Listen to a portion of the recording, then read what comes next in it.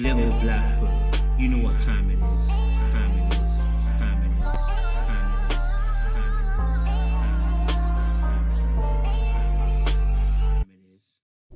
Hey guys, and welcome to Little Black Book. You know what time it is. We're talking to you guys today while we're doing a live on Married at First Sight. We're dealing with episode 11, and this is where you guys get to have your say. Yes, this is a time where you guys get to have your say on the episode that's come up. So we are going to be opening up the floor for you guys to have part of the conversation. But before we get there, if you are new to the channel, you're probably wondering what the heck is going on. This is a channel where we talk everything about relationships. We want to help people have more healthy and more loving relationships, and sometimes we use TV shows to be able to explain how to do that. So today we're talking to you guys about Married at First Sight, but I'm not going to be doing it alone. I'm going to be doing it with the help of a super panel, and you guys already know them, and so you'll be meeting them a little bit later. But before we get to that stage, before we get there, before we move to that place, this is the time for you guys to get on, to come here, come and tell us your particular thoughts, what you guys think about this episode. So if you're feeling brave enough, if you've got something to say, if you've got some bars you want to drop, then this is the time to do it. Okay, I know usually we actually have this on a Thursday night, but unfortunately Thursday night I was out boogieing at a wedding. Okay guys, I was out here shacking and doing my thing. Now guys, if you don't follow me already, or listen, I'm on TikTok, you know. Listen, I'm not just a YouTuber. I'm not just an YouTuber. You understand? I'm not just a YouTuber. I also dance, I sing, I act, you know. I also write. I'm a spoken word artist. I'm a lot of things. But first and foremost, I'm a son of God. But anyway, listen, let's get into the show. Listen, if you want to join the conversation, jump in. We want to be hearing your voices today. But let me give you a quick summary. Stay hydrated. Let me give you a quick summary.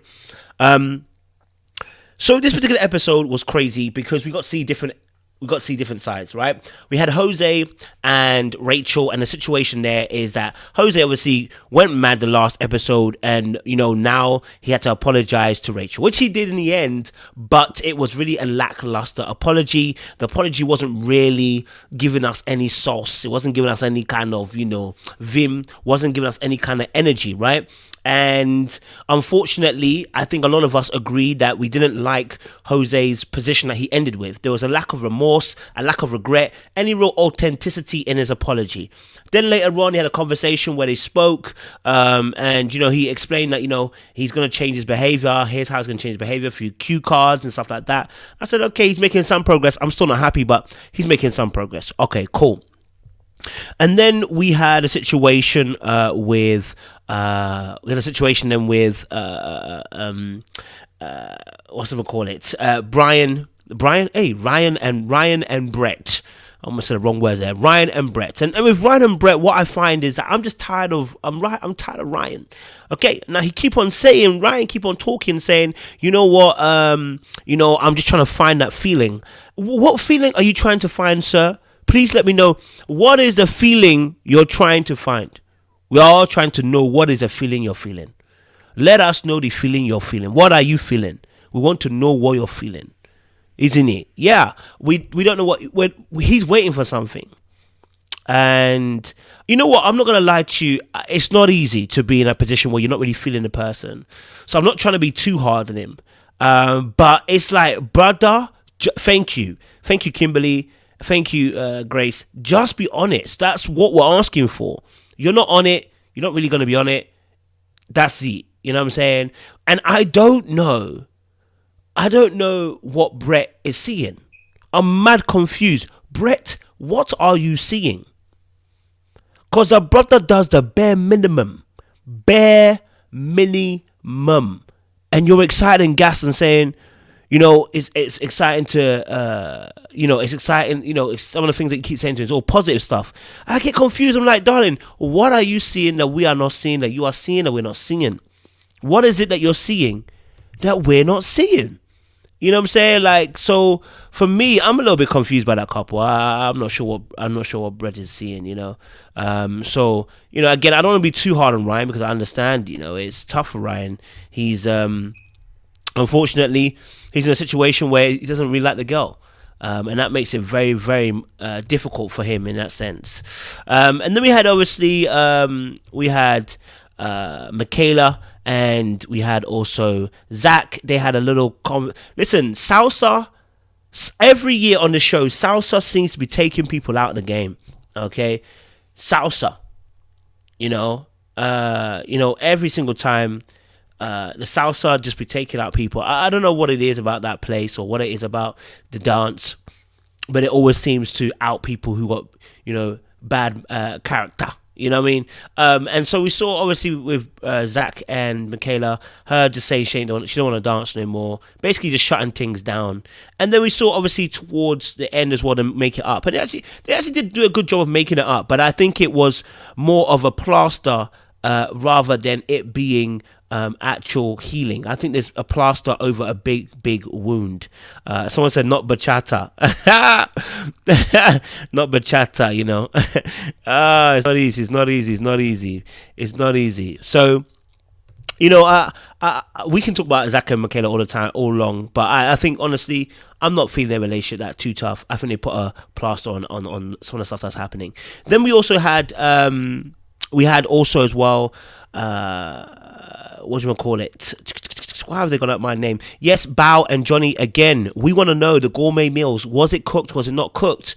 I want to know, Bao, are you cooking gourmet meals? And we need to know, what are the gourmet meals you're cooking? Please let us know what gourmet meals you are cooking, Bao, so we can be involved. What are the gourmet meals? What are the gourmet meals you're cooking, Bao? Because apparently you're not cooking it. You know what I mean? Like, either you cooking it or you're not. You know what I'm saying? So that was one. And the funny thing was that that's the only kind of thing I felt like he picked up on that she blatantly lied about. So when he said she's lying, all he actually really counted was her gourmet cooking. So was there anything else that she was lying about, bro? Or it's just a gourmet cooking? And is a gourmet cooking getting you that frustrated? What else is she like? I mean, it was a very large exaggeration. I mean, eggs on toast is not gourmet in the slightest. Apart from when you slice the toast in a certain way, maybe make it a triangle, and then add the eggs, delicately balance them onto the side of the plate with a dash of sprinkle of salt and pepper on there. That can be classed as gourmet. But to be honest, there's nothing really gourmet there. Then we also had Gil and Myrla. And you know what? Gil and Myrla, they've come a very long way. Listen, I haven't dropped part 3 of my videos on Gil and Myrla, okay? But first I had to be kind, I had to be loving, I had to be caring, I had to appreciate the work that's been done. They've come to a very, very long place. You know what I'm saying? So, when we see Gil and Myrla, when we see Gil and Myrla at a place where now, they're getting on and they're making jokes and they're able to interact with one another, I've got to praise them because they've done something right. They've actually made it further than I thought they would ever make it. Now, are there issues? Of course, but that's relationships. I really do think Myrla's opening up. Okay? I don't think she's all the way there. Yes, Kimberly. I don't think she's all the way there. But I think she's opened up. Yes, and Gil has worked hard to make sure that he does that particular part of the relationship well, to make sure that she's comfortable and that she gets open more. So yeah, I can't be too pressed. I gotta enjoy them. Myrla. At first I didn't like her. At the honeymoon, it wasn't my thing, but I've started to realize, yeah, I'm feeling it in a little bit. Do you know what I mean? I'm feeling the Myrla and the Gil love. But alas, that was my quick little roundup. Let's get some people on the show. Let's get talking. Let's get people having a conversation, because today, we have to break some stuff down as well. I've got Layla coming on as well. Appreciate her. She was from our original OG panel. Got her coming on as well there. Do you get me? So let's get the conversation going. Linda, how you doing, Linda? You right? Hi, Kojo. I am well. How are you? I'm good and I'm alive and I'm well, baby. What's going on? Awesome. Well, I hope you had a good time at your wedding. Yes, I did. It wasn't my wedding, but I mean, not your wedding. Right. Trying to get rid of me, are you, Linda? No, I'm sure some ladies are still hoping out here. So appreciate you. Well, who do you want to talk about today, Linda? piece on your There's heart? so much to talk about. Bao and Johnny, because I kind of feel like I get Johnny a little bit more, and I really Okay. was on Bao's side most of the time, but I do feel like there is something to Bao. Like she has an element of just caring a lot about the optics and Mm. wanting to appear perfect, and I do think that she embellishes. I think that she at times might be embellishing her contribution. I know that cooking is one thing, but like for instance, like I did think it was kind of a big deal how casually she just talked about, oh, I cook for Johnny, and I'm like, then we get those flashes of like them cooking together. I don't know if people Mm. know, but like cooking together and cooking for someone is not the same thing. Like one requires the other person to participate, the other is you doing for that other person, and then it flashed to her eating his Caesar salad, and then it flashed to him cooking her his bachelor meal. And then it just seems like the things that they've done as far as like cooking, it's, things that they have done together. And for her to like just casually embellish something like that, I can kind of understand where he might feel irritated, and then just to give a little bit more context on Unfiltered, Johnny mentioned that Bao admitted to him that she has social anxiety, and so like she's not really comfortable around the cameras. So she asked him to like reel it in because obviously we can tell that Johnny like he is very loose with his tongue. He will say whatever's on his mind and whatnot. And I think Bao was kind of afraid of like what might slip out of Johnny's mouth. So she expressed like her fears as far as like being on camera and like ask them to like keep things private. But the thing is, she will go on camera and say things that like they haven't talked about. And I feel like because he says she knows what she wants to say, but she's afraid of what I would say. So like she kind of wants to kind of control the narrative. So it's kind of like let me muzzle Johnny and then that way like I can just kind of have a little bit more control over like what information is shared to the world. And you can kind of see that because, she, she just has that type A part of her personality. And so I feel like some of Johnny's frustrations is like he feels like he's being kind of held back out of respect for her. And we even see at the dinner, he said he had a lot that he wanted to say, but he was like, I'll say it to her though. But during that dinner, she didn't give him that courtesy, because I think she feels better when she is in control of the narrative as opposed to like him just expressing however he feels. So I think that there's something potentially going on behind the scenes where like they're not on the same page and she kind of wants to have that control, So and also with Johnny, like he's definitely I don't know, like Johnny, like he has a lot to work on.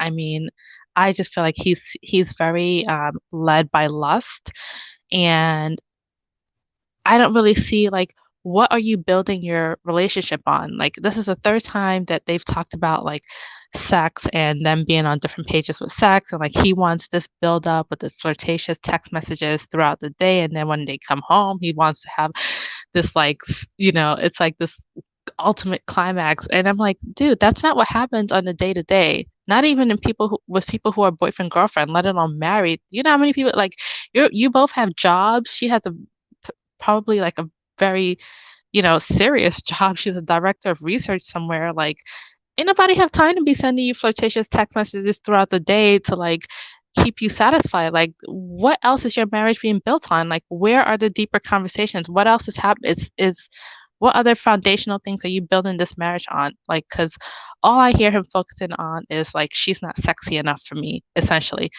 which seems to also be Ryan's issue as well. And I hope we get into that because I have a lot of thoughts about them too. But yeah, I feel like he is very led by the physical, and I don't really understand like what is his goal of being married, like other than to just have this like Stepford wives sex toy. Like I really don't get it. No, I definitely hear you on the Johnny conversation. I definitely think there's a lot of lust that I'm feeling from Johnny. Whenever I'm hearing Johnny, it always reverts back to sex. Somehow, some way, it relates back to sex. And I think sometimes I get confused as to, do you want a relationship or do you want sex? And I don't know if he realizes it keeps going back to that, because I honestly think that's where he's getting his validation from. It's like that's what makes him feel validated in those moments, right? Sometimes you can almost use sex as the crutch, as to that's the defining moment that you know that someone desires and wants you, right? Rather than looking at the fact that you're in a relationship with somebody who cares for you. So almost the sex becomes, oh, that's the desire, that's the want, that's the person wants me and wants to be with me. And so yeah, I definitely get that with Johnny. I do sense there's a lot of lust in his bones, and sometimes it's a little bit annoying when I'm hearing him speak, because it just seems to always go right back to that topic. Even though Bowers, she's a freak of the week. She wants to have the freak of the week stuff, but she also wants to have the other aspects of relationships. So, I totally. I think get she's that. also playing it up though, Bao. Like I really don't think she's this like freaky girl that we're seeing on camera. Like I really Oh, don't. okay. Like I think that she to an extent is playing a role Mm. and she wants to kind of seem one way on camera, but behind the scenes it's a totally different story.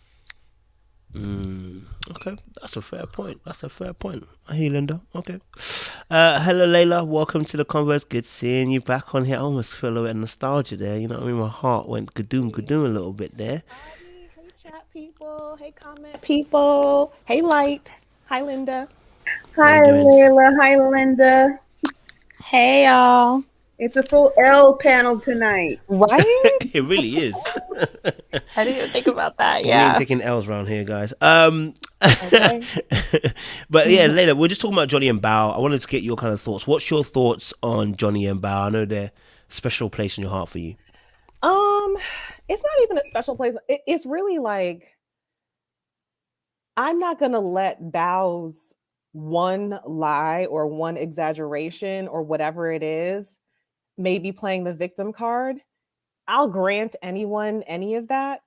That does not erase the weeks of footage that we have seen on Johnny being somebody that would be hard for anyone to live with. Like when Bao says, I completely agree with Linda. I do not believe that Bao is this freak of the week. This is the same woman who said before the wedding she'd be good with like sex twice a month or something. She said something that was like well below average if you even just take into account like married people have less sex than non-married people or whatever it is. She said a low number. She was like, I'm worried about that because like that's like my least prioritized love language. So when she says things like, I am contorting, I am bending to like bend over backwards for you, what she's saying is like, whether it feels natural to you or not, I am giving you my body because that seems to be the only thing that you respond to. And you're not even valuing it. You're actually trying to pick me apart. You're actually trying to like make it seem like what I'm giving you is not good enough. This woman told her husband, I need a hug when I'm sad. I want you to hold me at night. Whether or not she said cuddles or spooning, whatever, what is the act of cuddling and spooning? It's holding each other in a non-sexual way for security and for comfort. Do you know what I mean? And then like, he can't even do that. He's coming up with excuses as to why he didn't and why he can't and why it's not going to work for him. But actually, I know you're busting it wide open for my vanilla, non-papaya eating sex. I know you're giving it to me all the time, but you're not giving it to me like that. And then when you do that, you're not doing it like this. And then who Gil wishes he had these problems. I will tell Johnny that. Gil wishes he had problems like, I don't like the way she approaches me for kisses. I don't like the way she tells me to touch her more. I don't like the fact that she's asking me to hug her in this way and hold her in this way. Who complains about these things? Like, really, what are we talking about, Johnny? You got the game all the way messed up. It's been 1 month and this woman is trying to meet you where you're at. The only time she went more than 48 hours without every dinner being ruined by like, some type of harsh conversation about what she's not doing or how her natural personality repulses you is when she gave you sex on a consistent basis. So that's what she's trying to do. She's a perfectionist. She is performing. Do you know what I mean? And like, yes, that may not feel as natural at first, but I think her effort still has value and is more than what he's doing. So I was so here for, like, yes, Bao was wrong. She should have never done all of that at dinner, right? But sometimes people are wrong and I still don't have a problem with it.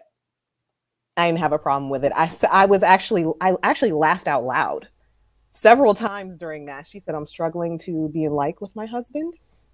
She didn't say struggling, but that's what she meant.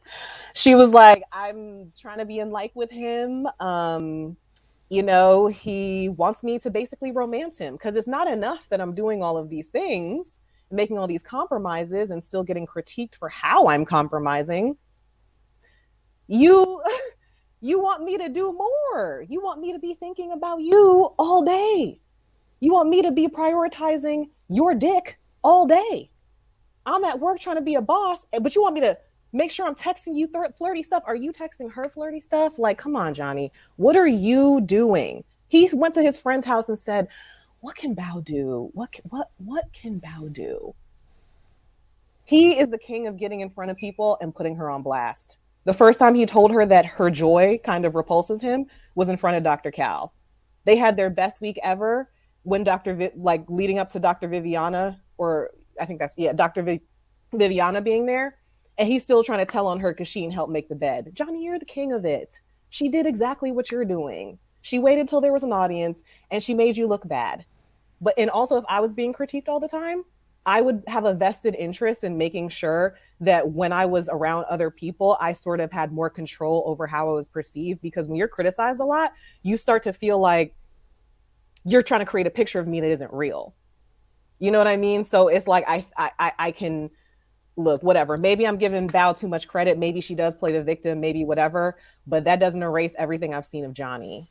So if Bao is a completely other way off camera, I'm trying to figure out, Johnny, are you another way off camera? Because what I'm seeing on camera, ain't it? Garbage. Basura. Wet trash. A little bug came out That's all I'm saying. I hate constant complaining. Can't have one nice dinner. We just got done jumping out of airplane, landed safely, hugged and kissed. We're about to eat this amazing barbecue, and you talking about this is how you could please me better sexually. Who wants to deal with that? Johnny, you're lucky. You're lucky. Start to realize that. Thank you there. I've missed that. Missed the readings. Appreciate you on that. Garbage. Jump in for me. We're talking about Johnny. You know, I mean, Johnny. I said Johnny. We're talking about Johnny and Bao. I wanted to get your kind of viewpoint because obviously, I did say earlier on. I didn't hear what he was counteracting apart from the cooking gourmet meals. So, you know, I thought, what would be your point here? What was your kind of angle that you saw with Johnny and Bao this episode? Well, I'm actually thinking about leaving the panel after going after Layla. We all are, don't worry. I mean, this is the thing. I had one perspective of the two of them that was a little bit basics until I had an earlier discussion with the satin yet lethal tongue of Miss Layla. My mind was shifted a little bit. But, you know, my general perspective that is on my own is that, you know, Johnny really he is not really fit for this whole thing. He was not prepared for this in any way. He's a person that didn't have any type of relationship outside of his one night stands and his hentai viewing, it seems, because he doesn't know how to be in a relationship. The only thing that he is bringing to the table is his preconceived notions about what the sexual relationship is supposed to be. And even in that, he's not really settled on what it is. And he's, you know, bringing in all kinds of, you know, fantastic, you know, fantasy kind of impressions of what it's supposed to be. And he's taking this woman who is a brilliant, intelligent, accomplished, competent woman and trying to turn her into a hentai character, yet he doesn't like the hentai character and he doesn't like her playing the hentai character. So what exactly is it that he wants?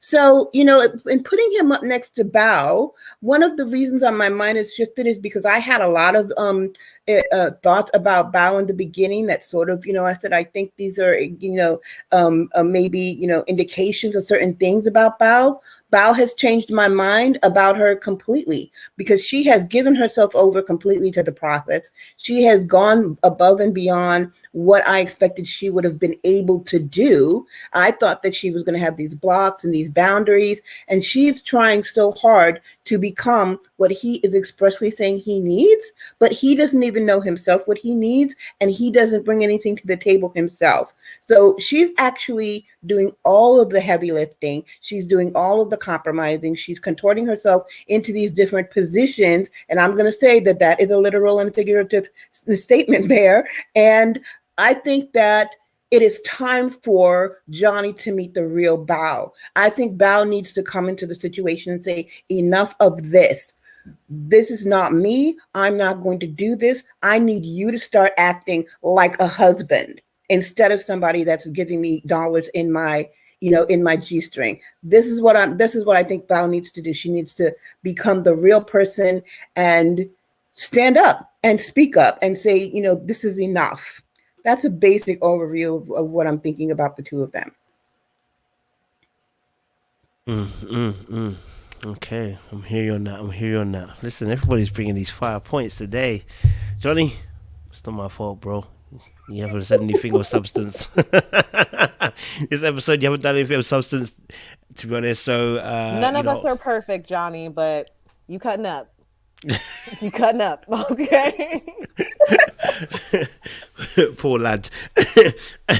You're gonna pull it back next week, bro. You gotta pull it back because we're not believing you, bro. Okay, quickly, I'll move on then from Johnny and Bao. There was obviously another situation, probably even more, I guess, that stirred up more conversation amongst everybody. Before I go to Michaela and Zach, I'm going to go to Jose and Rachel because that was another ding, ding, ding, ding. We got a little early scene of them, talking and stuff like that. And it seemed like, I don't think Rachel was convinced by the apology, but I think she gave in and said to herself, I'm not going to get any better. So let me take what I've got, because her face told 1,000 stories. Yeah, it said, I don't believe what you're saying. I'm not really accepting it, but I can see that we're not going to get any further. I'm going to concede. And part of me thinks to myself, I kind of understand why, right? Because you're hitting a brick wall and you're not going to get past it. He's just not, he's really not deep in it. He hasn't got the capacity to deep it. And a part of me is like, oh, sis, I don't want you to give up yet, because like if you do, he may do this again. So I'm really in the middle with her. I don't want her to jump ship too soon. Like, I can see there's some mad flags that are flying, but it's almost as if I have to look at it from a point of view of, if I'm in her shoes, this might be a little bit early to jump ship. Do you know what I mean? Like, if I'm in her shoes, it might be a little bit early, because you need a few more kind of things just to make sure that you're not mad. And so from the outer perspective, it looks easy to say, oh yeah, just jump ship. So I can understand why she hasn't. So, she got 4 more weeks to go before the whiteboard probably kills her. So Linda, let me get your thoughts. What was your thoughts on Rachel and Johnny? Johnny, hey, Rachel and Jose. It's not Johnny. You see how easy it is to drop the J in there? You see how easy it is? I would have got killed for no reason. Be careful, Kojo. Yeah. It is never too early. Actually, as soon as he mentioned combining joint accounts and taking control of her finances, excuse me, sir? Okay. You know what? No, she needs to actually request her divorce papers as soon as possible. She needed to request that on site the next day when she came into the room, and she tried to have that little conversation with him, and he was acting like a man-child and acting like a sociopath. When she went into that room, she should have requested divorce papers from that producer. We're done. Mic off. Bye. Like, there's no need for any more conversation. You locked me out of the home. The home that you're gotta watch my language. The home that you don't even pay for. This isn't even your house. Imagine when we get to his house. Are you kidding me? The kind of things that he would do to her when the cameras go. Something else is going to happen. We caught it on the smallest of the most insignificant of mishaps. When the cameras go, she's in danger. I'm sorry, no, she's in danger. Like, I don't even think that it's an exaggeration to say, because the man has already threatened her physically, threatened to throw the ring at her. Like, you're already kind of hinting like we can go there. We can go there. Like, where I can get to the point where I can throw rings at you. What else can I throw at you? You want me to like, as soon as he gets mad, he will tell her to leave. He'll tell her to leave. Get out of my house. I can see that happening. Oh, you did this? Get out. Get out. Yeah, pack your stuff. Get out of my house. Because it's never going to be their home.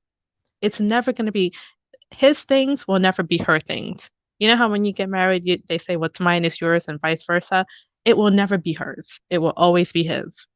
Like, how can I even move into your property when I know that you are capable of this? How can I ever trust you with anything? They will never, ever. And I'm glad that he tried to make it sound like it was his idea. Oh, the joint accounts. Yeah, I think it makes sense. Yeah, I guess it's okay if we could have joint accounts. She's like, that's what I said. Like, that's what I was saying this whole time. Like, we will never be able to have anything together, because if we do, or what I would never feel comfortable, him owning something without my name being on that property, without my name being on those cars or whatever assets we might have.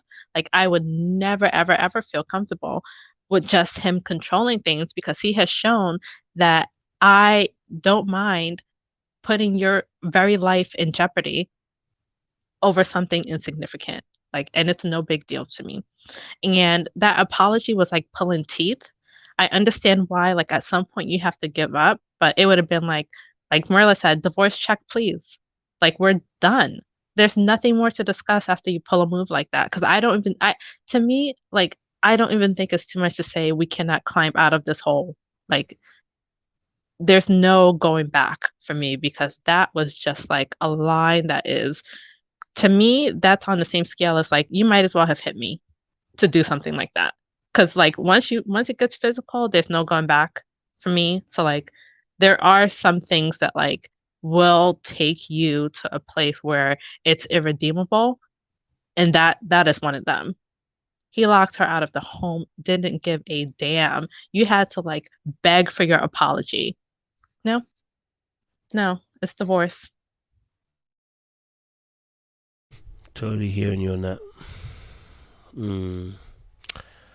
It's real. I can't deny what you're saying. It's real. Layla, what's your thoughts on Rachel and Jose? So really, I feel like anyone is capable of having a blow up. Anyone is capable of, acting out of character in a moment, getting triggered and regretting their actions. To me, when it comes to verbal and emotional abuse, the worst part about it is the gaslighting afterwards, because that's the part that just shows you that you would rather grind salt into the wound than take accountability.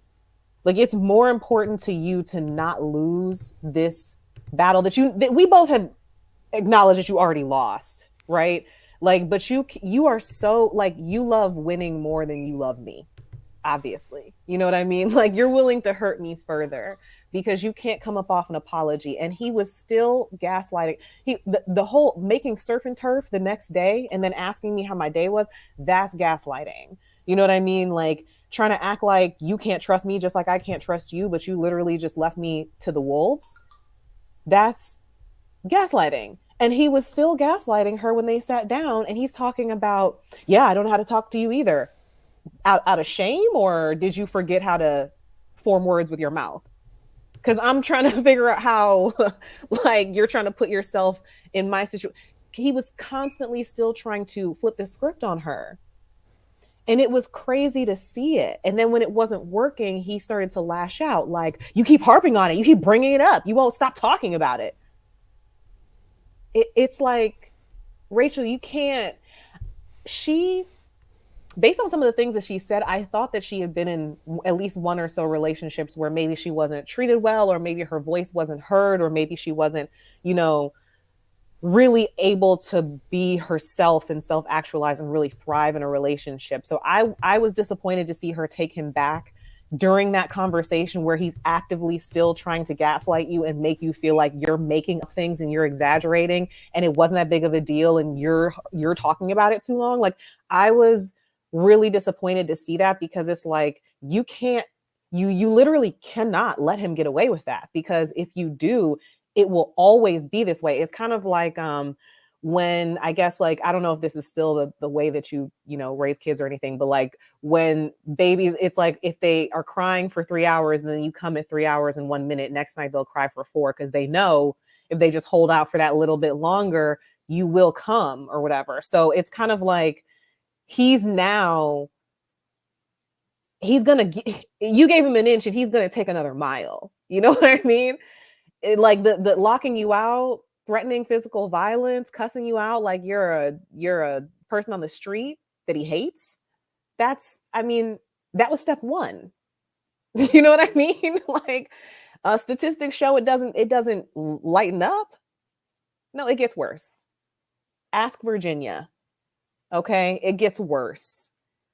But hopefully this whole song and dance of an apology, like I said on Maria's channel, arts and crafts with the postcards. He must have felt like a real, pardon my language, a real asshole sitting there coloring in letters talking about, I will not lock my wife out of the house. I will let her be her own person. I won't blow up at her. I will check on her throughout the day. What? Basics. How to be a human being. How do you need to color that into a post-it note and paste it around your office and house to remember that? I like Rachel, like, I get it, because in this circumstance, she has to sort of come with the, I have to forgive one thing because it's so early on. But that's just like, that's not true. I just want everyone to know that. I know this is a show. It's already happened. Hopefully they are already on their way to divorce. Hopefully. But like, and I'm never hoping for divorce. It's just that, like, I don't think she's safe. That's why I'm saying that. But like, you don't ever have to stay in a circumstance for a certain length of time just because other people don't think that was enough suffering for you. Because if next time he actually does throw something at her, what, like, will it have been worth it to give him a second chance just to be committed? Stop. I am tired of them casting abusers, or I should say abusive personalities, on this show and then forcing other people to cohabitate with them and pressuring them to stay committed for at least 2 months. A lot of things can happen in 2 months. So yeah, no, I don't see it for Jose. There's a number of reasons why he acts like that. And I'm not even gonna get into them, but I hope that he figures it out really soon. I hear you. Can't deny that too. I hear you and agree. Both Linda and Layla, I hear you. Light, what's your thoughts, man? Jose, Rachel, the apology. So I think that in a marriage, there are going to be times when somebody's going to make a mistake. They're going to do something that they wish they hadn't done. They, lost their temper. They were drinking, whatever. They did something wrong. And I think that the partner can say, you can never do this to me again. You can, you have to teach another person how to treat you. So the first time somebody does that, you have to, nip that in the bud. You have to deal with that. And you have to make sure it can't go any further. In the case of Jose and Rachel, I would love to apply that thought process, except that what Jose did was actually more than just the actions. He actually took something out of proportion. He either overreacted, which was yes, or he made something up in his mind, which was yes. And the third thing is he was actually prepared to have that argument. So it was actually not as spontaneous as he would like anybody to believe. He was already sort of heated from learning that she had had an affair,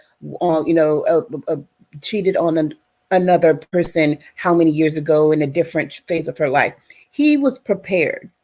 So what he did is he punished her based on the fact that he basically made something up in his mind or overreacted to whatever. He planned that punishment way before. Maybe not the specific thing that I'm going to throw her out, but he knew that he was going to punish her somehow.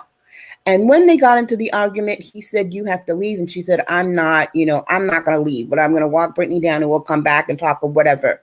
So he made what he said to her. He threatened her and demanded of her that she leave that night.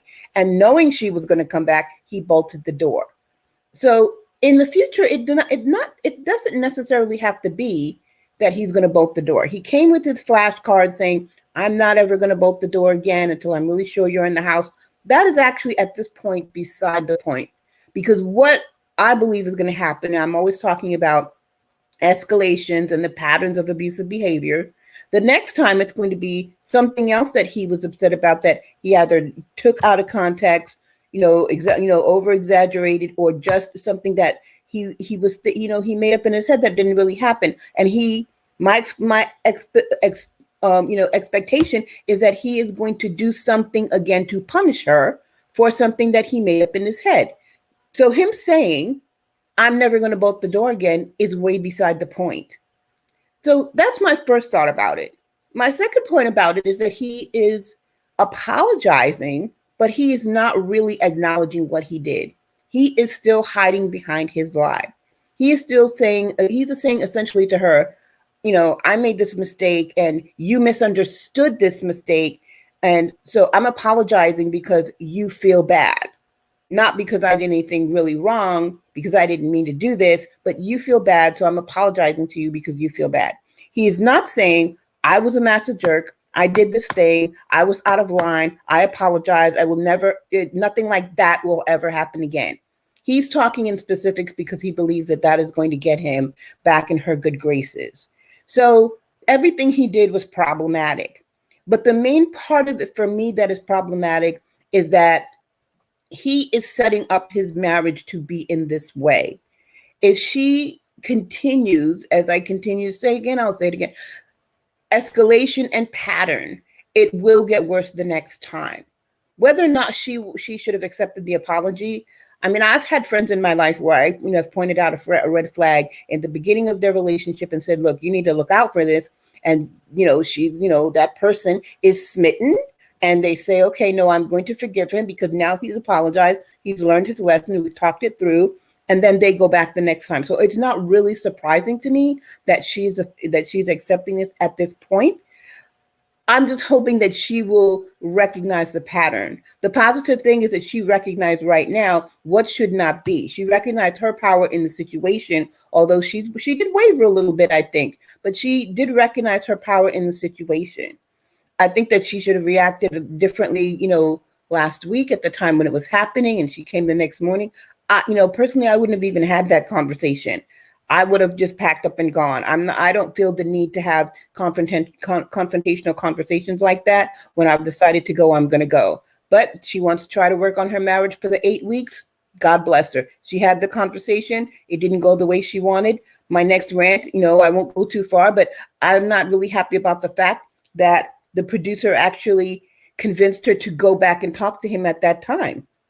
I think the best course of action for her would be, even if she didn't plan to leave forever, she should have left that day, because what did happen is that Johnny really outlined that he wanted her to come back and apologize to him. And he was expecting her to grovel. If she had walked out the door, it would have been on him to grovel to get his wife to come back. All that happened is the producer fed into Johnny's abusive behavior. So I'm not really happy with that situation. Sorry. I'm sorry, Jose. Did I just do that as well? I'm not really happy that that the producer got involved to that extent. I don't think that they should be encouraging people to go back into abusive situations. I don't believe that they should be encouraging them one way or another in what decision they want to make. Because as far as we're talking about drama, there would have been drama in her leaving. And there would have been drama in them having to get her another room. And she would be talking to the camera regardless. Why did they need to make this happen? Why did they have to interject and try to change her mind? They should be following whatever it is that these people want to do. They shouldn't be that much involved in the storyline itself. And I'm not really happy with what's happening, the direction the show is going in that respect, because that's not the first time they did it. They did it last year with Paige. A lot of times, I'm sure they've done it a lot of times that we haven't seen. But my recollection is that last season with Paige, she, met up with Chris after they decided not to be together. She gave him another shot. She sat down with him, had a discussion, and decided that the relationship wasn't going to serve her anymore. And she got up and walked out. And the producer convinced her to go back. Why are they convincing people to go against their initial inclination? It's their decision. So I have a problem with that. But my problem again with Jose is that he is exhibiting an attitude and a mindset, not just behavior. And that attitude and mindset has actually been pretty clear throughout, that he's a controlling person and that that he expects her to fit into his life the way he needs it to be. And that is all there is to it. So the frightening thing for me is, of course, that it's going to get worse. And I hope that the next time it happens, she says there's not going to be a third time. And I don't mean the bolt of the door. I mean him trying to punish her in that way, him trying to, degrade her in that way. And that is what she needs to say. I will not accept that behavior all the way around. That's my general opinion.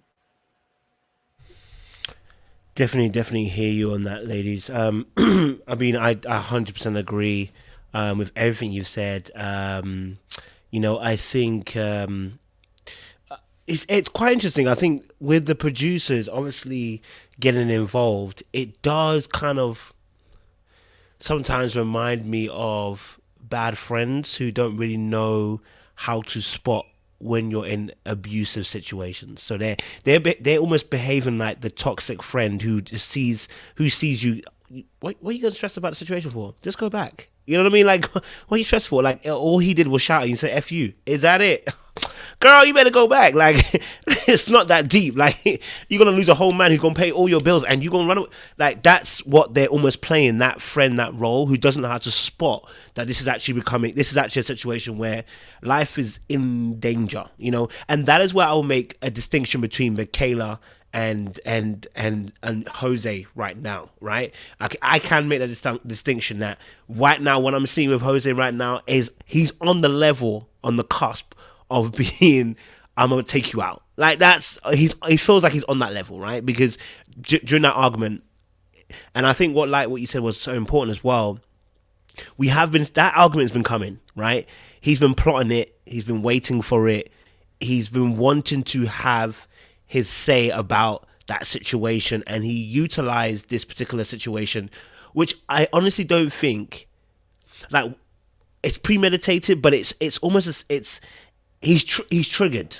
This is actually what, like, it's not like he sat there and gone, I'm gonna be triggered. It's like it's running through his head. Like what's going on in his head, what he's seeing is a tape that's playing in his head. That's how it is for him. This is why he genuinely can't apologize, because the tape that's playing in his head is playing like a real thing, right? So whereas like me and you, maybe we made a mistake and said, you know what, I kind of flipped out. Like, yo, that was mad. I am so sorry. Like, I flipped out. That will never happen again. I was on one, right? Jose can't see that because he feels validated and he feels like he's been vindicated, that Rachel will do whatever the past mother or whatever relationship he had in his family will also do. You know what I mean? And so it's like he literally in that moment with Rachel was replaying whatever happened to him in the past, or whatever he saw in the past, and it was playing there and then, which is why that the cheating situation was playing on his mind for so long. And it's just, for me, what Jose is behaving like, you know, it's just scary. The argument was scary in itself. The fact that the way he flipped so quick over the name and then locking her out. But what's more scary for me isn't all of that. It's the ability not to know that you're done messed up. The fact that you can't even recognize that what I've done is a mazzoline. Like, yo, like, that is mad. The fact that even the boys confronted you and still you didn't think to yourself, actually, I think I missed it. Let me go and apologize to my wife and actually beg her and say, I'm so sorry. Instead, he doubled down. And that for me tells me this will not be the last time. Because if you double down in this particular place where you're absolutely wrong, there's you haven't even got an inch to move to say maybe Rachel did. No, you've got nothing. Like, you are all the way wrong. So the fact that you doubled down, problematic. Number two, the scarier thing about this is he's actually told her it's going to happen again. If you actually listen to his wording, he told her in the kitchen, he said, I'm not going to apologize for something that potentially is going to happen again. That was actually his wording. He said, I can't apologize because if I start apologizing for something that's going to happen again. And then today, in that apology, he said, listen, you know me, when things get heated and I don't have the time to figure it out, my words do cut. Which means basically this, I will F up your life every single time when I'm vexed. Because that's how I get. And you should know that. And basically what he's doing is the exact same thing that Michaela said to her sisters. You're going to have to deal with me. And that is problematic, which means you are aware that you have those failings and shortcomings, and you're telling the person, take me as I am. This is not a take me as I am situation, bro. You know what I'm saying? That the fact that you can know that you cut with your words and there is no sign of you saying, you know what, I know I can do that and I need to work on that. He didn't say that. He said, you should know, when I get into that space, I cut. I'm like, what the frick? So you ain't even gonna think about changing your behavior. That tells me he's not thinking about changing behavior. What he's thinking about is doubling down, and you gonna handle that situation. You want to say something, Leigh? Go for it. Yeah. Also, he basically told her, this is how you need to deal with me when I get this way. Like, you need to, so you know my words cut. So like, just don't try to talk to me in the moment. Don't give me a manual for how to navigate your verbal abuse. I'm not gonna do that. Control yourself. Okay. Like, that's what they do when they have these abusive behaviors. I actually don't think that he doesn't know. I think he just isn't willing to admit it. It's like when people do these types of things and they are abusive in these ways and they gaslight you, it's like they're not willing to accept that's like they're not willing to accept responsibility for it because they don't see themselves that way. It's cognitive dissonance, right? So instead of me just accepting like, yeah, my words cut and it hurts her, I am hurting her. I am a person who hurts their wife. That is literally the truth he would have to accept. Because he doesn't see himself that way, he has to create all these types of realities where, no, it's not his fault. That's not how it happened. It was an accident and it's just a blow up. And next time you can just, this is how you take a left. This is how you get off at the exit before, my whole situation shuts everything down. But no, he was also on Unfiltered like last week or something, I think. And he was still trying to act like it was an accident. He was still trying to act like that. And Zach was on the show with him and called him out again. I was like, yo, y'all just watched this. He told the host, we watch the show usually together. We have a watch party. So that means with your co-stars, you watched you be psycho on TV and pretend like it wasn't your fault. Then you watched your co-stars who are in the room with you now call you on your behavior. And now you're still coming on TV to act like that's not what happened. It was so bizarre to me. I was like, okay, so they must be divorced then. Because obviously you're the type of person where even when you're forced to take accountability, she has something that very few victims of verbal abuse or emotional abuse get, which is a camera showing that it happened. Because if there had been no cameras, his version of reality would have held almost as much weight as hers. I mean, they knew things were missing, but his narrative, he would have just spun this. Think about a situation where you're not with co-stars like this. He could have spun anything to their friends and family in any situation. She has it on camera, and that's such a benefit. I'm sure every person who suffered from verbal or emotional abuse in their family, in their relationship, is like, if only I had recorded this, because you're trying to make me think I'm crazy. So it's like, even with seeing himself, he can't even accept himself. So he's not going to change. And what's so interesting about that, Layla, as well, is so when I experienced emotional abuse, that same thing that Jose has, which is that he can't. It's like they can't see any other position apart from either you made me do this or I wouldn't be like this if you didn't do what you did. Is exactly what you experience. And when you hear that, this is why I was saying that it's, you know, him and Michaela have some levels, but when you hear that, you as an individual are thinking to yourself, are you crazy? Or am I crazy? And this is where the danger happens, where you start to ask yourself, are you crazy? Because that's the art of the manipulation of the abuser, is that you now begin to question you yourself. Am I now the one that is seeing it wrong? Because it's so out of this world what you just did that I'm thinking to myself, I'm seeing things and I'm hearing things clearly, because that can never happen, what you just said and what you just did. You know what I mean? So that is why it's so dangerous to be even in a situation when it's just emotional abuse. Forget him throwing a ring at her. Forget that part. Just emotional abuse will get you to the mindset that makes you think, maybe I'm not seeing it correctly, and maybe actually I need to start changing my behavior because what I'm seeing is not the way I actually really saw it. Do you know what I mean? Like, you want to add? Yeah, I just wanted to say that is the script that Johnny has in his mind that I've been talking about all this time. He wants Rachel, or quote unquote his wife, to fit into his life, that person being able to do certain things when he is, when he goes Scarface on the whole room, he knows that he wants his wife to be able to say, I know he's a little upset right now. I'm going to go out and, give him his time to calm down. No, he just blasted the whole room and you need to, call the police. That's the difference. He wanted somebody who was going to be able to come in and simply handle his temper tantrums. But he doesn't have like the wife from his script. He has a real person with a real background and a real dad that says you don't deserve and are not allowed to accept that kind of behavior. But I also want to reiterate what you were saying, Kojo. He actually has an experience in his life where his dad cheated on his mom. And in that situation, as a kid, I don't know how many people would be comfortable really, telling off their dad.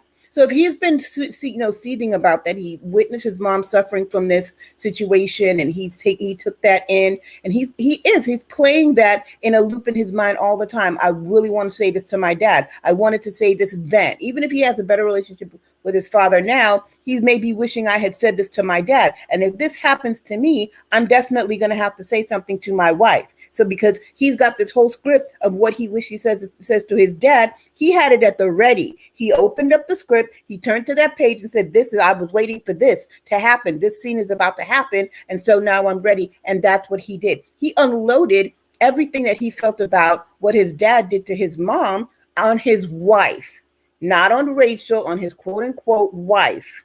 Scarface, his wife, not Rachel. So, I mean, it really just goes to speak that there's a lot that should go into the selection of these people, because this is an area where this man needed a lot of therapy, and it really trickles down and manifests in so many different ways. He needs some help before he can be in a healthy relationship. In the meantime, Rachel is having to deal with this situation where she is in an unhealthy relationship that has just gotten started, and it will get worse. Totally hear you on that. Totally hear you on that, man. And it's good. I'm glad you guys are talking about this as well, because I think, when I research around emotional abuse and stuff, it is one of the hardest ones to kind of really pinpoint, because it's not physically evidence. Like, you can't show someone that you've been abused. Like, do you know what I mean? Whereas if we talk about physically, you can kind of see that, you can kind of see that you've been physically abused. There's evidence oftentimes left from something like that. But with emotional abuse, it's also different because it's very calculating. The person, oftentimes when the person's emotionally abusing, they often have a very good reputation outwardly. They normally present a very good outward image, and so therefore it's very hard for people looking in to see anything different happening in that scenario. Unfortunately, it doesn't work like that in this situation. Jose's reputation is shot. Okay, his reputation is in the bin because all the men have called him out. The difficult here is that, what is he going to do next? Because you can't turn to the boys and pretend no more. There is none of that, oh, she does this. And they're always forever now going to question you on anything you say to them about Rachel. So my other fear is that maybe he doesn't hit her, but he emotionally is going to isolate her. Because now you can't go to the boys. So that's done out. You know what I mean? They're never going to believe you. Okay? Yeah. Now, what my fear is that he goes on and starts saying, listen, the girls that you're with, like, yo, like, they ain't really helping our dream. They're not really helping our vision for us. You know what I'm saying? Like, because remember, he's already lost the battle about he's lost the battle for the bank account at the moment. Yeah, he'll probably try and reignite that a little bit later on. But he's lost the bank account battle. Okay? He ain't getting that back. So he's kind of, you notice that he kind of trying to, he said, okay, cool, I hear what you're saying about the bank accounts. Nigga, no, you don't. I mean, sorry. No, you don't, sir. You don't hear about the bank accounts, okay? You don't hear it. What you are seeing is that you can't win that battle no more, right? Because you've done something stupid and you realize, I'm going to concede in this area. But remember I was telling you guys about abusive people? They don't finish at that point. They just reload, okay? They enter the matrix again at a different point, all right? They just respawn somewhere else and come up another angle. And that's my fear for Jose and Rachel, is that he won't turn up in the areas that he turned up in already, because he already knows they're already accounted for. It's now going to be other areas. For instance, her interactions, her friendships, that they're going to be starting. I can see that now being affected because Jose feels some type of way about the friendships that you have or whatever. And other areas I can't even think of right now. But yeah, that's my biggest concern with Jose and Rachel going forward. Since we're talking about that, let's talk about Michaela and Zach and the Salsa Gate. It strikes again. Salsa Gate.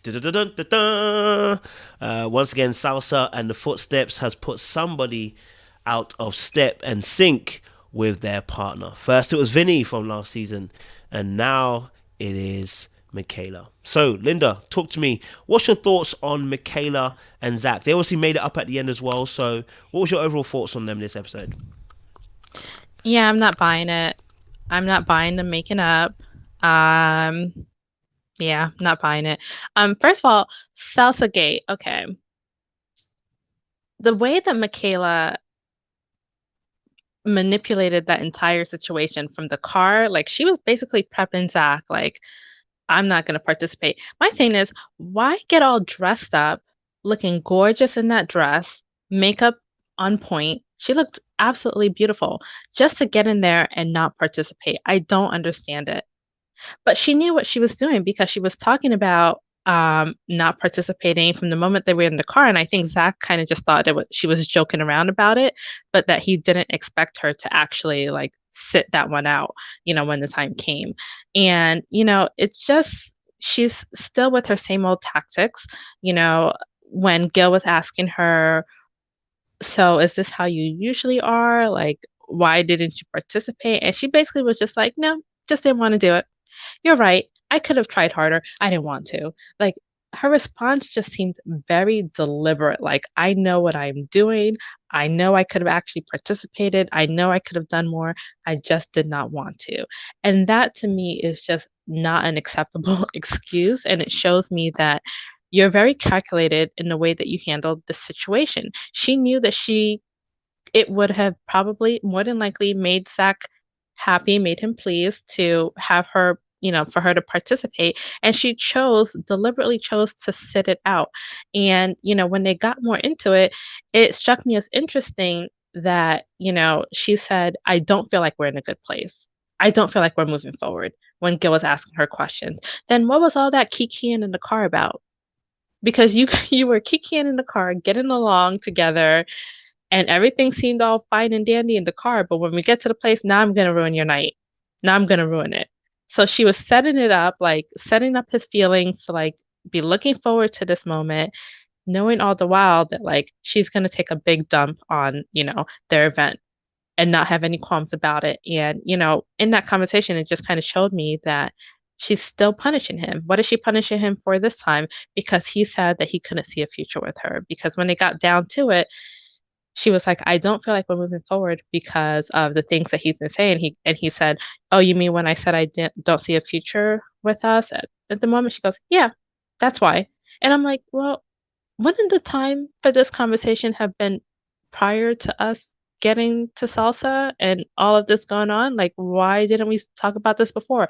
Why didn't you express your disappointment, soon after the fact when, I said those things? I remember they were blindfolded. They were playing this, doing this exercise of, trying to be as honest as possible, putting the blindfolds on, and you were supposed to answer your questions honestly. And that's all Zach was trying to do. Little did he know he was going to end up being punished for it. And that, we know we're in the cycle of, this emotional abuse that Michaela is consistently,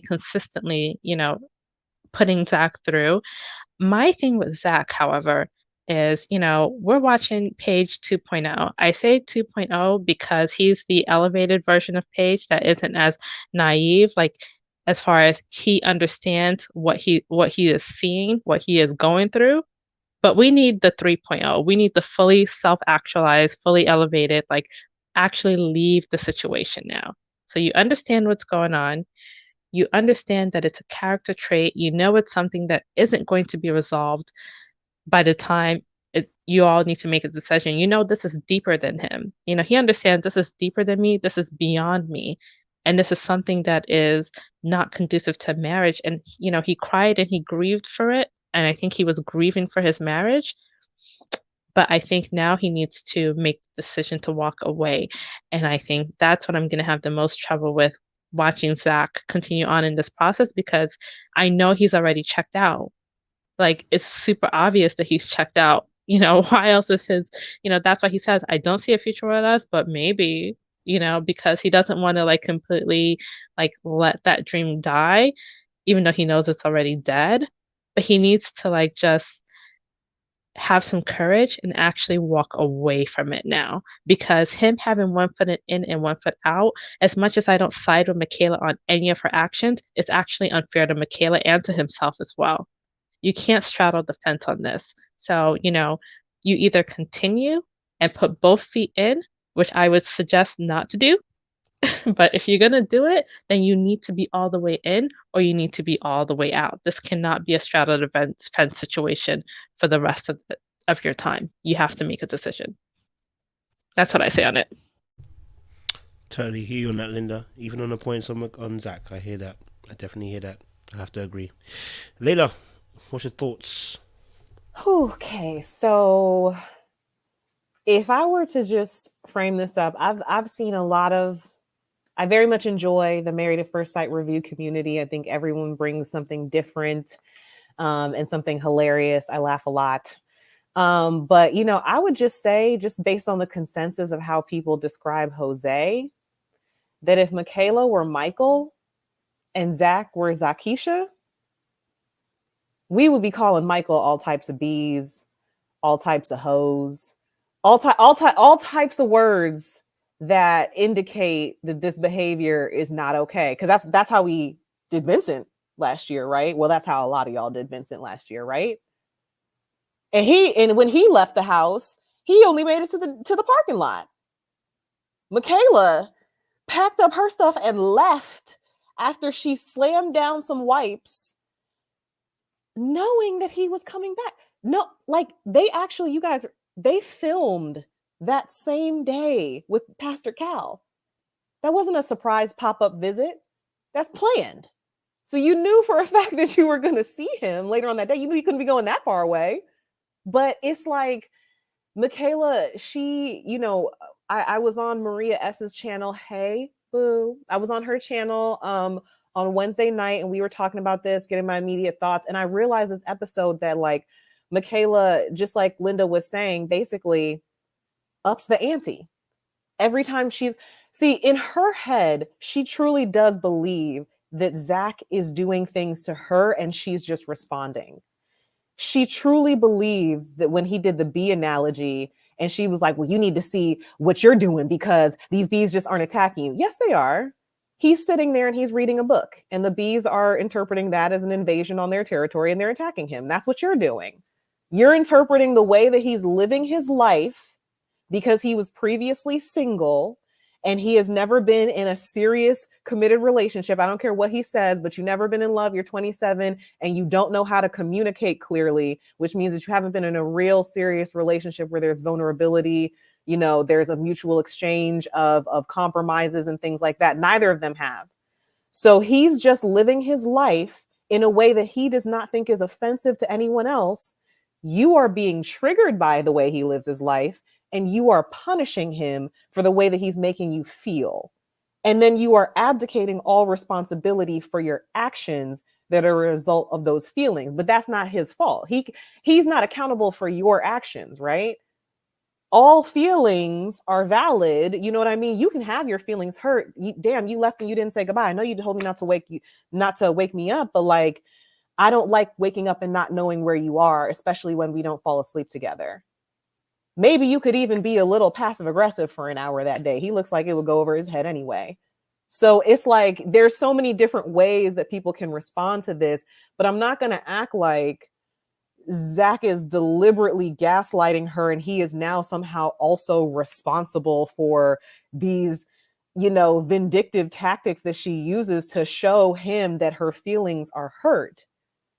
There has to be a reprocessing of anger or plots of revenge not being the reaction to perceived slights. There has to be a change in that mental process, that emotional regulation, that response to things. That you have to change that, because I could have done accidentally stepped on your foot, and next thing you know, you're punching me in the eye 2 times. It's like, damn, my bad. Like I really didn't mean to do it, and you've come and attacked me now, and you're trying to act like it's also my fault. No, it's not. It's not also my fault. The problem, like Linda said, is that Zach is still being physically present and he's still pretending like there's maybe he's basically saying, well, I'm a Christian. I believe in God and through Jesus, anything is possible. So possibly that's what he's basically saying. That doesn't make her feel good. And we know how she acts when her feelings are hurt. Okay. First it was the Clorox wipe, next the Swiffer. You know what I mean? All the sponges gonna get burned. Like, listen, don't hurt her feelings, okay? And you're hurting her feelings by pretending that you're trying and you're not. That's why she pretended to try. First, the whole getting dressed up is, I'm gonna let you see what you're missing, okay? Stun on me if you want to. Look what I'm bringing to the situation. That's the first thing that went into getting all dressed up and actually coming out to salsa. The second thing is, you took me on this whole pool date, made me believe that we were having a romantic date where we could possibly get closer and turn things around. And you hit me with some nonsense like our future is doubtful. I mean, I guess it's possible, but I don't really see it like that. That was extremely hurtful for her because she had gotten her hopes up. So she's doing the same thing to him. Just like when he left for 2 hours, she left the whole apartment, like moved all the way out because she couldn't account for him 2 hours. He didn't feel like having the conversation longer on the phone after they had just had that counseling session. He wanted to get off the phone and she still wanted to talk.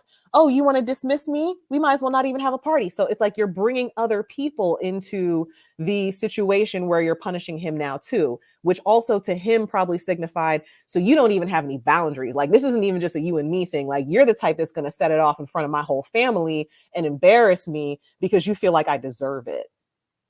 He already, the marriage, I swear, like, I've been watching this show and I've always been like, you know, their marriage was over when she canceled that housewarming party. That was actually, and then the final nail was in the coffin when she said, don't call me on this number, text me on this other number, and I might not. All of that, like, the marriage was over that day. Anything that they're doing from this point on is just churn.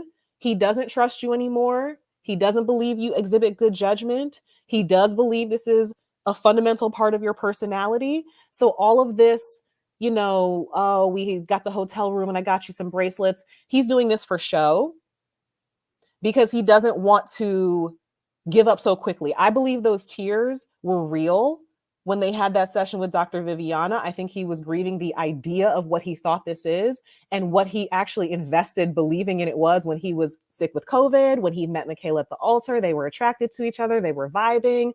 The sex was popping. Then they had to get forced apart. That created a yearning for each other. And then boom. Oh, she might be exactly the type of woman I really can't get with. And then she continued to confirm that she had those tendencies. So that the marriage was over from that point. So I don't think Zach is manipulative. I don't think Zach is gaslighting her. I don't think Zach is trying to trick her into situations where she shows herself. I don't think Zach is trying to use manipulative tactics to try to change her behavior. I don't think he wants to be with her. I think it's over. I don't think, why manipulate someone you don't want to keep?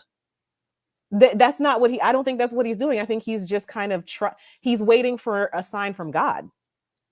I think that's it. Is like an act of God will be the only thing that saves their marriage in his side. But from now on, he's trying to be more cognizant of, I don't need to hurt her. I don't need to be as dismissive and judgmental as I've been, but he's still judging her and he's still not invested in the long term of this relationship, but he's, trying to give it the old college try. That's how I interpret this.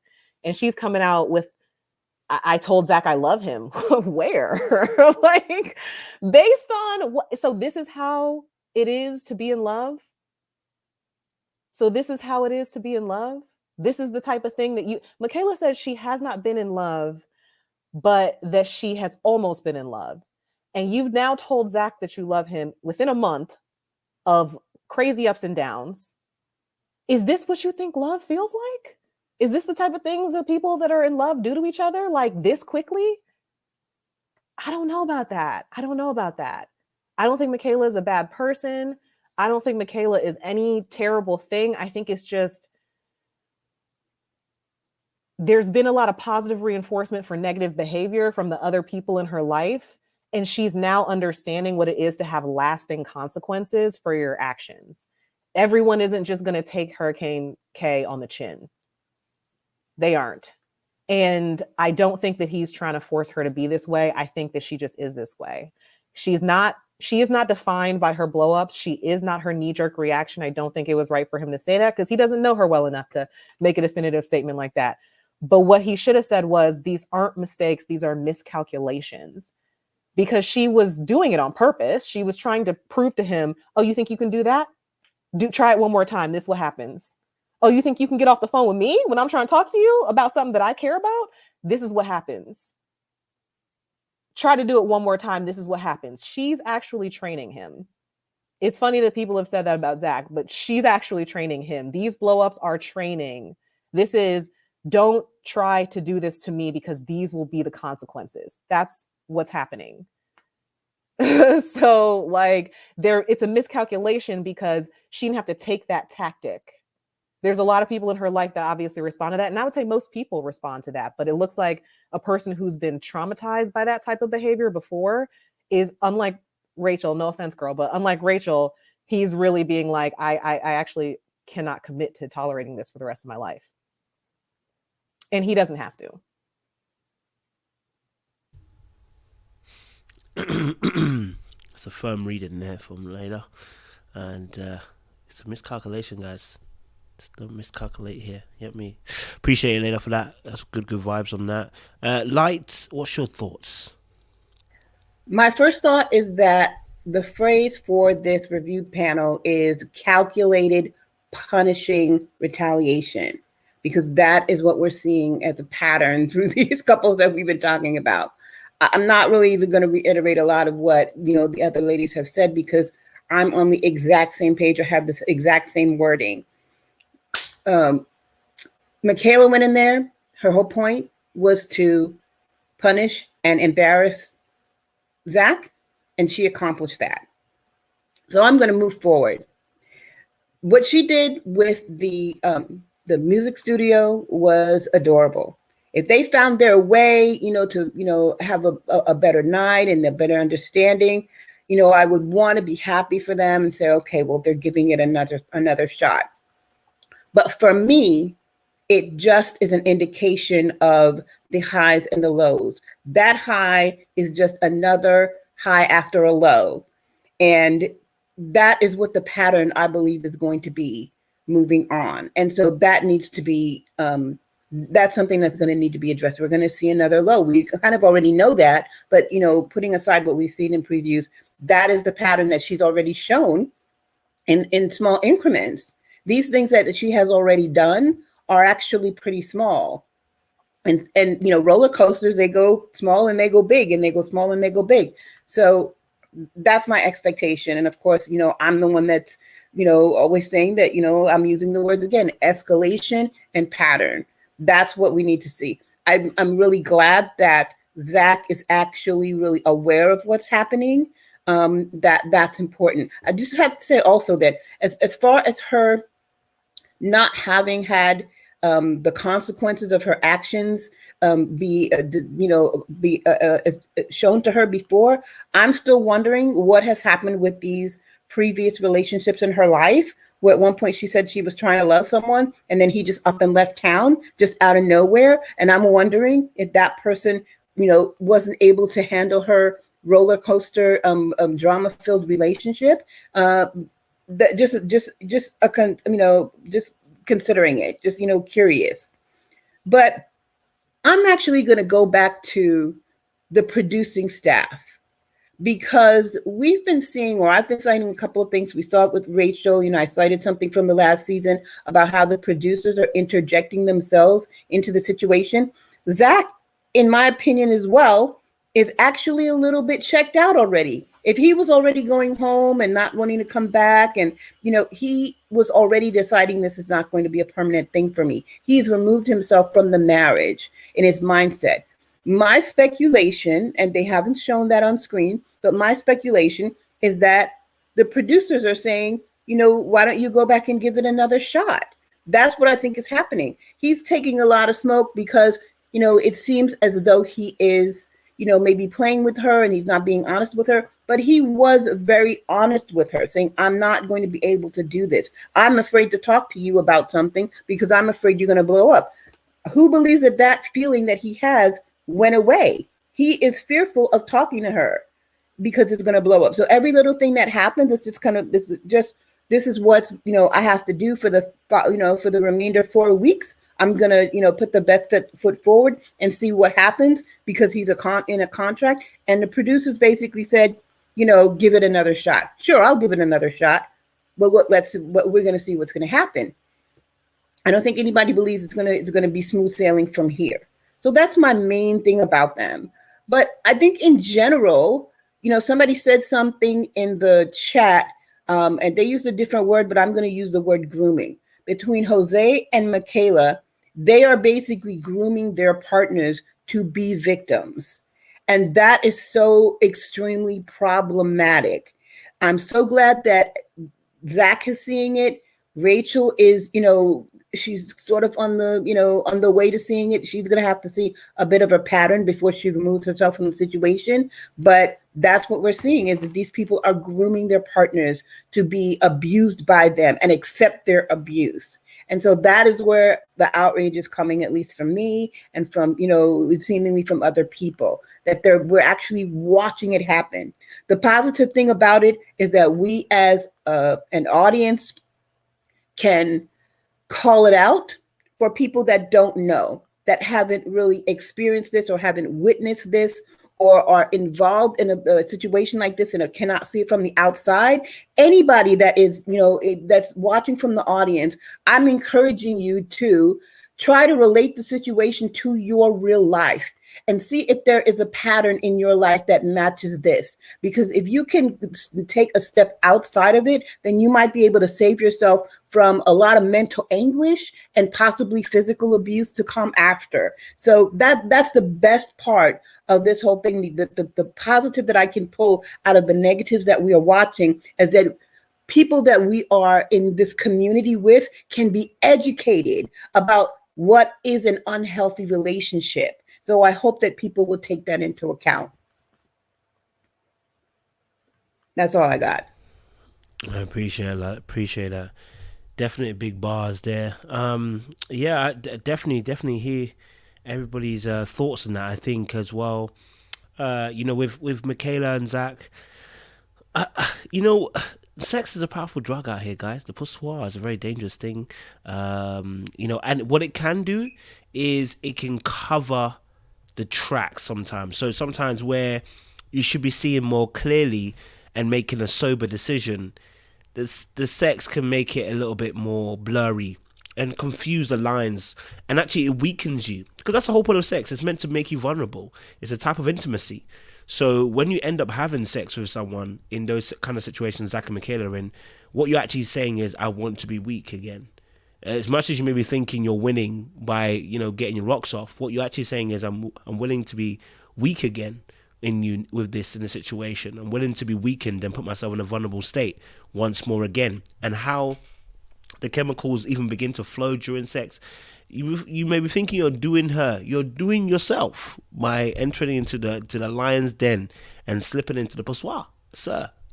So if that is going on still between him and Michaela, it's going to take a bit longer than he realizes to get out of this mess. Because what strength you need to be sober. You can't be drunk in this thing, yeah? You can't be locked in the poussoir. I'm telling you now, guys, if you listen to me very, very carefully, ladies too, you can't be digmatized, okay? The moment he used the dick to try and get you in there, you need to run, and run, okay? Because it's a thing that these abusers use to bring you back in, okay? It's to bring you back in. They know exactly when you fall on that sword, that's it. They know they've got you again for another week or so. They've got you again, and they're gonna try and talk you round or whatever. And so, if he's still having sex with her, it's gonna be a problem.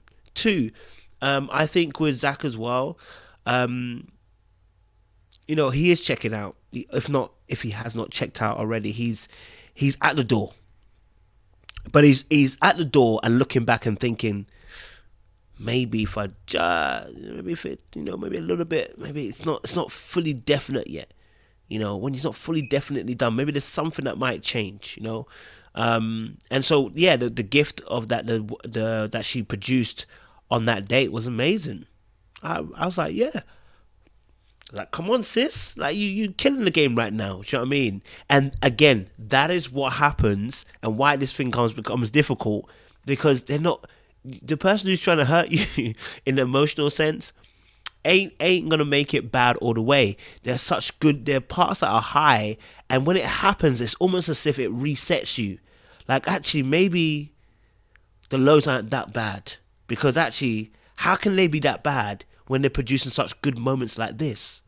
Do you know what I mean? Like, it's like it, and that's where the confusion begins to settle in again. You're confused because you're like, how can you be so good in this moment and done so bad? And there are different levels to this, because some people generally know that this is how they're going to get you. They intentionally create highs and lows. And some people, I feel like they're more on automatic. They don't know. They're not on manual. Some people are on manual. They know exactly what they did and putting straight into the gears and going straight to give you a high and low. Some people, I think they're on automatic. It just seems to click and it happens for them, and they enter into that space of producing highs and lows.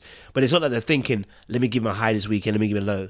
And so I think that's where Michaela is. I think she emotionally responds. I think she's a deeply wounded individual, and I think she acts on that.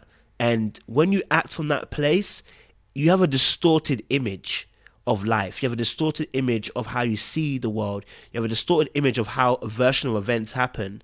I can guarantee you, if we ask Michaela her version of events, she truly believes what she's going to tell you, right? And this is I had a situation. I remember I had a situation and was having an argument. Me and the person were having an argument, right? But the call was recorded. So when they got the end of the call, I said, do you want to hear the recording? The person was like, I never said this, that. So let's listen to the recording. When I played back the recording, they was like, yeah, no, that's not how it went. That's not what I was meaning to say at the time. And people don't realize, because they're locked in, right? This is their reality. They don't realize.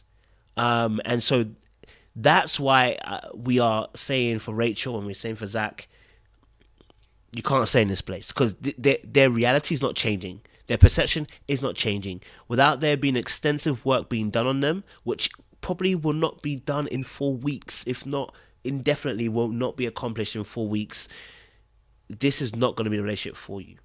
It's not going to be a relationship for you. So, yeah, it's not. But yeah, okay, cool. So let me get some quick final thoughts before I get the super panel onto the thing. Let me get a minute summary of Brett and Ryan. Brett and Ryan. Let me get Brett and Ryan because I want to see what people are gonna say. We know what Gil and Myrla is, but I want to hear what Brett and Ryan everyone's got to. So Layla, you're looking at me, so you go first, or reverse order. What you said on Brett and Ryan? Oh, I would just say, R.I.P. to Baxter.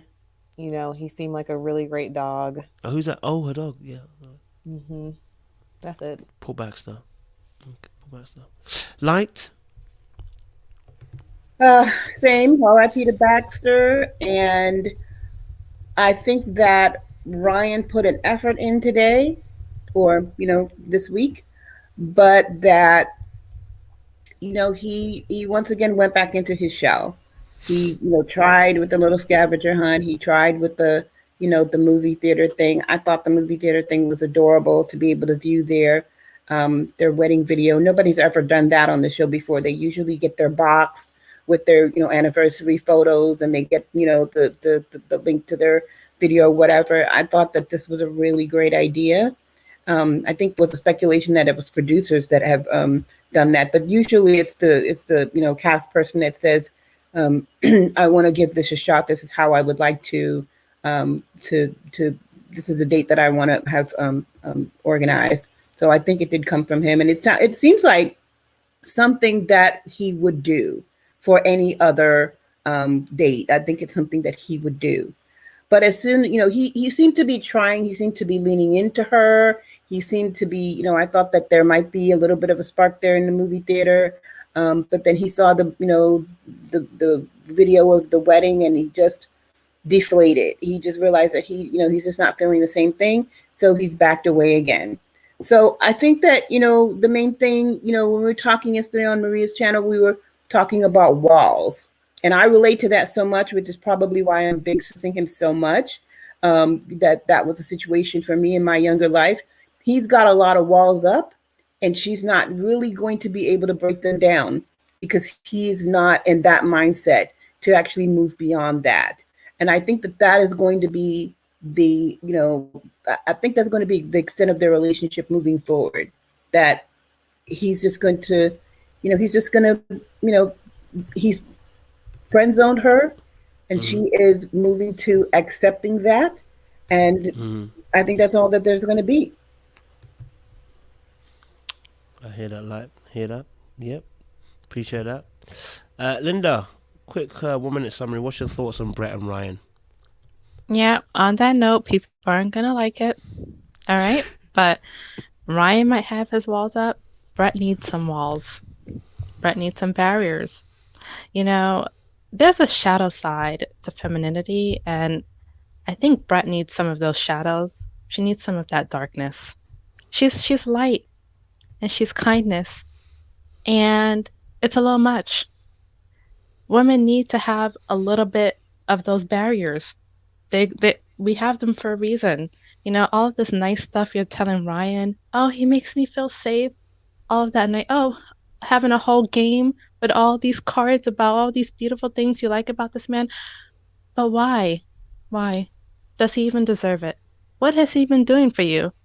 He gives you hugs every now and then and some kisses and maybe some cuddles. Okay, and? What has this guy even done for you to be giving him all of this sweet side?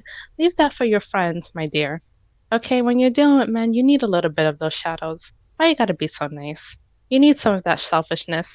You need some of that bitchiness. Yes, you do. Yes, you do. You don't give it all. She needs some of that Myrla. Yes, she does. She needs some of that Myrla energy. Meet up with her, take some lessons, girlfriend, because you're out here being too nice and doing too much for men that don't really deserve all of that right now. Sorry.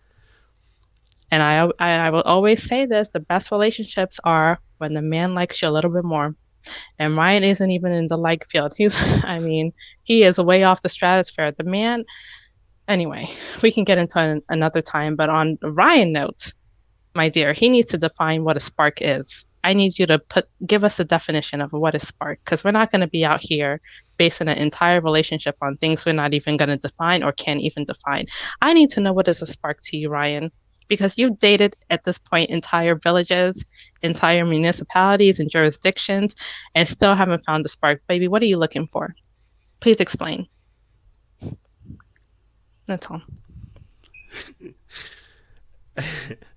Thank you, Linda. She said we need to enter the shadows of femininity. Yo, I almost was done. My girl said you need a little bit of energy. Kodra, you're gonna have to do a panel on that, shadows of femininity. yeah. I need to do a panel because I need to know what the shadows of femininity is, because I'm not even aware of this. So this is a new one. The ladies been holding back on us. You know what I'm saying? Shadows of femininity, baby. Shadows. So yeah. But I actually get what you're kind of saying. I think she is too nice, and I think it's playing against her in this particular instance. I think Ryan wants a little bit of spice from her, right? Like he's having it all his way. I'm not saying this is gonna solve the issue, by the way. I'm just saying maybe a little bit of spice about her. You know, I mean, sometimes she is like how sometimes when you got a guy that's just so nice and it's like, hey, Charlie, you haven't even got no bark about you. You know, you don't have no edge. You know what I'm saying? Like, you're just gonna be nice about everything. I ain't even treating you right, and you're still gonna be like, they're so amazing. They're so great. Like, you know, I love the way he does it. And I'm like, Brett, what are you seeing that we're not seeing? Because you have, how did you manage to have 50 things to say that were nice about him? I don't know how you managed to that. I don't know how. Like, I honestly don't know how. And that, I think, is what we're talking about. Maybe that part of it, you know, maybe that part of her, you know, just it's almost too nice. You know, like the nice guy situation. Sometimes that nice guy really isn't that nice. Like I keep telling you guys, it's actually just that they're people pleasers, okay? And that's completely different. So, I don't know. Brett sometimes for me is a little bit, I think she's amazing. She's wonderful. She's a beautiful girl. But sis, I'm going to need you to, you know, stop with all the 50 shades of goodness when he hasn't given you even one thing to be celebrating. You know what I mean? And I need to know what the heck happened to Ryan, because the week before, my man came up with a breath of fresh air, like he had just done a cheating round and come back, and all of a sudden, that energy that he had has deflated. This is why I think he definitely did some sexual stuff, because the energy has deflated so quickly. That only happens when that really happens when normally you've gone out there, you've moved mad, you come back into your home, and then now you're gonna. You know, now you're deflated because it's been a week and you didn't really keep the same energy. So, so I'm gonna say less because that's a theory. It's not necessarily true, and probably isn't true. He probably isn't cheating. Probably doesn't do anything out there.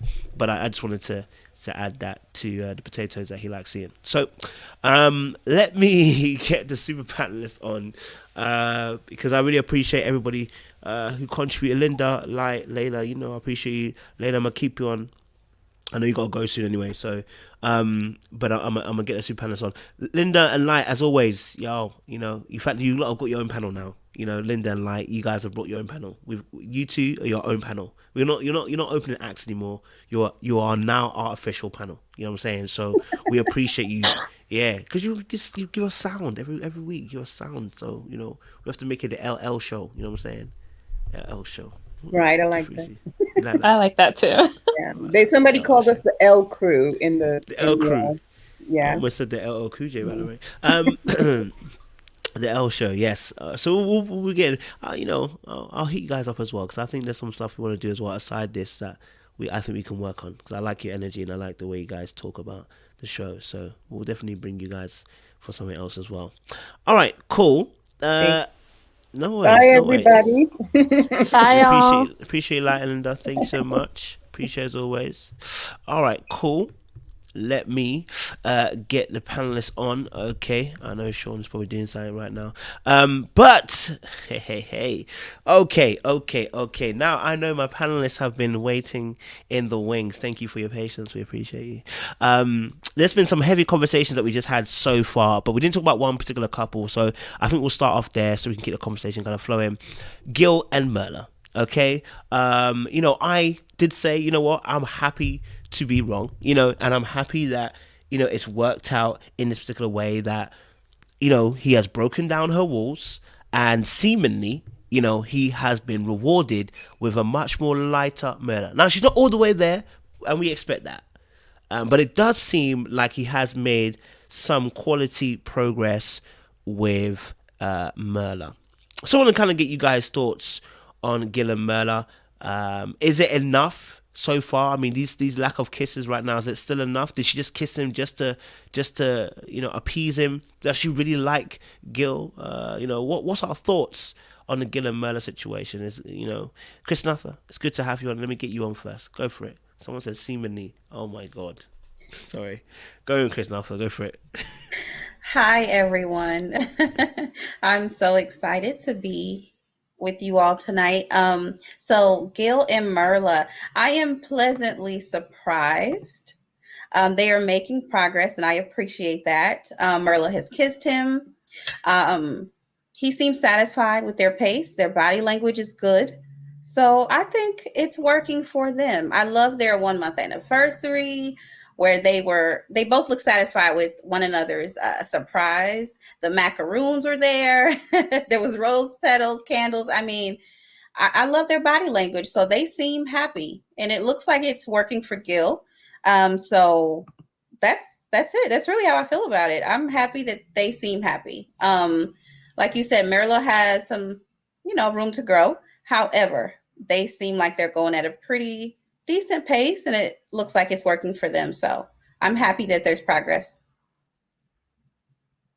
Appreciate that, Chris Nuther. Appreciate that. Dr. Nundi, what's your thoughts on Gil and Myrla? Is it a match made in heaven at the moment? Are people faking it maybe? She said she chose to love him. She chose to love him. That's big words. What's your thoughts?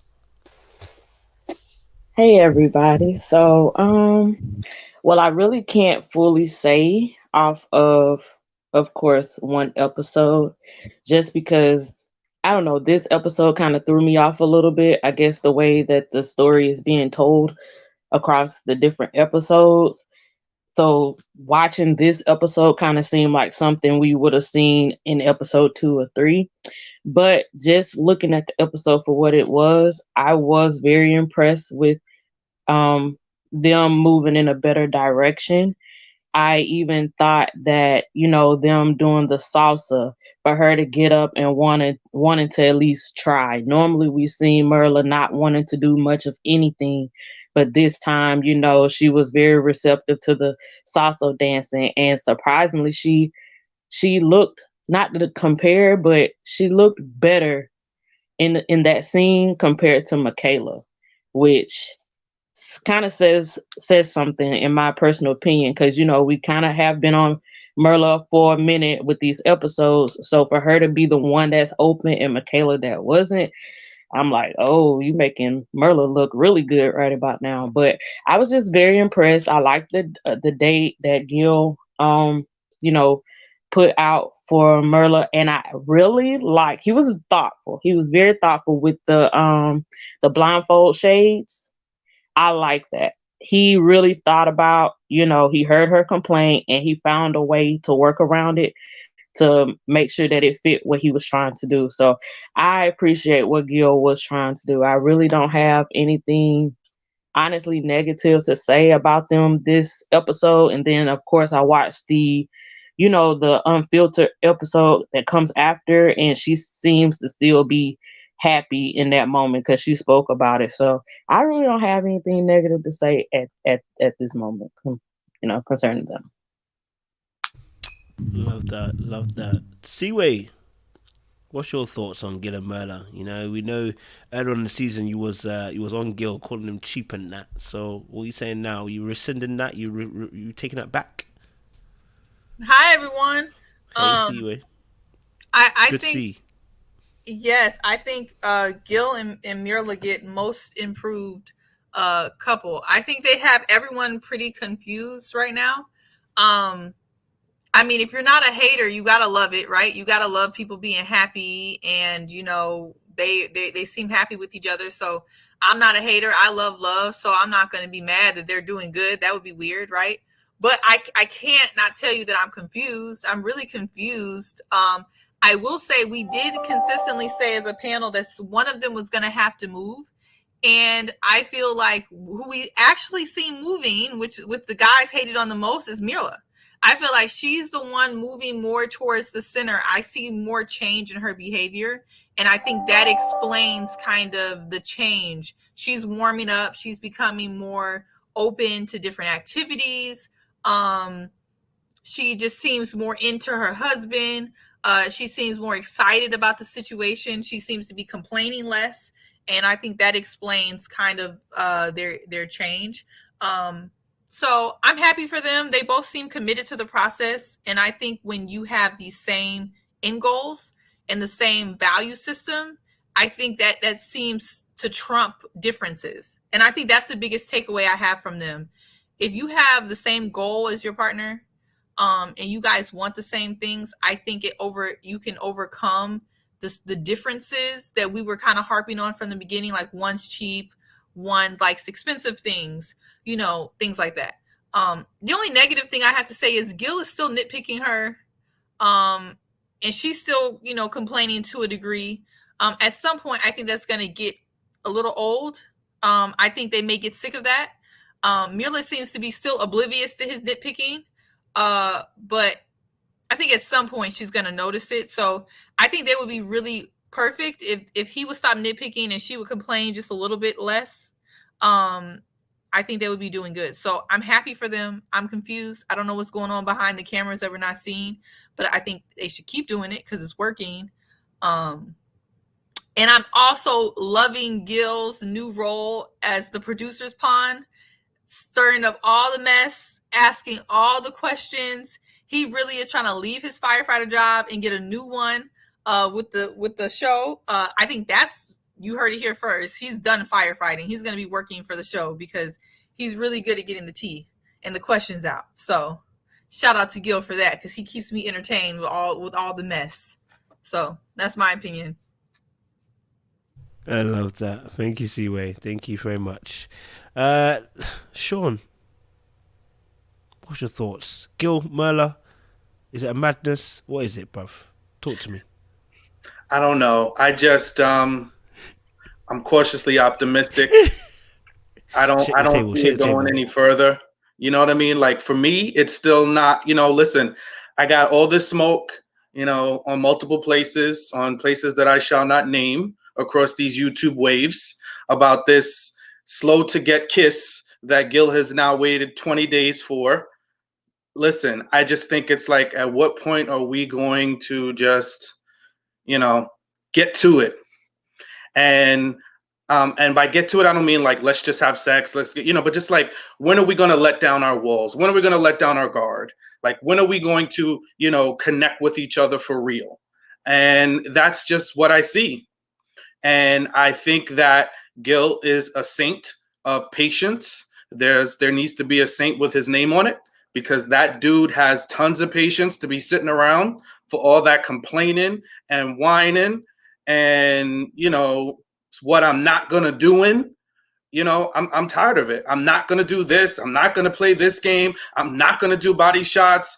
I'm not going to change my lifestyle. I'm not going to kiss you till I'm good and ready. Well, I'm not going to stay in this marriage because it wouldn't work for me. And if it works for him, great.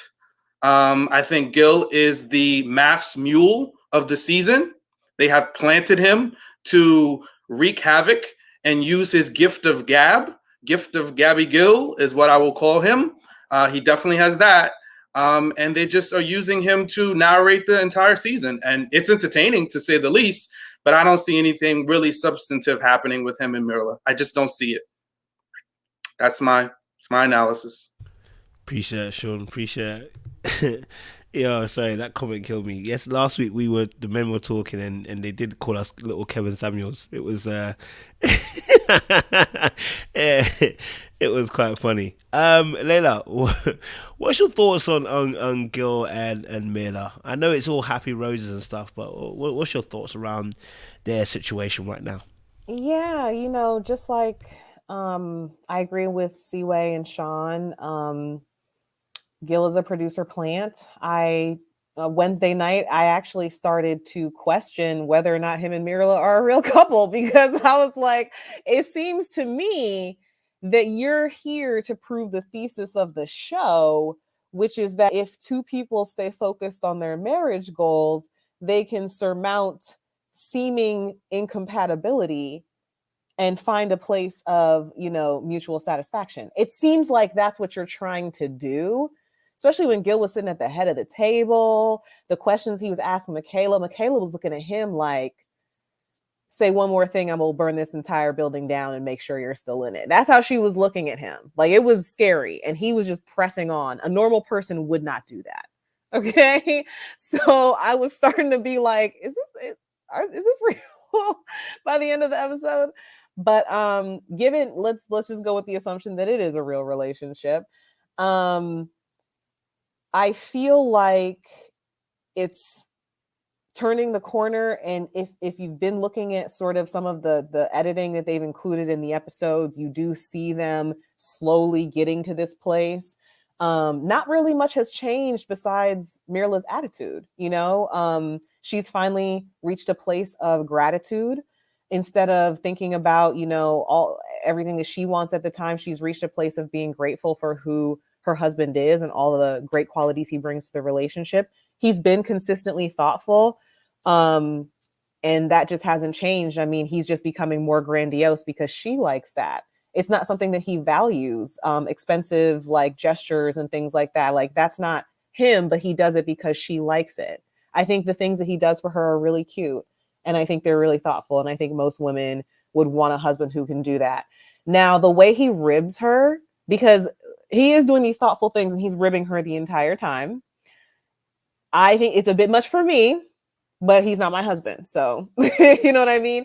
She laughs at it. She thinks it's funny, but I did see her say on the after show that like, it is funny, but like, she almost, it was like the way she was expressing it is almost like she wished he didn't do it like that much, or like he wished he didn't do it as much, even though she can laugh at it. And she was just like, I complain a lot, but I don't complain about him. And it seems like he always complains about me. And I was like, well, girl, that's a nuance that I'm not sure holds any water. I mean, if I'm going out of my way to do things for you that I know that you specifically will like, I'll be here. But this is like, I put days into planning and hundreds of dollars and maybe $1,000. Who knows how much that thing costs or whatever. But like, I put money and time into planning something that specifically you would like, sewing together all the things you've told me about, your lashes, the wine that you want to do, the cookies that you like, the scale of things that you like. And all you do is complain about it. I give you a foot rub when I'm not getting no kisses and barely any hugs, and you're just complaining about it. Like, it still hurts. So I think if she wants to see some changes, I think she should tell him, but I also think she should examine her own behavior, because my feelings would be hurt a number of times. So they're kind of both dealing with a lot from the other person. Yeah, I'm definitely hearing you guys. I did think the jokes were, there's a limit to how many jokes you can make, right? Because it's at the expense of the other person. Like, even if it wasn't about her bougie, even if you made a joke about, let's say, your shoes are always too big for you or whatever, after a while it's going to become like, are you actually meaning this, or are you actually joking? Like, there's a limit to how much you can do a joke at somebody's expense. Everybody's got their limits, but it's he's just got to be very careful. I said this last time when we were talking about this, whether it's going to go, because you can easily tip the scale and it goes into you almost being verbally abusive, because it's like you just want to just keep on negging the person. But I don't think he's there yet, but he has to. I think she needs to have that conversation with him and say, hey, look, I hear you, but there's too many times when you're making this joke. Do you know what I mean? Because, like I said, everything's got time and season. Like the scene where they're in the bed, I think it was the episode or last episode. They were in the bed last episode, and she was on her phone, and she was like looking at shoes and bags, and he's like, "What? You're on shoes and bags again?" And I was like, "Yay!" This this joke. I mean, the time, and I see it, but I don't know, man. If you did it 120 time, I think slightly he might be overdoing it just slightly, because it does kind of show that you're not really happy with the positional things, and he's not happy. That's the truth, isn't it? He's not happy. Right, he's not happy with her always being bougie. So he's just got to be very careful of that. I think he needs to watch on that. Just be careful how much he does on that. The other side is obviously with Myrla and Gil. I think as well. I think you kind of said it. Is that the other side, the flip side of it is, sis, we can't block everything. Like sis is blocking everything. It's only today that we saw her put on a blindfold, but she was still complaining about the blindfold messing up her makeup. Like after a while, that too, just like his jokes, becomes annoying. And he told her that. I didn't think it was a time. Honestly, I didn't think it was a time. I mean, you just did a nice date, and then you bring that up. That is not the time, Gil. Let's wait till after. Let's enjoy ourselves. This is not the time, right? So I think, again, he needs to get his timings right. But that conversation that was had, which is like, it's annoying. Like, bruv, like, if I asked you to do anything, you suddenly have an excuse for it. And that in itself is an inflexibility. It's not cute. It's not attractive. Listen, I'm going to be honest with you. It's annoying, right? And so that's something that she can work on as well. And I think they both can work on those particular parts as well. So, yeah, man, I think they're doing okay, right? But I think, and here's my thing, we're on a tipping edge with them, though. That either one can go either way. Her complaints can finally break him, and he said, I'm done, I'm tired of it. Or his consistent, these jokes that he keeps been making, okay, all right, can also be. And plus, we have not seen an expensive date yet. No offense to him. I'm not saying that he's doing anything, but we have not seen anything that Myrla is going to be like, yeah, Chanel number 5 today. We haven't seen that yet. We've seen that, and we've seen a little, what do they call it? Chocorie, or what do they call that cheese ball that people give to you when you're a ministering guest at someone's church? Charcuterie, yeah. As if he gave her a charcuterie like she's a minister at a church. Like, brother, listen, she came here for a picnic, but I felt like she got a ministering gift, like that's what it felt like. I mean, he did what he did anyway, but no, for real, we want to see one of those expensive, but it was one of the things that she did want to do. It was on her list, so fair play to him. But I'm waiting to see that expensive date. Then I know you have transferred over to the other side. Until then, at this moment, you're still working on your agenda, which is that it's still quite cheap, and I want to see how long before Myrla does it. I don't know, Kojo. I don't know if that date was cheap. No, it was cheap. I don't know if that date was cheap. It's definitely. You know how much macaroons cost? She had 2 macaroon towers, and that's a group of, man. Several charcuterie plates, and charcuterie plates. They were the nice ones, okay? Because you can go all the way down to giant store brand charcuterie little pallets, and you can go all the way up to whole platters stuffed and overflowing like a Grecian palace. You know what I mean? There's levels to the charcuterie. You know what I mean? And it was private. And it was at a vineyard. It was at a vineyard it was too. Private. They had their you ever been to a vineyard? Those aren't cheap. That's minimum for them to just sit there with no setup. That's like hundreds of dollars. I don't know about that. You lot are pushing it. What do you mean? I think you can do wine tasting. What? That's the most expensive part of the wine tasting. Yeah, that was a wine tasting at a vineyard. Yeah, what's that? What, $50? No, that's at least $200. What kind of wine tasting are you lot doing over there, fam? Come on. What kind of wine tasting are you lot doing over there? Several wine too.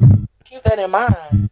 There's several bottles. Yeah, so they had their own dedicated server. That came that's not a cheap date, not at all. I've been to a vineyard, and that's $300 easily. That's why. Sorry. That's why she was impressed. Honestly, that's why she even said positive things about it, because it was clearly he came out of pocket. Okay, fair enough. Okay, maybe I was wrong, guys. I was wrong. Maybe it's expensive vineyard that I don't know about. Like, I don't think she should expect that every month, but yeah, it was a very nice. It was a Myrla gift. Okay, fair enough. We'll see. Someone said someone was paid by Married at First Sight. I don't know. That's fair.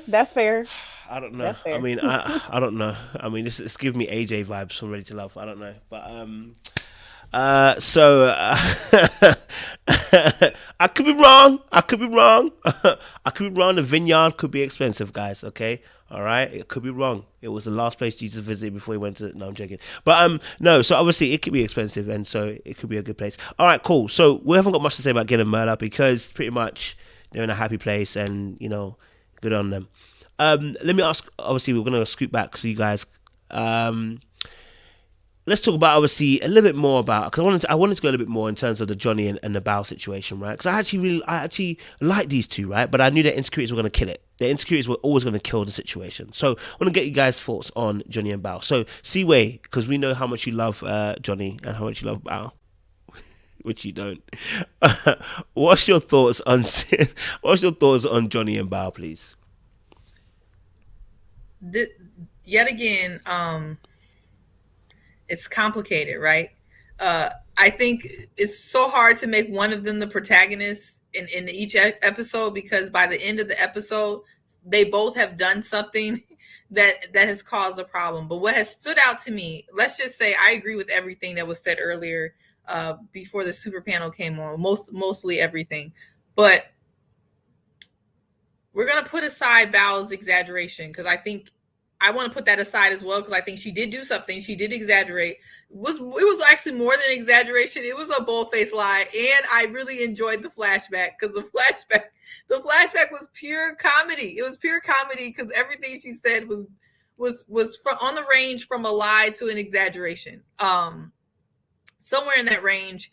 And I do actually agree with Johnny's assessment. I do think it comes from her wanting to be liked and trying to control the narrative. I thought it was really interesting that she picked that particular moment to rise up. In my Hamilton voice, she really picked this dinner to rise the F up and stand up for herself.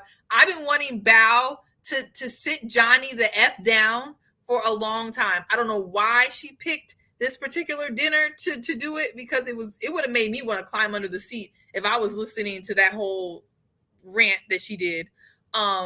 So I don't think it was the time or the place really for that. But you can't tell people when to be fed up. So clearly she's fed up. But Johnny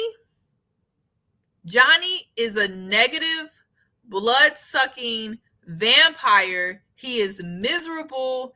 He literally is like one of those people that he sees you happy, snatch your joy. Soon as Bao is happy, snatch. Like he literally, like the thought of Bao being happy must make his skin crawl. He is so nitpicky. He is so ridiculous. I don't think he is capable of being happy. He is not happy. He is not capable of being happy. He needs to let Bao go, and he needs to go figure out why he is so effing miserable. And that's all I can think about. On top of the fact is Johnny is the type of man that no woman should ever want. He literally is the biggest taker I have ever seen. He wants a woman to do everything for him, and he wants to do nothing for them. Literally nothing. Like he just thinks the world revolves around him. Everything is about how to please Johnny. And I don't know. I just can't handle it. He literally makes me sick. He makes me sicker than Jose. Jose at least makes me laugh with his shenanigans. I actually laugh every time Jose's on the screen because he's full of crap. He's crazy. But Johnny actually makes me mad. Like every time he's on the screen, I'm just like, ew. Like why? How you go from jumping out of a plane to complaining? We jumping out of planes, then we complaining. Like I'm getting a headache. We're going in circles. Like I'm like, okay, if you jumping out of a plane for a girl, you must really like that girl to jump out of a plane. I'm not jumping out of a plane for nobody. I don't like flying in general. Even I'm always gone somewhere, but I do not like flying. I'm definitely not jumping out of a plane. So you go jumping out of a plane, the next morning you're complaining about her baby voice again. I don't know. He's just miserable. They need to cut ties. There's no hope for them. The beginning, I thought that they had the most hope. And because of Johnny, I think they have no hope at all. Zero. Jose and Rachel will make it before they do, because Johnny honestly is miserable. So that's what I got. Pray for y'all mans. Help Johnny out. We hear you, Siwei. Very strong, very strong emotions towards Johnny there, Siwei. Sounds like you got the ick, and he's not even your man. But we appreciate you. Keep the same energy. Layla, what's your thoughts on You know what? I already, so, for people who just joined or anything, I already went in on Johnny at closer to the beginning of this video. I went in, and I was fully prepared to come back in because I thought of some more things. But since Seaway handled so much of what I was going to say, I'm just like, I was just sitting up here like, thank you, because sometimes I'm listening to other people and I'll be like, am I crazy? Are we not seeing the same thing on this TV screen? He's miserable. It will never be enough. No matter what you do, it won't be enough because he will find a way. Let's say, like hypercritical people paired with perfectionists. It is a very, very, very terrible combination. It's like empaths to narcissists, perfectionists to hypercritical people. It is that highly attractive, highly toxic mix. And Bao, she found herself in the clutches. And I'm so happy that she had to embarrass him. I just remember the entire time I was laughing so hard. I would have been Zach at the table, smirking, kikiing, enjoying the show. Yes, it's embarrassing to be there while that's happening, but I feel like if they know Johnny and they've really been paying attention to the things that Johnny's been saying and complaining about, I don't think anyone's really surprised by this, right? And I don't think anyone really feels that bad for him. You're gonna nitpick this woman to death. You're gonna have her being a shell of herself, and then you're gonna tell her that she's not weak and she's not confident and she's too weak now. That's the type of person that does the type of things that he's doing. So, yeah, flambe him, add a little bit more sauce that pan and saute him up. We don't want to have any of that around here. So yeah, go Bao. She's not perfect, trust. It's just I'm not gonna pretend like Johnny hasn't been who he's been the entire time. Totally here. Thank you very much, Layla. I appreciate that. Dr. Nundi, what's your thoughts? Is Johnny mad, or is it Bao? Talk to us. So I agree with what everybody else has said. Like, yeah, Bao, she definitely lied about, cooking and all this other stuff. So I totally agree concerning that. But that was like the wrong place and the wrong time for that. I don't know if that was like production wanted it to be dramatic for that to be for the TV or what, because like I told you before, this episode for me was just really confusing. It just did not add up for me. How 1 minute you're upset, the next minute you're having the time of your life, then you're back with I can't stand her, I don't like it. Like it's too much up and down for me, and it's just giving me a headache at this point. But concerning Johnny, he's doing a lot of what he wants versus anything that she may want or what they may want together. It's just a lot of selfishness, and it's just showing his level of immaturity. Again, we're gonna go back to Dr. Nicole and what she said in regards to these relationships and marriages. It's for grown folks. And it's true, because these behaviors that a lot of these so-called adults are presenting is being presented in a childlike way, and not in a good childlike way. It's very childish and immature, and you don't know how to handle your emotions. You don't know how to, communicate effectively. Everybody at the table, if you had something to say, you need to say it with your chest, but you ripping flowers. You love me not.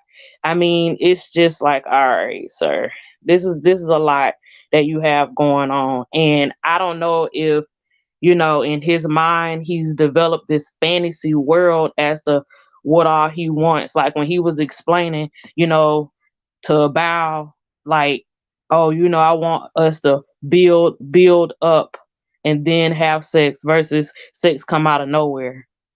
And that was in the Unfiltered. And the lady who was interviewing was like, well, I don't know a man or a husband that will complain about their wife wanting sex or wanting sex more than one time a day. which said enough for me when the interviewer said it. Like, why are you complaining? Like, if she giving you what you asking, y'all are married. In a marriage, you back everything you asking minus what she said that she doing and she not doing. But he didn't lie and say that she didn't want that or she wasn't doing that. He did admit that she was. So it's like Johnny got this fantasy that he done built up in his head, and because Bao is not checking those boxes off of him, he's like throwing it away. And I don't know, it's just these emotions, they're so extreme. There's no balance to it, and it's just look like, it's unstable. And the way that this is going, if Johnny keep doing all of this, I'ma just tell Bao, go ahead and cash the chips in, because this, who has time for this? It's like a man boy, really. Like, you're really dealing with a man, but he's really acting like a boy. I want this and I want that and I want this and I want that. But sir, what are you doing?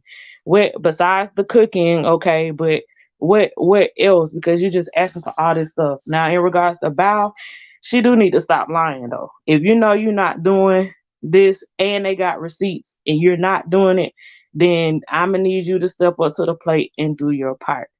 Putting a flex in front of the other couples and saying you're doing all this stuff and it's clear, like, we have receipts that you're not. Stop trying to please man at the end of the day. Like, you need to be working on your relationship, working on your marriage, but you're too busy trying to impress man. Why are you impressing man? Why are you trying to appear as if you're, perfect 100%? If you say you're going to do something, do it. Don't say you're doing something, exaggerate it, and then you're not. Because after a while, you're just going to look phony to the people, and you're going to look phony to Johnny and whoever else. So, I don't know. This episode for me was just, I was just confused. Like C-Way said, I'm confused. I just need some clarity. I don't know if it's productions. I don't know if it's the cast. I'm not really sure. Tomorrow, the next week might be no, and then after that maybe yes. Like, they're not sure. They're not sure, and most of these people on this show, Johnny and Bao, they're not sure what they want to do. It's too topsy-turvy for me, and they're not mature. So,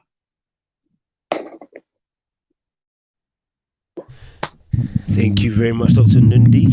Oh, sorry about that. Appreciate that. Thank you very much, Dr. Nundi. Appreciate that for reading as well. Chris Natha, go for it. Talk to us about Johnny and Bao. Wow. Okay. Well, I love that they went bungee jumping. It's not something that I would do. It's not an activity that I would do. However, they are creating memories. So I love that they did that for their 1 month anniversary. Now, the conversation after that activity, Johnny said that he wants a build up to sex. And he wants it to be spontaneous, and everything in his marriage is structured. So he wants things to be spontaneous. This is my issue, right? Bao is like, she wants to be touched more, right? What a good problem to have, right? Like, your wife wants you to touch her more. To me, it sounds like a good problem to have. You can solve this problem by ding, ding, ding, Johnny touching her more, right? Johnny says she doesn't get it. So I'm a little confused by that. So Bao expressed that she needs a hug sometimes, she needs more physical intimacy, and that she didn't articulate it. I remember back at the wedding, I think it was her brothers or someone said in her family, I think it was her brothers, who said she doesn't really hug. And maybe it's because there was still that fear of rejection, similar to what she expressed to Johnny. I didn't want to be rejected, so I didn't ask for a hug. And so I think Bao wants more of that, right? And it's like I feel like she's begging to be cuddled. Why is being cuddled hard? Why is it hard for my husband to cuddle with me? Why is this request such a big request to fulfill? I'm not asking for money. I'm not asking for an expensive trip. I'm asking for you to cuddle me. I'm asking for you to touch me. It's a good problem to have. Like, why are you not solving this problem? Now, at dinner, I do believe that she overshared. I don't believe you should just go to dinner and put your partner on blast. I just don't think that that's cool ever. Even though she's frustrated, she used that moment, but I feel like, well, she stretched the truth, right? Bao lied, according to Johnny. But also express your frustrations to him. Yeah, it's cool. We have this group. We can all relate to each other, but you don't go into the scenarios and the scenes bashing your partner. So that's just one thing. I'm proud that Johnny at least was like, I'm not going to say anything that I haven't said to my wife. I actually appreciate that. I appreciate that because Bao did the opposite. However, I did not like that Johnny like got up and walked out, but we know that he's a runner. We know he's a track star, so that happens with him. I do think he's not being realistic with all of his requests or the things that he wants. I think he has a vision of what this should look like, what marriage should be, but it's different. So the reality, he's not really liking it. Now, I know that people often give the very thing that they need the most. So if Johnny feels like he needs flirtatious moments between them, then Johnny should initiate those things, right? I want to be more flirtatious. I want to be spontaneous. If Bao is not doing that, instead of complaining, you should initiate those things. So those are my thoughts about Johnny and Bao. Thank you very much, Chris Nantha. Thank you very much. Yep, good points. Sean, what's your thoughts on Johnny and Bao? So, with those two, you know what I kind of started to like assess is they're cut from the same cloth. They execute a little differently, but they are to me cut from the same cloth. They're both very analytical. They seem to have a very contrived way of how they want things to play out. We saw that in the beginning with Bao and the gift, that she didn't like the gift that Johnny presented her at the wedding, and all these little things that had to be a very specific way. Even when she was making the meal, the salmon and the rice and what have you, it just had to be picture perfect.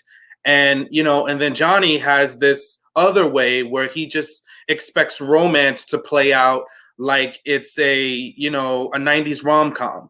And it just does not make sense to me how he takes all these idealistic things and then puts them inside of his marriage. So I just don't understand that. I did hear a little bit about Johnny saying that Bao has social anxiety. I didn't get to hear the early part of all of the live that you had with the some of the other folks that jumped on, but I think that Bao is doing a little bit of performance for us. I think she is playing to the camera and wanting things to look a very particular way, and it is gaslighting Johnny somewhat. Now, I don't think that Johnny's reactions and the way that he handles things are good either. And I'm not saying like, oh, Bao deserves all this smoke and Johnny deserves. I just think they're just both so similar and they're clashing. They have so much in common that it's not working. And he gets very emotionally unhinged. I mean, he just ripped those poor roses to shreds on that plate while Bao was talking. And I think we saw a little example of this, right? So Gil got all this smoke for talking about Myrla in front of, the folks when she stayed back for breakfast when they were on honeymoon, while Bao really unleashed the dragon. I think she was just frustrated at all these different things that Johnny wants from her. And I could see that. I could see how somebody just gets frustrated and you just need to vent. Like, I didn't really even have a problem with what Gil did. So I think like she just needed to let it all out. And it happens that way sometimes out of pure frustration. Because listen, I'm just looking at what the camera's showing me, whether it's those awkward, weird nurse outfits, all those like weird, awkward moments where they're rolling around on the bed. Now here we are again, some more. Like I'm just over it. And all of his, like, they're laying on the bed and he's like, put your hand here, put your arm here, put your hand on my butt. Like, bro, come on. Like, are you kidding me? Like, are you reenacting some type of wild, weird fantasy of some sort. Like, I just think it is strange to me. And I just wish, listen, everybody has their things. Some people have their kinks. I just wish they would let it play out off camera. Like, let the lights go out, let the, close the door. I don't want to see it. And it's weird to me. It's weird and it's awkward. So I don't know what's going on with the two of them. I don't see this going anywhere because those veins popping out of his forehead, he was livid at everything that she was saying. So I just don't know how that early on you're able to recover from that moment, because he just seemed to be deeply embarrassed. I don't see these two as being able to work together, because they're just so polar opposite. And I think, listen, you can't tell someone how to feel. And I for sure see that Bao feels like she's jumping through all these hoops and she's giving it all she has. She feels that way. Now, whether that's what Johnny is experiencing, I can't speak for that, but I can definitely see that's how she feels. And you can't tell somebody how not to feel. So it's very difficult for them. There's going to be a very long road for them to bridge that gap. So that's my thoughts on those two. I hear you on that loud and clear. I hear you on that loud and clear, mate. Loud and clear. Yeah, I mean, the both of them obviously got their problems. I was like, with Johnny, I just think to myself, mate, it's just a bit too sexual for me. Everything seems to be going back to sex. And then with I was about to say Miller, but with Bao, like I said, maybe the table wasn't the best place to release all that information at once without actually speaking to him. I think that's where the violation happens for the relationship, because there are certain things that you're confessing to a group. It's actually called emotional adultery. When you actually begin to release information that you've never told your partner to someone else, you actually commit emotional adultery. Just to let you guys know out here before the Lord will ask you on your witness day, you know what I'm saying, when you're in judgment, okay? When he asks you, some of you like, I didn't commit adultery, be like, yes, you did. No jokes.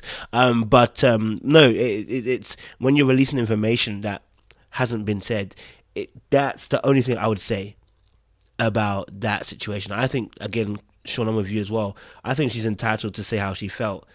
She just needed to have said that to him first, then come out and said it's very similar to the Gil situation, where he also came out and said some things, but he's kind of said those things to her already. So, but with Bao, she hadn't said that to him. That being said, I liked his response in the way that he said, "I'm not going to talk about things and look into her about." But you knew you were coming dinner, right? You knew that we're coming to the group dinner, right? Y'all knew you were going to speak about some things, okay? All right? But, I mean, honestly, I kind of, although I love the response, I kind of felt like it was a bit of a cop-out. I felt like it was a bit of a cop-out too. Like, as much as I love the response, I think it's a really good response. That's how you should handle affairs. But I also felt like it was a bit of a cop-out, bro.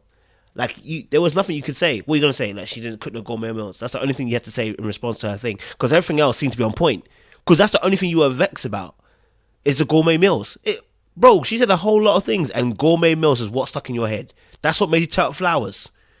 I mean, yo, if that's what it is, gourmet flowers, bro, like, you know what I mean? So, yeah, I'm trying to. I think we need more information in terms of Johnny and Bao. For Johnny to make the claim that she's manipulating him and that, she's trying to control him, I'm going to need more information, because I can't see that as of yet, right? I haven't got that energy, I haven't got that sense, I haven't got that inkling. So it's a little bit difficult for me to go down a lane of path of saying, yeah, Bao's controlling or she's got emotional manipulative tendencies. We haven't really seen anything that points towards that. What has he changed?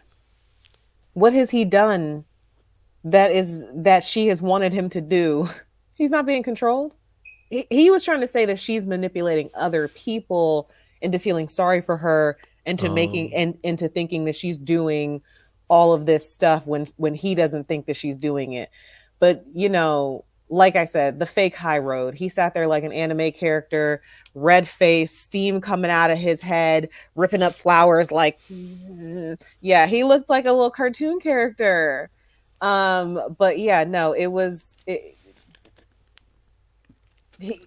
she's not manipulating him. He thinks she's just trying to put on fronts. But yeah, like you said, he didn't have anything to say. He had to go outside to tell all these stories about how she's not cooking, and we'll see if that's true. We'll see as time goes on. I'm with you on that.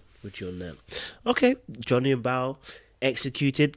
Let's talk a little bit then about. I don't even like talking about this couple. I honestly don't, because I have nothing to say about them, bro. Honestly, like, you lot are gonna have to come up with something special, because I don't know what to say about Brett and Ryan. I'll be very honest with you. I honestly don't know what to say. Seaway. I don't know if she's gone, but she might be there. Seaway, are you there? She might be gone. No, I'm here. Are you there? Okay, yeah. Cool. Seaway. I was just having a personal monologue with myself there as well. What's your thoughts on Brett and Ryan? We know you love a bit of Ryan.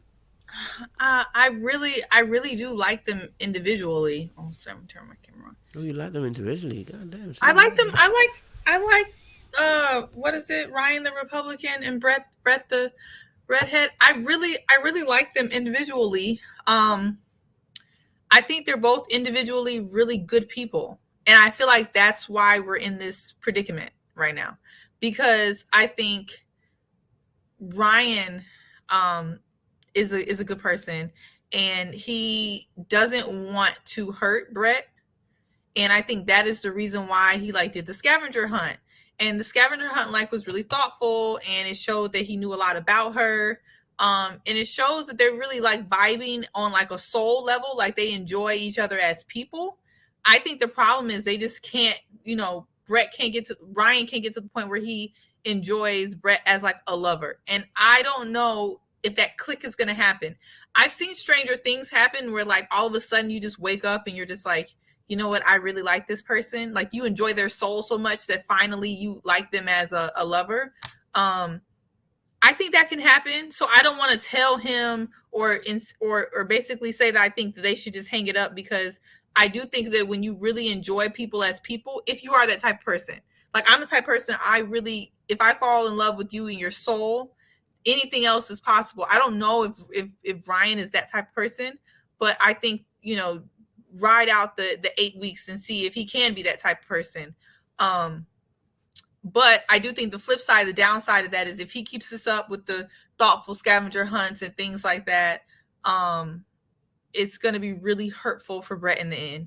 And I was so disappointed that they were looking through the wedding album or whichever, I forgot if that was this episode, but I think it was. And at the end, he was just yeah, I'm really just not feeling her.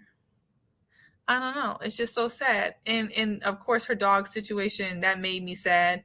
And I think also, again, back to him being a good person, I think he really, wanted to do something nice for their 1 month, and also wanted to be considerate of her and her loss of her dog and everything like that. But it just seems like nothing is making things click with them right now. But, I hope it either clicks, or I hope they're able to part without hurting each other. Because I don't see either one of them being bad people. They both seem like decent people. So I hope either way they're able to kind of pull it to, come to a peaceful resolution. But they seem to get along. They seem to vibe. They seem to have what it takes kind of to make it work.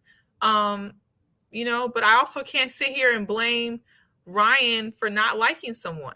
We can't do that. You can't force anyone to like anyone.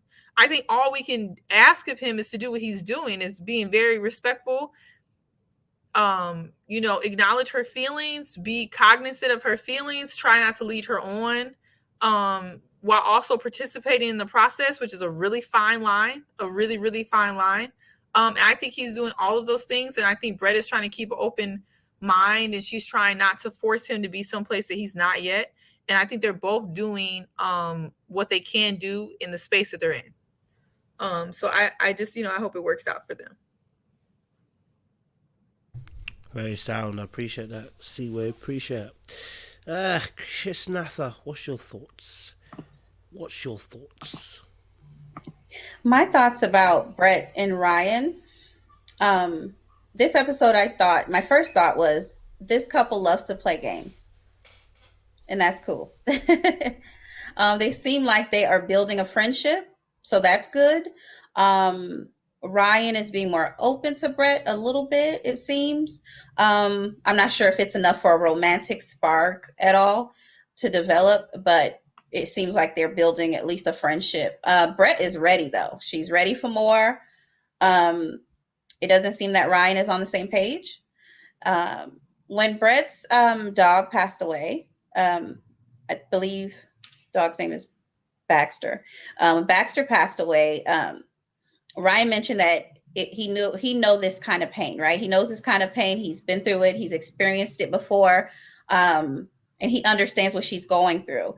But I remember Brett saying that Ryan went to the gym, but he let her know that he's here for her. Ryan, you could have missed the gym that day. I'm just saying. You could have comforted her, in my opinion, right? That's just how I feel about it. Also, in like the one-on-one confessional, Ryan said, Brett means so much to me. I don't know if Brett knows that, if that's really how Ryan feels. Ryan says a lot. I just don't think he's saying a lot to Brett, right? And so I think that he needs to be clear. If you guys remember when they met with Dr. Viviana, and he was hoping that she would pick up on the cues of him not fully being in it, right? I think that he shouldn't just hope that she gets the vibe. I think that he needs to just talk to her. Not say, hey, I don't want you, but I think it needs to be clear, vocal, and honest about how he feels. Like Seaway said, you want to make sure there's a thin line between being respectful, being part of the process, but not leading her on, because she really wants this. So those are my thoughts about Brett and Ryan at the moment. Good assessment. Good assessment.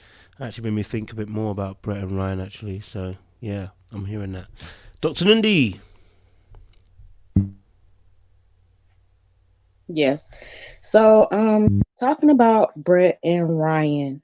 So, of course, we witnessed them playing the little, what is it? The go hunting game with the cards and the gift card that he gave her. And she did say that he doesn't really vocalize. He's not really a good communicator verbally, but he's very good at communicating by writing.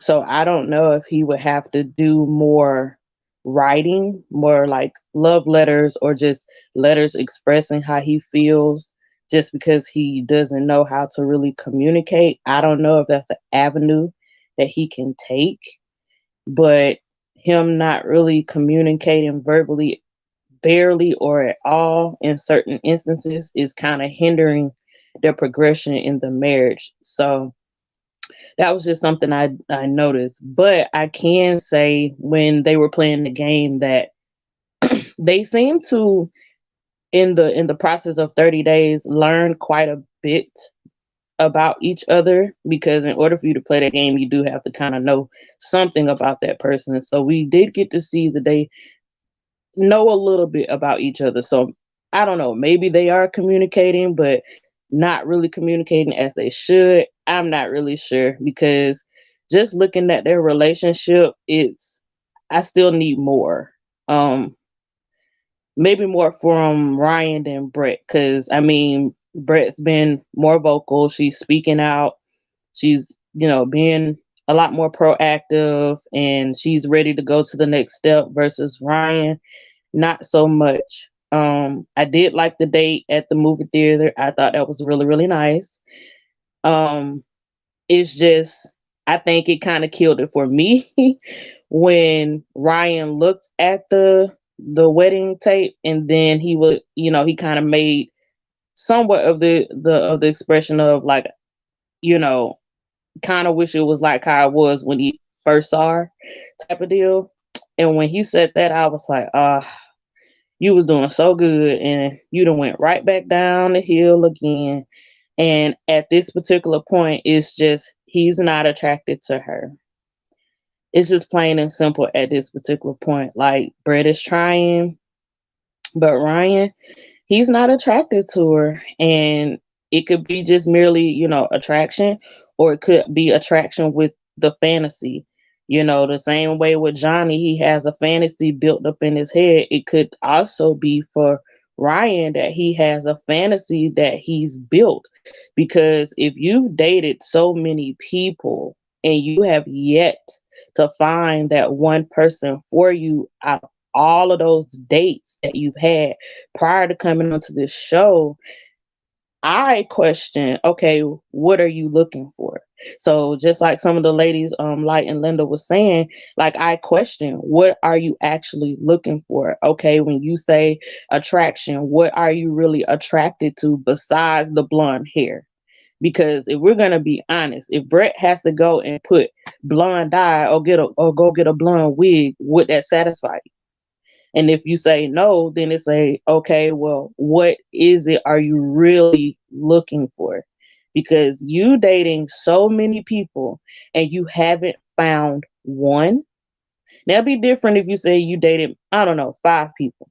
But if you say you dated 30 people or 50 people or 100 people and you haven't found one, is it the people or is it really you? That's the type of questions that I'm like asking, because I don't know really what it is that Ryan is looking for or what he needs. And if we really go back to, you know, some of the things that his family have said, it makes me go back and listen to some of those things as well, because, you know, they're looking like, are you sure you're gonna get married? Like, if your family is questioning you and they know your habits in regards to dating, and off day one they was like, oh yeah, he not gonna like her. Day one his family said that. So I don't know. It's just, it would be nice if Ryan just try to express it in a way. And I know, like, he's kind of said it before and she did cry. So I know that can be difficult for guys sometimes to be truthful, because the lady may not be able to handle the honest and the truth concerning certain things like that. But either he's going to have to try, or he's just going to have to be honest with her and keep it moving. But I don't know what else to really say about them at the moment. I would just have to see the rest of the season to really get a conclusion concerning them. So yeah. Well-rounded, Dr. Nindi. Well-rounded. Appreciate your thoughts on that. Sean, talk to us, bro.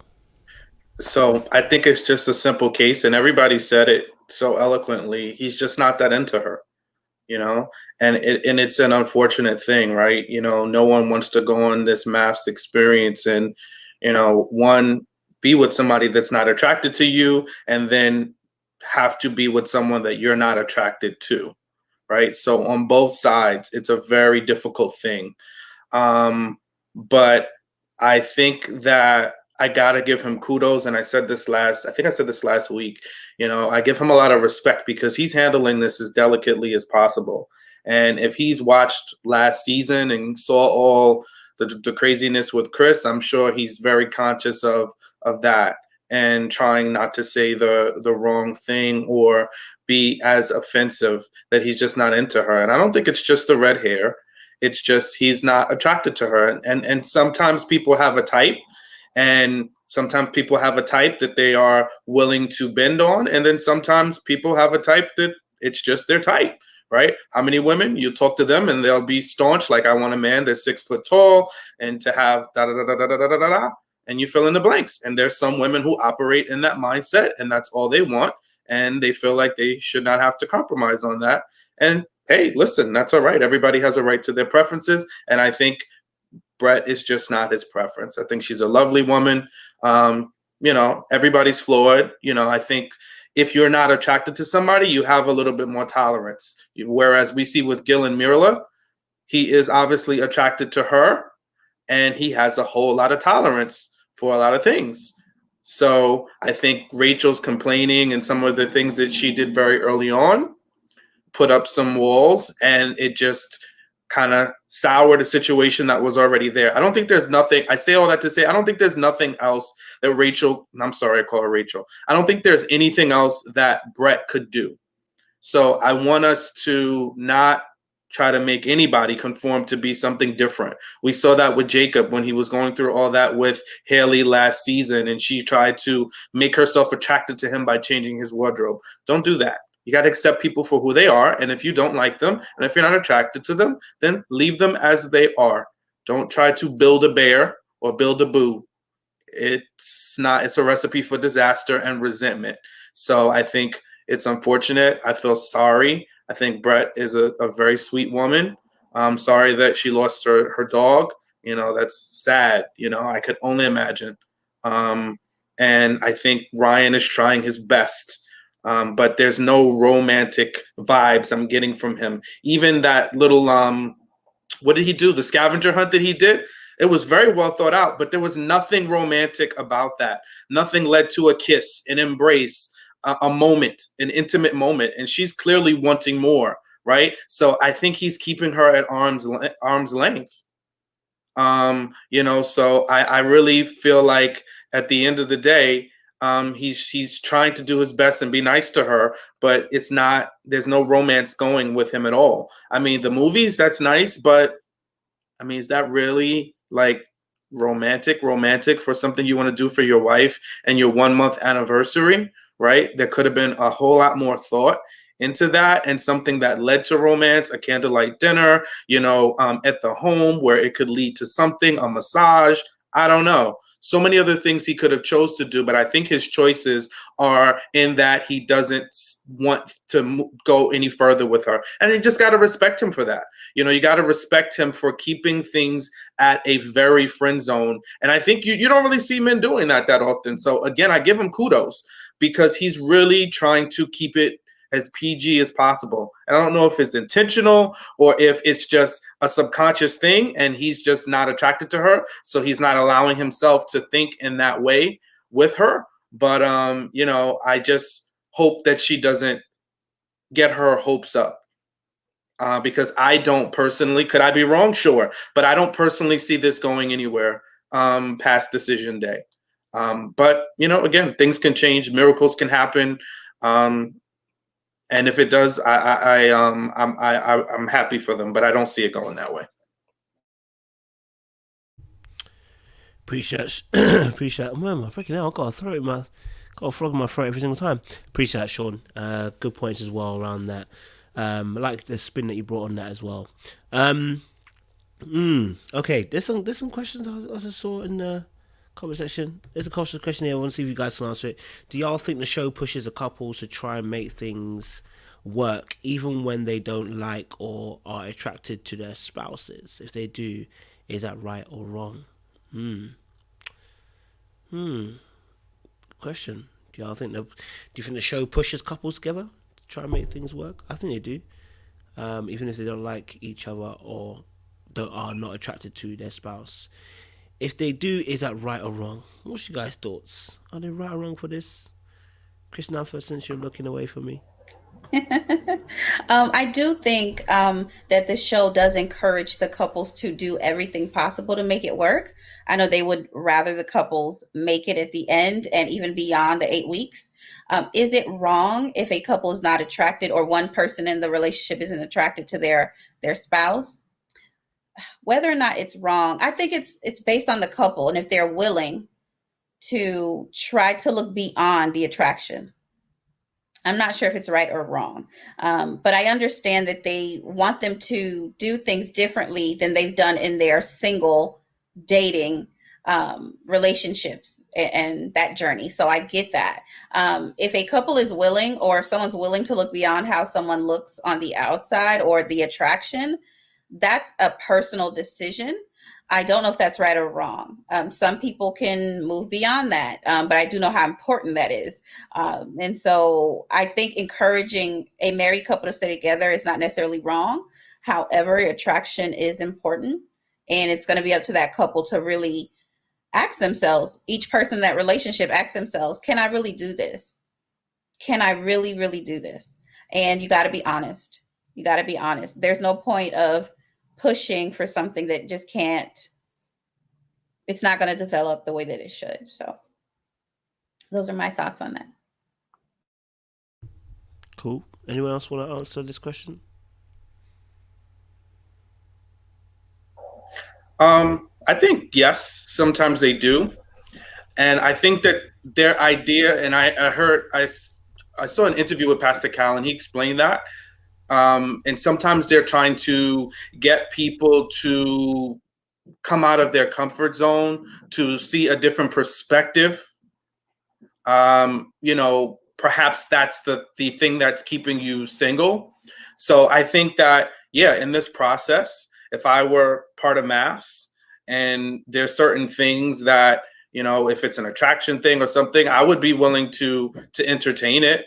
I probably wouldn't bail out day 2, week 1, week 2, if as long as especially with somebody like a Brett, she's a lovely woman. She's not mean, she's not nasty, she's not difficult to deal with. So I think I would give it a shot, because maybe that's the thing. Maybe I'm too caught up in my head about how I feel and my image of what I think my wife should look like. So I would want to give it a try. Right? Could it happen? I mean, it might. There's nothing to say that it can't. I think it's highly unlikely, but it can happen. So I think in some instances it's okay. Other instances where there's toxicity and emotional abuse and things like that, that's kind of towing the line, and that's when you get into reality shows and production and entertainment.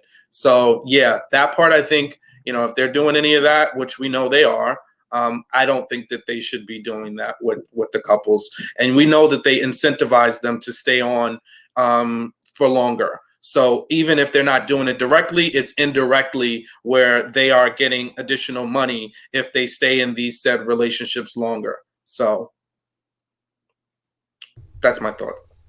Appreciate Sean.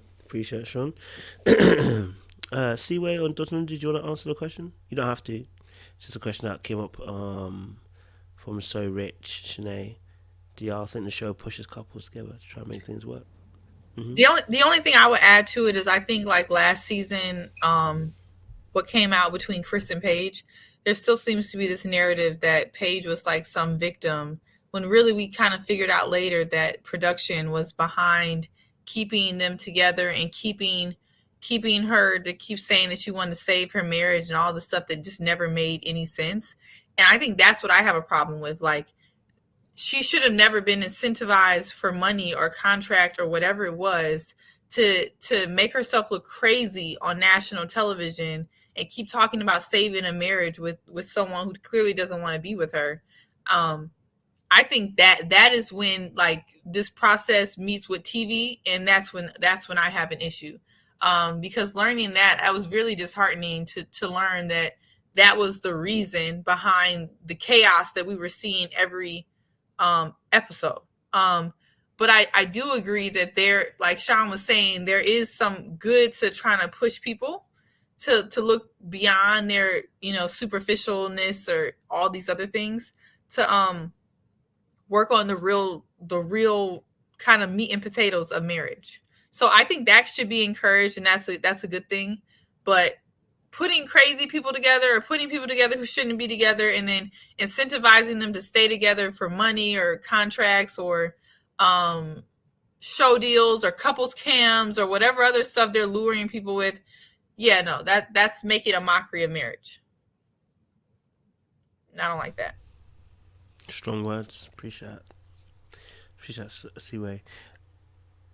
Cindy, did you want to add? You don't have to, but did you want to add? Not really. I mean, I agree with what everybody was saying, pretty much. That's really how I see it. So. That's cool. Appreciate it. Yeah, I definitely think the show definitely does put people together. It's an experiment at the end of the day, social experiment, so you are at the mercy of the social experiment. You put yourself in that predicament. It's not just a matching dating show. If you wanted that, you better go on to one of those matchmaking sites, right? This is a show where they're going to socially experiment, and so they do definitely put people together just to stir it up. They put people together who are probably going to work. you know, I generally do think that they play with people's lives. But you sign a contract. What can I say? Who am I? You know what I mean? You chose to be on the platform, which is going to exploit you and potentially use you as entertainment.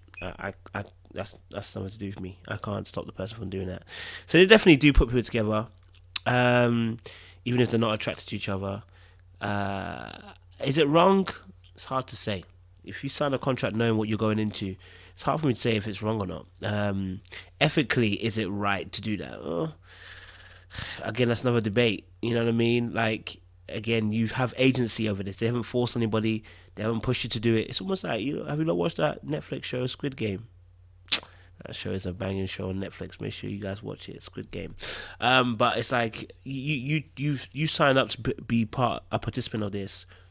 So I can't really get too angry when the producers are doing what producers do. And we're now in the 13th season. You know what I mean? So like one has to use some wisdom. You know what I mean? Like it's 13 seasons in. You should know what they're about by now. You know what I'm saying? But it's never pretty when you see it. For instance, Paige and Chris was never pretty. We knew they were involved. We knew they were sending her back. It wasn't pretty to witness. Do you get me? I think the season's been better though. I think the season's been better, right? But that contract's got to go all the way to 8 weeks. So the rest of those guys who are thinking about leaving better wait to the end of the 8 weeks. All right, cool. Last couple, Zach and Michaela. Za. It's tight right now. Zach and Michaela. What is our thoughts on Zach and Michaela situation and T-Rex tilt saga? What's our thoughts on that? All right, Dr. Nundi. Let me let Dr. Nundi go. Dr. Nundi, what's your thoughts on Zach? So listen, I told you in the episode, I was just left confused. I just do not understand what Michaela had going on at this salsa dance.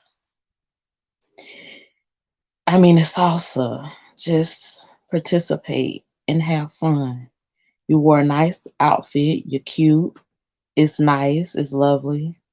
Why not just have a good time? I don't understand why, it's something nice and then next thing you know, you got an attitude or you upset. It's almost like, are you now like taking on the role of Myrla a little bit? I just, I don't know. It frustrated me and I just want to like shake my TV screen a little bit like, girl, get yourself together. What you got going on? Oh, no, I'm fine. Oh, I'm good. I don't want to. That is just so exhausting. I'm not going to lie. I felt for Zach on that. I was like, all right. I'm finna go ahead and talk to productions when this is over. We're going to go ahead and figure out how we can deal with this contract because, listen,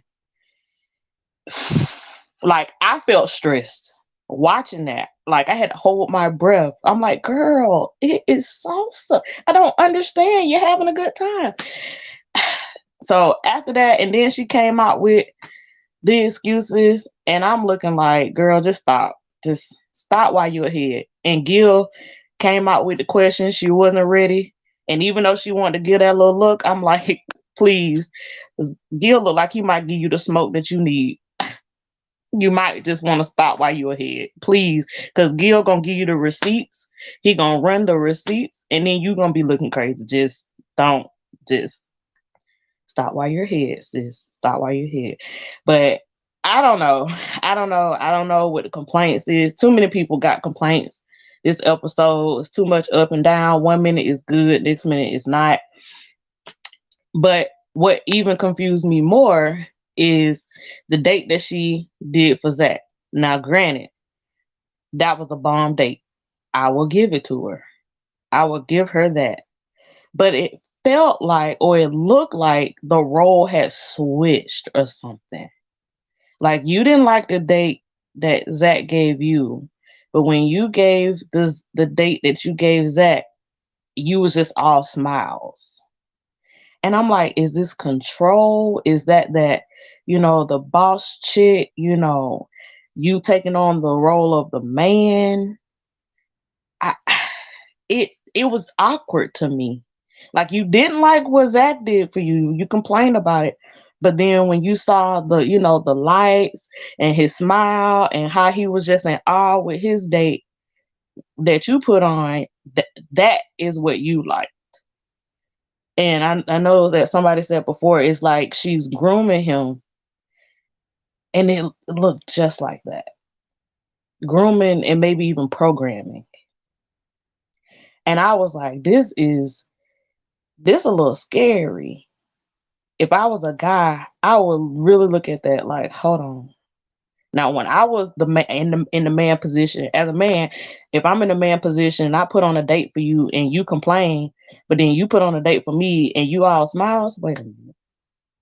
I would kind of question that, maybe a little bit. Now, not saying nothing wrong with the date, but it's just like the way that she was moving and acting.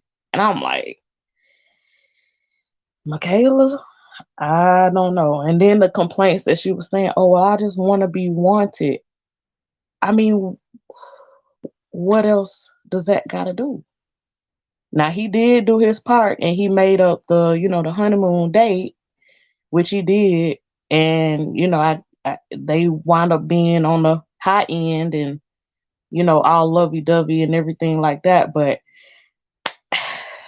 I'm still, I need some more episodes or something because it's not lining up for me. And Zach already said it in the Unfiltered episode. He was like, yeah, I don't even know. So he was confused. I was confused. We both on the same wavelength together with this. I need some more clarity. You know, the behavior is just left and right, hot and cold, up and down. I just hope that Zach just pay attention.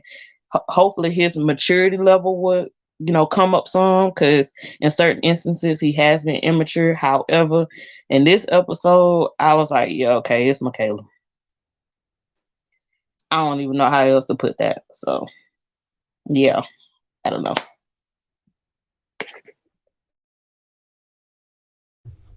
I hear that, Dr. Nandi.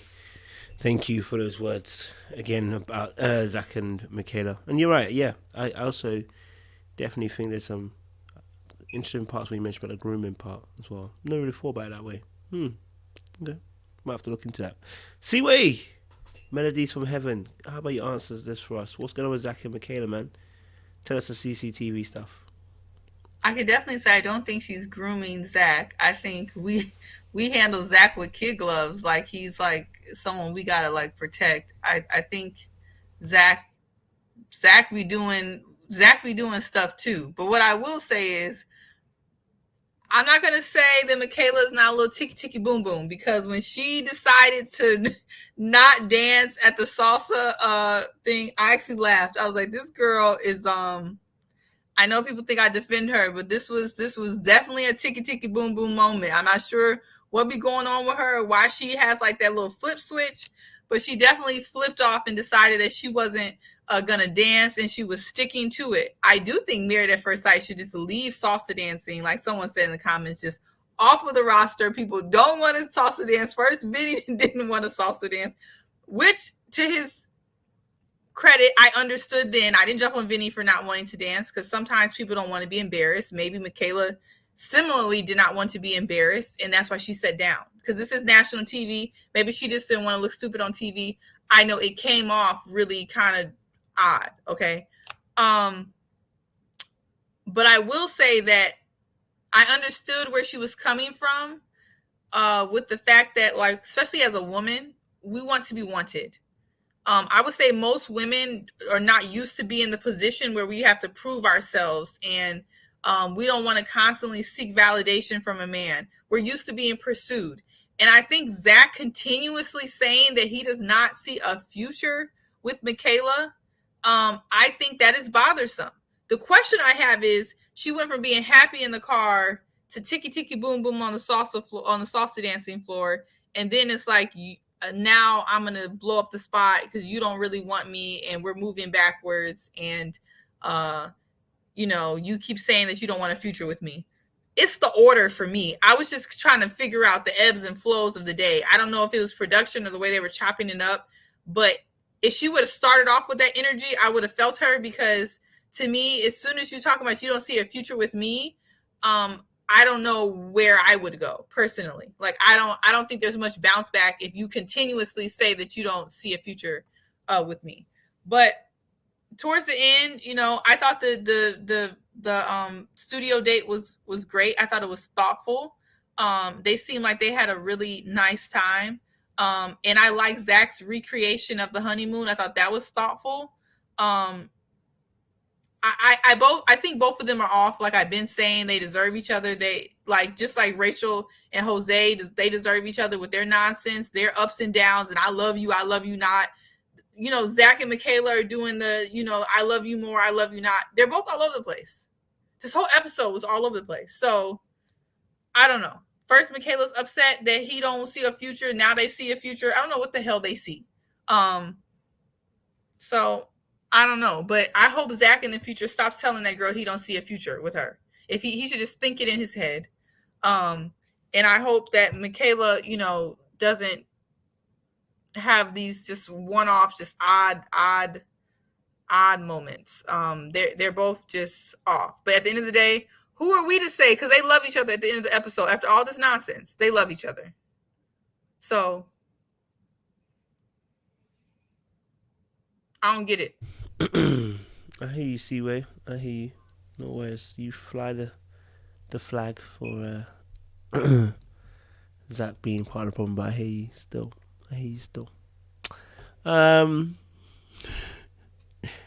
What you want to say, Seaway?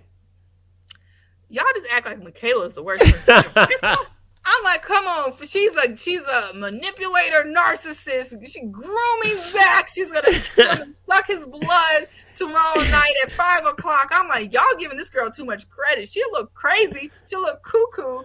But Jesus Christ, I don't think y'all giving her too much credit. I don't even think she's crazy. No, I couldn't say crazy, but she is. She's doing a lot right now. She's a little touched. But Zach's a little touched too. A little touched. Is it a little? Is it a little? When you is it a little when you know that your behavior affects the other person and you do it on purpose at a point in time intentionally? Is it a little? It may be a little bit more than a little, but I don't think she's doing as much intentionally as you guys are giving her credit, is what I'm saying. I think some of it could be intentional, and some of it is some people are just a little touched by the blood or something. Okay, I think she's that. I'm not gonna say she's not, but Zach is also touched in his own way. And a lot of times we comment on two people who are a little off, and they may end up working it out, because what I've seen is they both go back and forth with Cuckoo, their own version of it. Same thing with Rachel and Jose. That's why I'm not getting in between their lockout situation, because they both like crazy too. So why are you not feeling like you got with the eel with Michaela, but you got the eel with Johnny? Yeah, no problem. And you had no problem tearing Jose a new hose. Okay. I do, but I also give Rachel the credit she gets for enjoying crazy too. That's all I'm saying. With the thing is, with Johnny and Bao, it's uneven. I don't think Bao really deserves the behavior that she's getting. The difference is Rachel and Jose are both flying up and down on the delusional cuckoo's nest, and they're going to get whatever they get. And I feel the same thing for Zach and Michaela. The reason why it looks like I'm caping for Michaela is I feel like people are acting like Zach is some innocent victim who's going to fall into the claws of Michaela. I'm like, one, he's not that innocent. Two, he's not that big of a victim. And three, he has his own issues too. That's all I'm saying. I think they both go up and down just like Rachel and Jose. Because people are trying to make Rachel a victim too. And I know we'll get to that. And she's a victim for the lockout situation. But she be back at it, accepting Jose and all his nonsense, talk about she back in love again. She's off as well. Like, what are you in love with? You in love with the fact that he locked you out? And we still don't know where you stayed at. To this day, we don't know where she even went that night. If she even had a phone, clothes, or we know she had clothes on her back. We don't know if she had money, ID, no nothing. And now he done drew a couple scribbles on the board and she's back in love. So I don't get in between crazy. So I don't have nothing for Rachel either. I'm just treating Zach the same way I'm treating Rachel. It's all cuckoo. I hear you, CA. I love your points. Wait, Chris, have I asked you to go in this one? No, I haven't asked you. Fantastic. I thought I was bugging for a sec. Yes, Chris, if you want to jump in for us on Michaela and Zach for us. Sure, sure. So Michaela and Zach, I don't get it either. Zach mentioned in the car that him and Michaela enjoyed dancing, right? He said that. So I don't understand why she gets there and she chooses not to dance because salsa was not a surprise. It wasn't a surprise date like, oops, I didn't know I was doing this. I don't like dancing. He said that they enjoy dancing.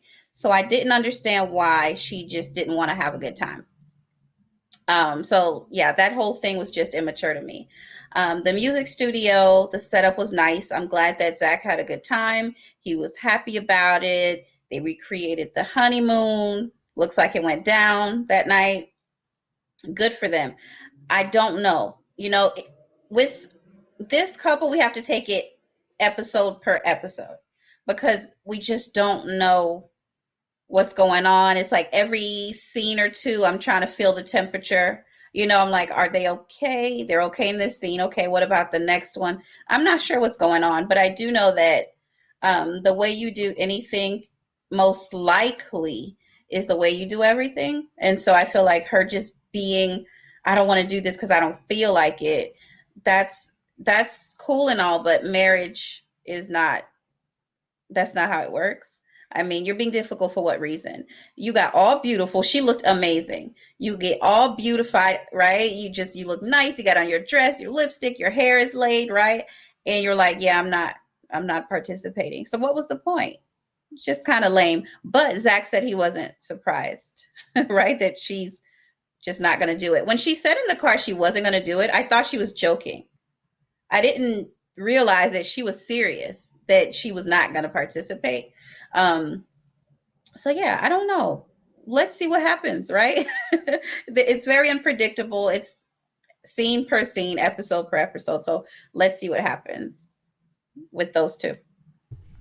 Appreciate Christopher. Appreciate mediator as always. Appreciate you.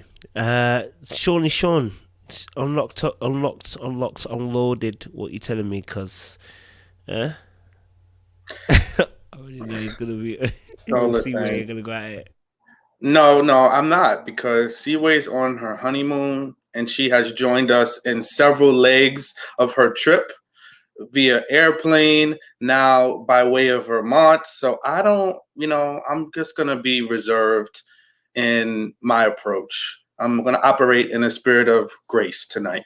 So Michaela is definitely, and Seaway, tick, tick, boom, is accurate. I don't think that we need to see her in full-on hysteria to understand that it is problematic the way that she is behaving.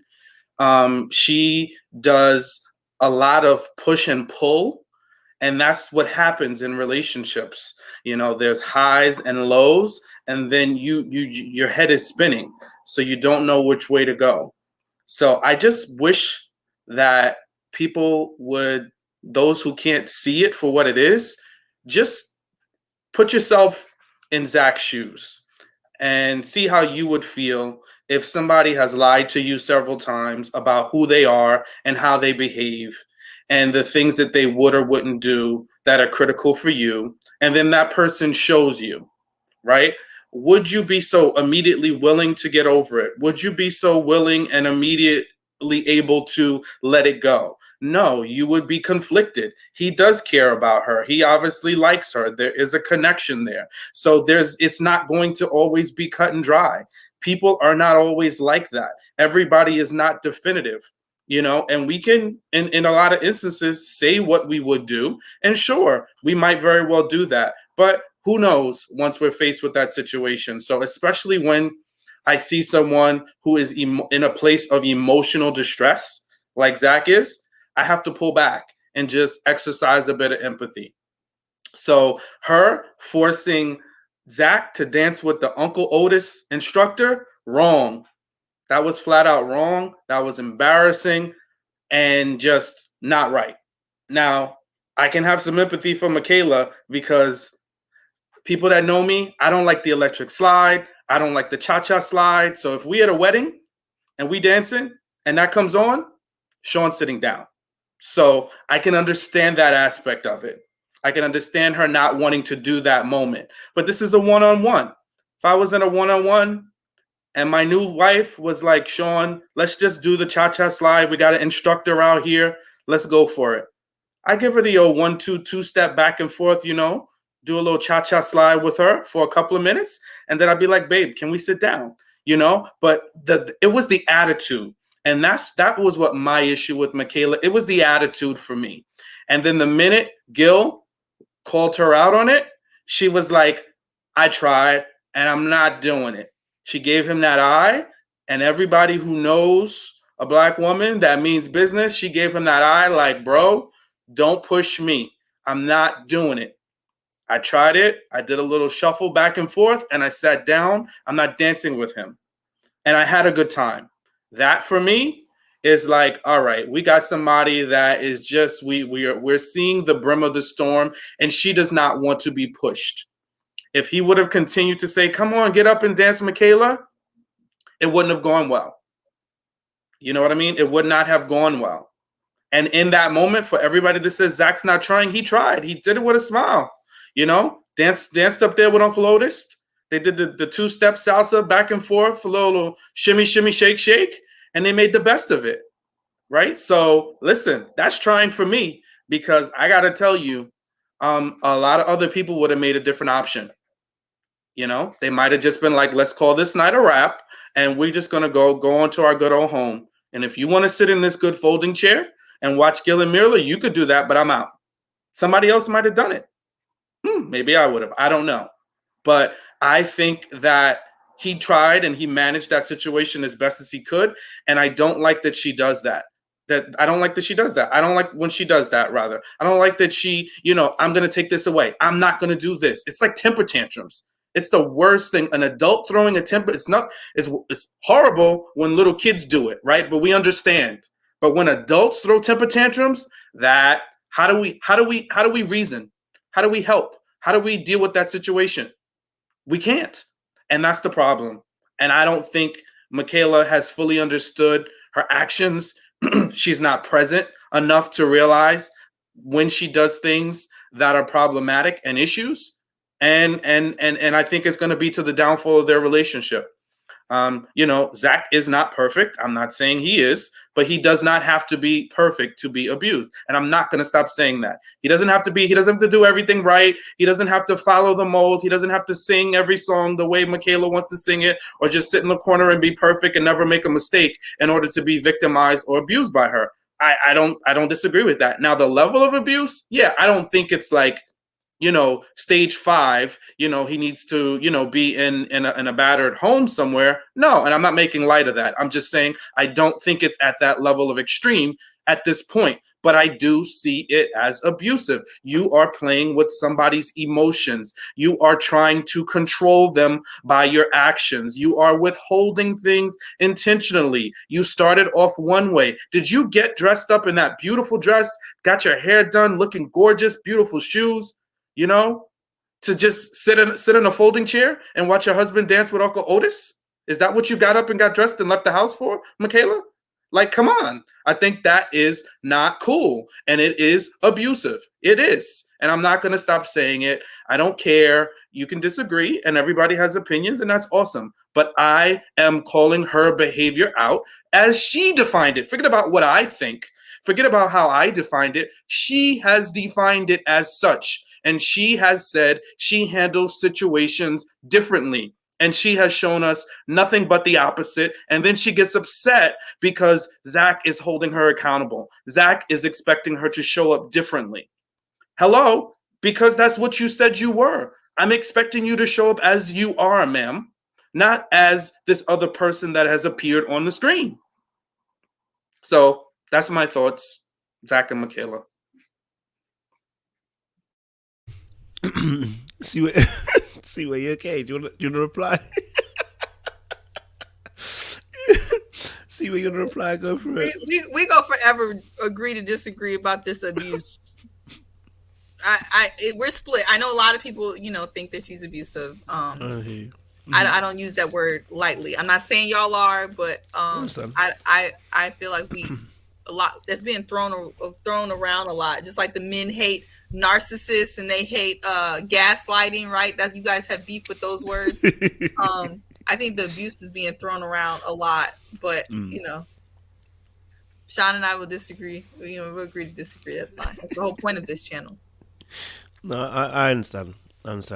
I mean, to be honest, I'll be quite frank. I think she's abusive in some of her tendencies. Yeah, because she's already labeled it as what it is.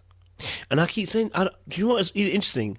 I say it every season. Why do you guys argue with what they label themselves as? It's like this only happens.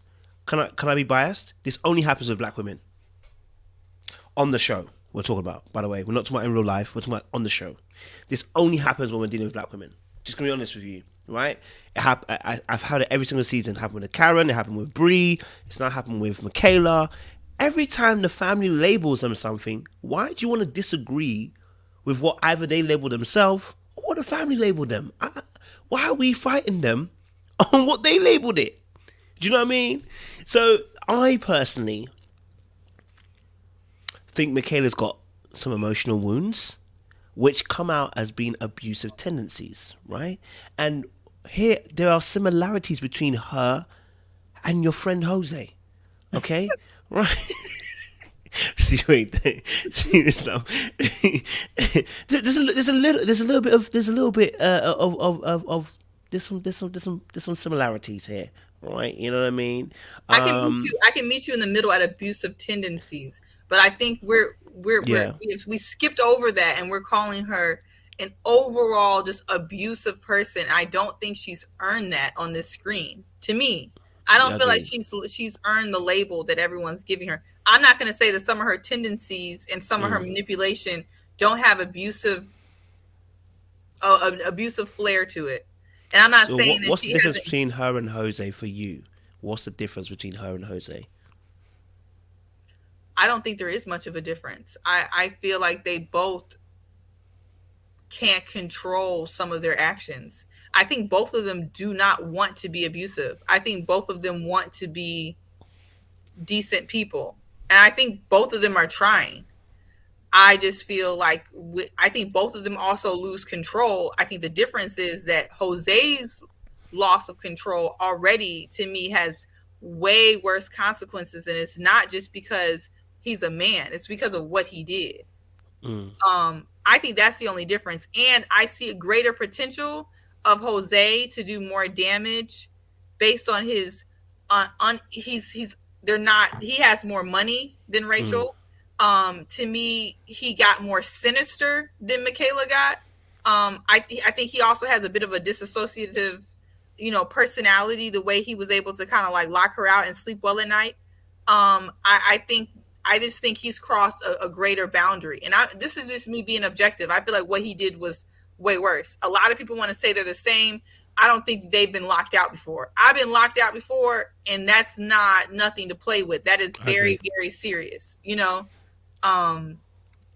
that is I think at their worst, Jose is going to get to a worse level, and Rachel could be in way more trouble. I do agree with Jose that because of what he's shown, there's a propensity that because he said some words which were leaning towards physical violence, right? He's like, I'm going to throw my ring at you, etc., right? But he's had one blow up, but no one had a problem labeling him. And that's the bias that we're talking about in this particular regard, which I actually agree with the bias, right? When we look, because the majority of people, perpetrators who are hurting women especially when it comes to DV, are men. So I get the bias that comes behind it, right? But in that bias, we've also got to be aware that we can call out other behavior as being abusive, because no one would disagree that Jose is not abusive. I don't think anybody would say that he's not abusive. Some of what we just saw, and we only saw one time. We just saw him do one blow up was enough for us to say, that's it. Charlie, you are abusive. Like, let's not argue. Let's not say anything. And it was really easy to say that because it's, first and foremost, it's really easy to call out men on their abuse, which I'm not going to disagree with it. We should call them out on their abuse, right? And like I said, normally the end goal doesn't just stay at emotional abuse. It can be physical, and it can end up someone dying as well. So there are almost greater consequences, especially when men tend to get into those particular aspects. But that's not to ignore the fact that women can also be in those spaces. They're not as much as the men, but it can be in those spaces. And when they are, let's be able to say, hey, that is abusive, because you just said yourself, there's not much of a difference apart from a deadbolt. There is no difference between him and between Jose and Michaela. So why would you feel the struggle behind saying that about Michaela? By the way, I'm not like coming out. I want to have this honest discussion, because I think this is really good for us to talk about our biases here. I also think she showed more remorse. I think the biggest, what I've been looking for, because I'm one of those people where if I see people disagree with me, I always like to look and to see what maybe I'm missing, because I feel like maybe we all see different perspectives. And so what I've been looking for is to see if Michaela is repeating. I'm looking to see if she's apologetic and how she's evolved over the episodes since her original blow up that had people labeling her as abusive. And what I've seen is I can't really tell you 100% if she's checking herself for the camera, because we know she's capable of that. She's capable of being a chameleon to kind of making herself be more presentable. I can't tell if she's being more presentable because she literally wants to change, or if she's trying to check how she appears. Only time will tell. But what I do know is I feel like she appears to be more remorseful. She appears to have changed more. And that's another difference that I see with Jose. I don't feel like his apology to Rachel was very sincere. I think the writing on the chalkboard that he did, or the writing his notes down, that was weird to us, but to him, maybe that was his only way of kind of checking himself, because that is his mechanism of doing everything in his life. So, contrary to probably what people thought about that, I thought maybe that was probably his greatest effort of change, because that is his little weird kind of thing that he does in his life when he's trying to be productive. So I think because that's what he does to be productive, he even had to put something as what seems to be ridiculous: I will not lock out my wife, But up until that point, I don't think he even had a very sincere apology. And I will say, although Jose had one blow up, I think we thought he was abusive before the blow up. The way he was talking about the accounts and controlling where he went and the brushing of the teeth or whatever the hell he was talking about. So I think he's shown his own signs prior to his one big, blow up.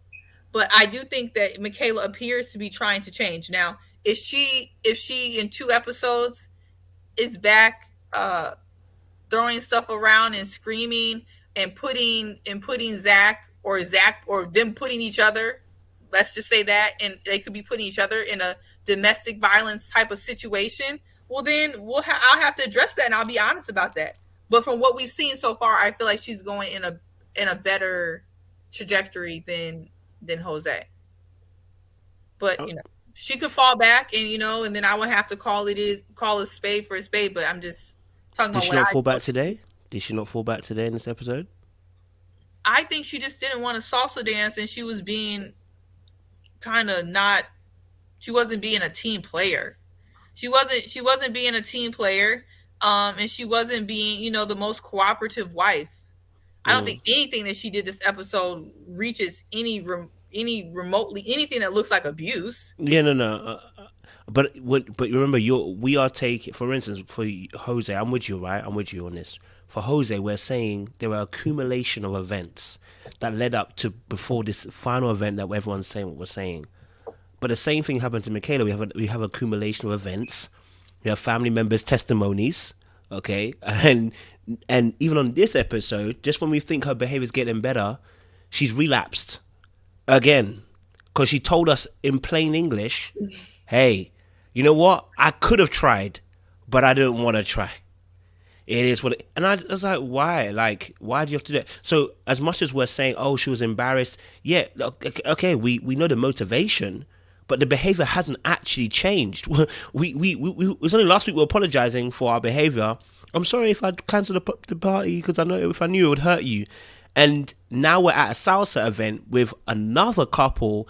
And if you really knew, and she did say in the car, I might not dance too tough, but that wouldn't have been a problem had she had said, listen, I want to sit down because I'm kind of feeling a little bit of a way. She said blatantly, I weren't going to do it. I didn't want to try. At that point, you have to look at the intentionality of the individual person, right? So that's what I'm saying to you. I understand the difference is right now from what we're seeing, the imminent danger of what Jose could do. I can see that for women. I really could, right?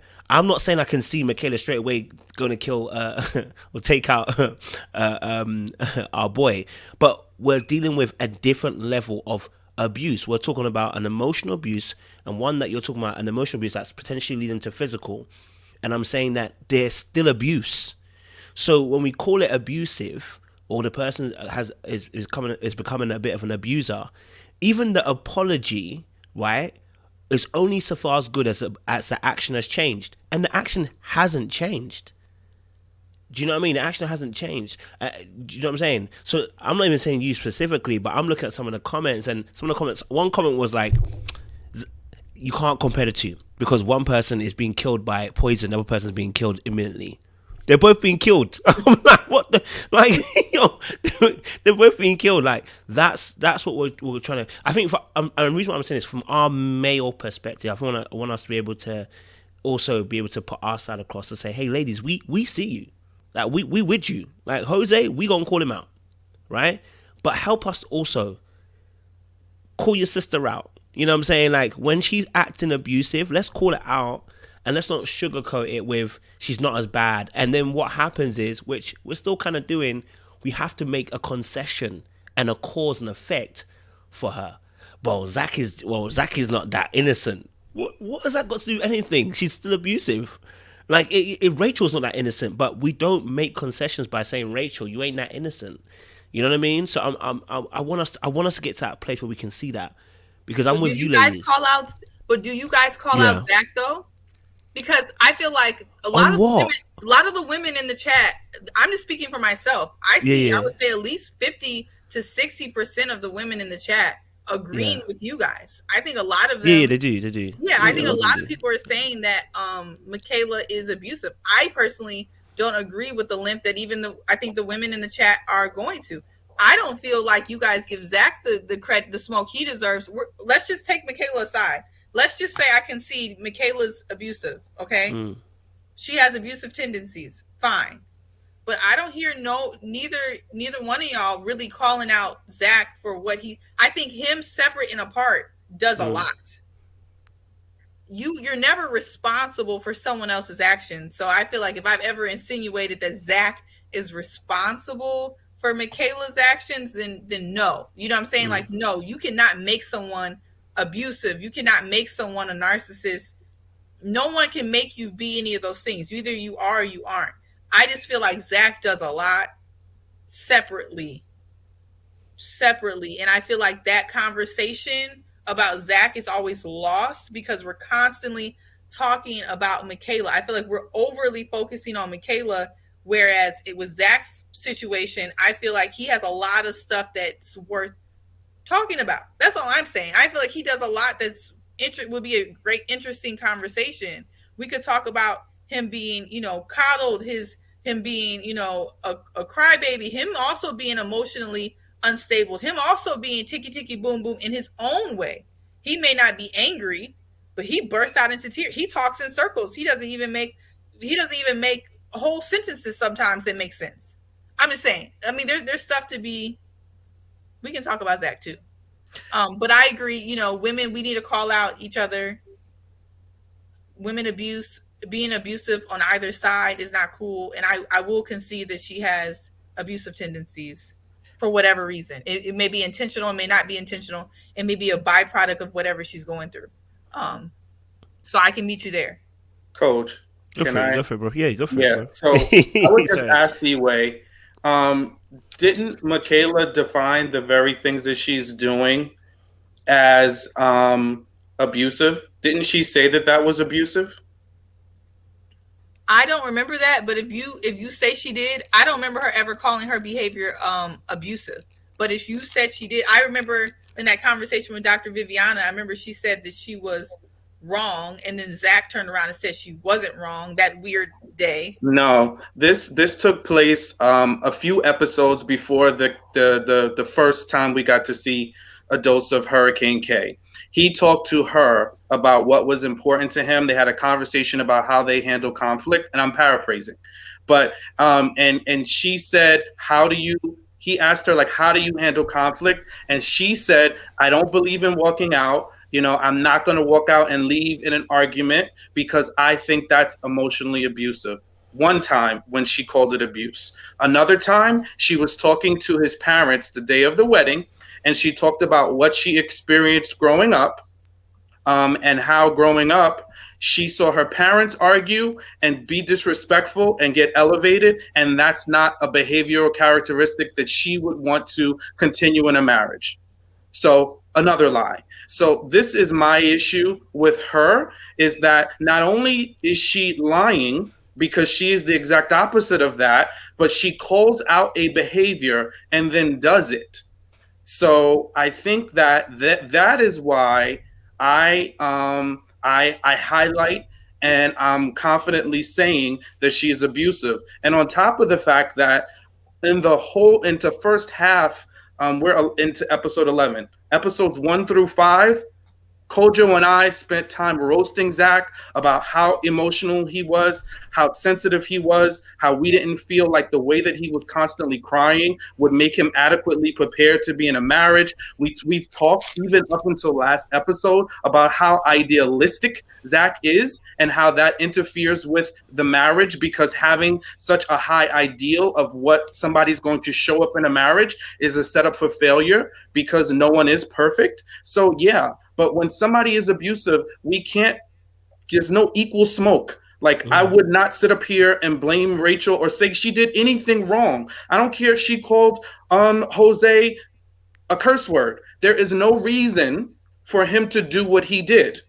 Right? And you don't have to be bulletproof to be abused. And this is what we're trying to say is a man, it almost feels like you have to be impervious to be able to sit up and have everybody and get a consensus. Yeah, we've got 50 to 60% of the women, and that's excellent. But we would love to have 100% of the women agree with us. Because when women speak out about abuse, a man would be nailed to the cross if he were to tell that woman she wasn't being abused and that it was her fault at whatever type of abuse that she was being the recipient of, that it was partially her fault, and that we want to sit here and break her down and talk about all the things that she could have done better to not be a part of said cycle of abuse. And that's where I think what you're getting from us is, like, at a certain point, we get it. As men, we need to be more empathetic. We need to make room for women's voices. There's a lot of room and things that need to be done, but that doesn't mean that men get canceled and squashed down because of that. That doesn't mean that men are never abused, right? Or that the abuse has to show up the same way that it does for a woman. It's not, because we're men. So the type of abuse that we're going to be the recipient of from a woman is not always going to be physical. Sometimes it is. And there are plenty of cases out there where it is physical, but in many instances, it's not. It's emotional. And it is a manipulative tactic. And I have consistently seen examples of Michaela doing that. The way she stonewalled him at that dance studio was abusive. It was not nice. She was not apologetic after even. And I don't care if you smack me in the face and apologize after. It doesn't take away the sting of the smack. In this instance, there's no physical smack, but it's an emotional smack. And for somebody that is sensitive, that is a continuous blow at Zach's feelings. And so imagine why you see him going in and out of his emotions, because he's trying and then he gets something snatched away, and then he tries again and then she snatches it away. He's not going to be perfect in the process. He's not. But for her, abuse needs to go away. That needs to go away. And that's just my thought about it.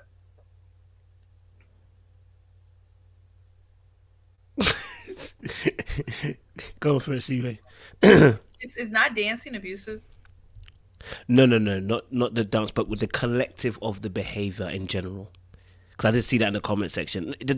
On its own, it's not, but the collective of behavior. You know what I mean? It's the collective of the behavior. I mean, you know what I mean? It's like Jose, right? Cooking a steak and lobster while you're arguing. Is that abusive? It's not on his own. If your boyfriend was pissed off with you and he started cooking lobster and steak, would you call him abusive? You wouldn't.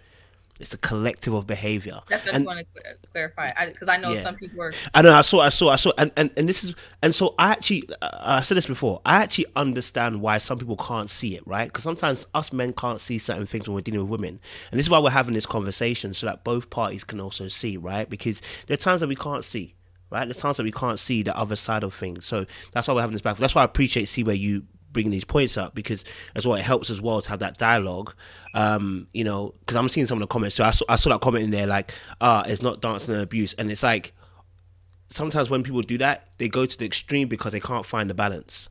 And you know, in this situation, if her not participating wasn't in itself on its own the abuse, but we're talking about the collective of behaviors altogether. When you add them with the context, now that becomes part of that abusive tactic. You know what I mean? You know, so we're you know it. And again, I know people are saying that, you know, the dancer situation. It is actually how she thought. She actually told Gil to his face, "Yo, I could if I wanted to, but I'm not going to." Like. And that showed an intentionality. So I think we take it all in its context to try and bring about the situation to where we're seeing it. So, and as Sean said, we were the first ones to give Zach smoke. You're not forgetting. We gave from the very first day. We were even told, listen, guys, calm down on the smoke you're giving Zach, because we're calling him a crybaby, and sometimes it could be toxic masculinity. And we said, yeah, it probably is, but you know what? We're gonna give him smoke. We have not rescinded that particular thought process towards him. But what I was trying to get people to understand was, whenever they bring up the issue of Michaela, they bring Zach alongside with it, right? They will say, so as soon as I say Michaela's abusive, they will say, but didn't Zach leave the house? And that's my issue. So you're not even giving equal smoke. What you're trying to do is cause and effect. And that's what I'm trying to get us to get out of, because you can bring up that other side and we can talk about his behaviors, but don't bring it up as a cause and effect. You know what I mean? Like, or don't bring it up as a, well, you did this. It's not a you did this versus you did this. Do you know what I mean? That's what I was trying to get people to understand. So when I'm seeing some of the comments in the comment section, it goes into, okay, we've called her out, but you know Zach did this. Why don't y'all call out Zach? Whoa, darling, like we are still dealing with Michaela. You know, she hasn't really been dealt with. You know, so we're trying to deal with it. And people, and the women, a lot of people in the comments feel like y'all still have not given Zach the smoke for his collective behavior, and not him crying. Yeah. Him crying is the least of his worries. Him crying is just a representation of his problems. Him crying at the drop of a hat is that's just kind of like what comes to the surface of his problems, you know? Because I think we talk about neglect. I think saying you're going to come home and you don't repeatedly, saying you're going to do something and you don't repeatedly, I could call that abusive. I'm not going to, but maybe I feel abused by that. Maybe I feel emotionally manipulated. I feel neglected because you constantly say you're going to do something and you don't do it. That's what I'm talking about. You're doing it right now. You see what I'm trying to do? You're doing it right now. Instead of really focus, see, this is what I'm trying to say. When we start talking about Michaela, already you're doing it. You're trying to bring an equalization, even though you're not saying it for directly. No. But what you're trying, this is what I'm saying. You're already trying to create an issue on the other side. I can call this out as abusive. Why are we doing that? You're not doing that with Rachel and Jose. You don't do that at all. That's my point I'm trying to make. You see, it's like there's a natural thing in this situation where we're seeing with Zach to already bring up something, and it's like that's what we're talking about. We're not trying to do that. We don't do it with Jose and Rachel. We don't say, "Well, Rachel done." No, because we accept that this is a problem. It's abusive what he did, and irrespective of whether irrespective of whether Rachel called him a name or not, it's still abusive. Like, it's still abusive what he did. So that's what I'm saying to you. It's the way it's been brought about, the way it's been addressed, right? It comes up like that. First and foremost, he communicated with her. This is why I don't have a problem. He communicated with her. He called her, rang her on the phone and said, listen, I'm not coming home. And we should actually have, the reason why I'm saying we can be careful how we're talking about it, the guy is already under duress of abuse. At that point in time, the confusion is already setting in. Why is there no grace for actually understanding that he may be a little bit confused?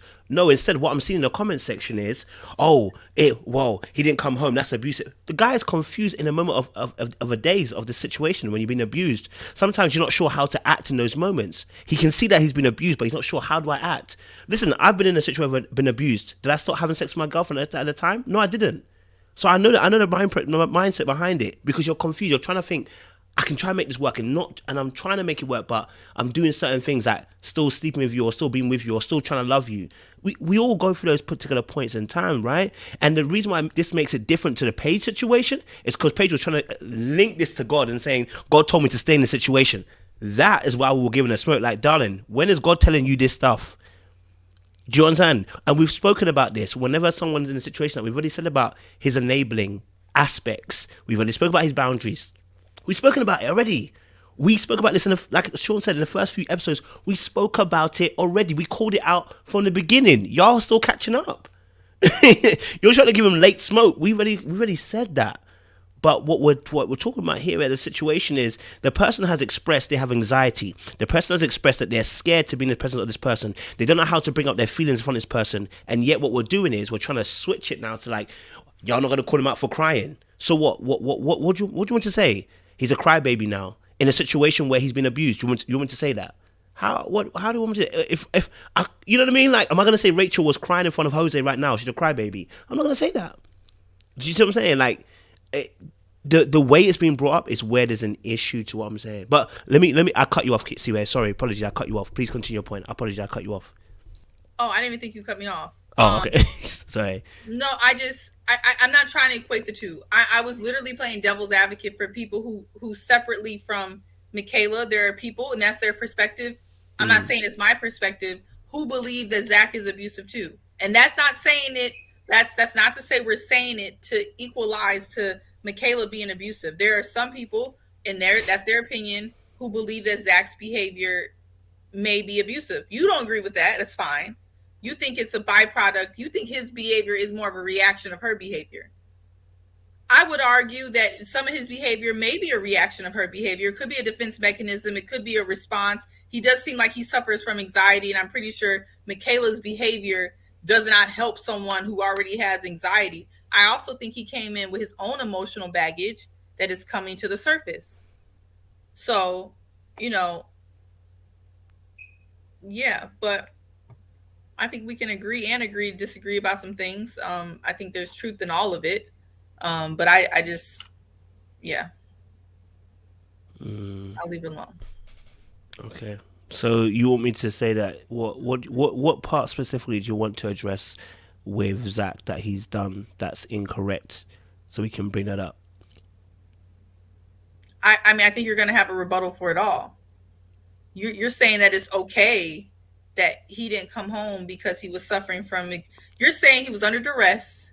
He was suffering from anxiety, depression, whichever, all stem from Michaela's behavior.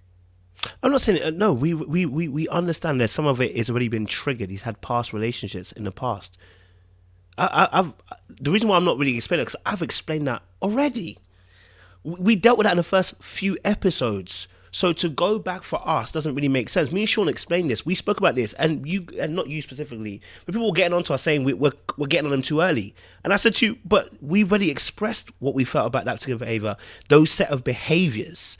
Do you know what I'm saying? But so partly, yes, he's triggered in some of these things. I definitely agree. There's part of him that is triggered, but for instance, that's what I'm asking you. What things has he done to make you think that? You're talking about, okay, him not coming home, but he communicated that as the reason why he didn't want to come home. I think it was a shitty excuse. I'll be honest with you. Him saying he was tired was a shitty excuse, and I said it at the time. It was a crappy excuse. I've explained that was a crappy excuse. So that one, yeah, it was a crappy excuse. Let's be honest. And you let her down, and you can't be complaining about why she doesn't trust you when you didn't come home and you didn't answer the. You phoned her and told her whatever. But the excuse you gave, it wouldn't run with me. You see what I'm saying? But I can also understand that he's already expressed before that he doesn't know how to bring up his feelings to her because he's scared, because whenever he brings up feelings, how he feels about her, she blows up. That's why I'm talking about the abuse. That's why it's important to label the abuse first to understand where he's coming from, because he's already expressed outwardly. Episode 8, if you want to go watch it, go watch it. He's in the kitchen. I can remember this exactly what he said. He said, I can't bring up my feelings towards you because you're going to blow up. So I can't say what I need to say to you. That creates in itself a confusion for the person. And then you're not sure whether you want to be around them or not because you're scared that the person could blow up. That's why it looks like it's erratic. But I also agree, he has triggered a lot of the stuff. But is that the only thing that you guys are saying? What else has he done? Let's lay it on the table for what he's done, so we can. Let's talk about this episode, because we can just keep it on this episode. This episode, we talked about Michaela in the dance scene, her not wanting to dance, and honestly, I thought she showed a lot of growth, because if Gil was pushing me the way that he was pushing Michaela, y'all would have called me abusive, because I would have cussed Gil out personally. I feel like he was really pushing it, and her response to Gil showed a lot of growth, way more than I personally have. Okay, I think she kept it real cute with Gil, because he was poking the bear, and people like to poke the bear, and then they get mad at people's reaction. And I feel like he was poking Michaela, and that wasn't cool. And I haven't got a chance to say that, but I'm just saying, I feel like Gil was pushing it, and she showed a lot of growth with her response. She kept it real cute, real classy boots. I actually liked the way she responded to Gil, because she didn't owe him an effing response at all. He shouldn't have been in her business at all. But I think with this episode... But doesn't he question everybody like that? Yeah, he does, but his... But no one's reacted the way she reacted. What was wrong with the way she reacted? She kept it cute. He shouldn't have been in her business no way. What's cute when you do this? T-Rex tilt, please. That's real cute. That's we real know cute. No. We know what T-Rex... When your mum gives you a face, you know what the face is. The T-Rex tilt is not a cute face. It means back up. Like he needed to back up. That's what it meant. It meant back up. She gave exactly what you're supposed to give. Back up. Gil does too effing much. Okay, but off of Gil, I feel like Zach in this episode showed growth at the end. I like how, like, when they were talking about like the negative, he kept it real cute to the sound system and blasting the music. Okay, Zach is getting it. Like, you don't always have to say what's on your mind.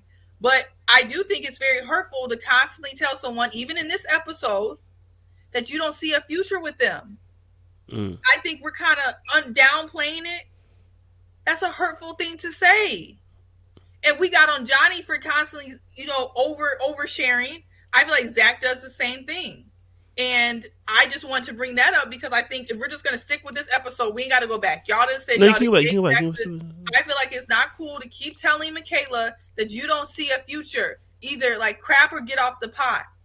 Even if you're figuring it out, and not everything needs to be said.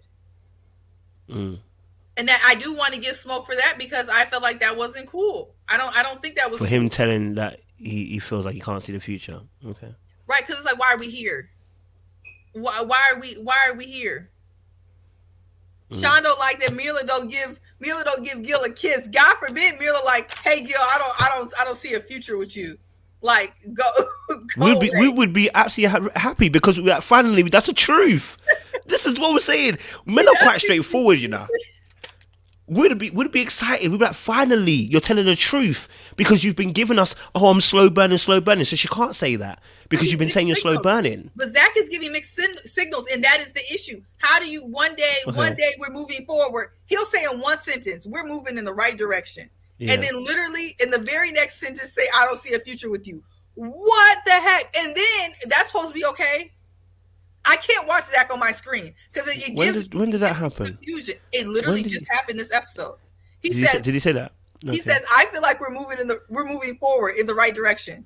Michaela goes, definitely not. We're moving backwards. He goes, how are we moving backwards? And she goes, because you already said you don't see a future with me multiple times. And he like, yeah, you right. I don't right now. Okay, so how are we moving forward? We're not moving forward. At first you said you guys were in love. Now you don't see a future. That sounds like Seaway. Can I just tap in real quick? But did you hear how Gil broke it down and explained both of their sides? Like when Gil did that, he was saying exactly what Zach is saying. He is challenged by what he sees, and at this moment, he's not saying I see forever with you. He says I want to try, but right now I can't say that I'm in love with you and I see a forever.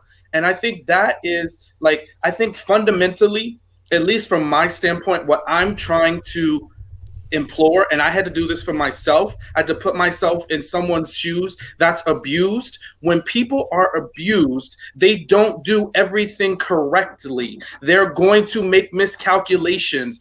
Guess what? People that are abused wind up in several abused relationships, sometimes after they leave the first abuser. It doesn't make them any less abused because they have been in the situation before. They're still abused. They need to learn and do better 100%, but it doesn't mean that they're not abused. And yeah, you're going to make miscalculations. You're going to do things wrong. And I don't understand why we're debating the word abuse when Michaela, hello, everybody, Michaela said what she does is abusive, right? And then she did it. I don't get it. Like, we're not stretching it. We're not leaping off the cliff. Michaela said it. Then she did it. Michaela lied, and then she did the things that she said she wouldn't do. That's called manipulation. And at the end of the day, it's very difficult when, as men, we are trying to express, some of us who have been in the same situation, telling you how it feels for us, and people continuously tell us we're wrong. There wouldn't be a woman who sat in the same box that I'm in and said that she has been abused and talked about the same things that someone on TV went through.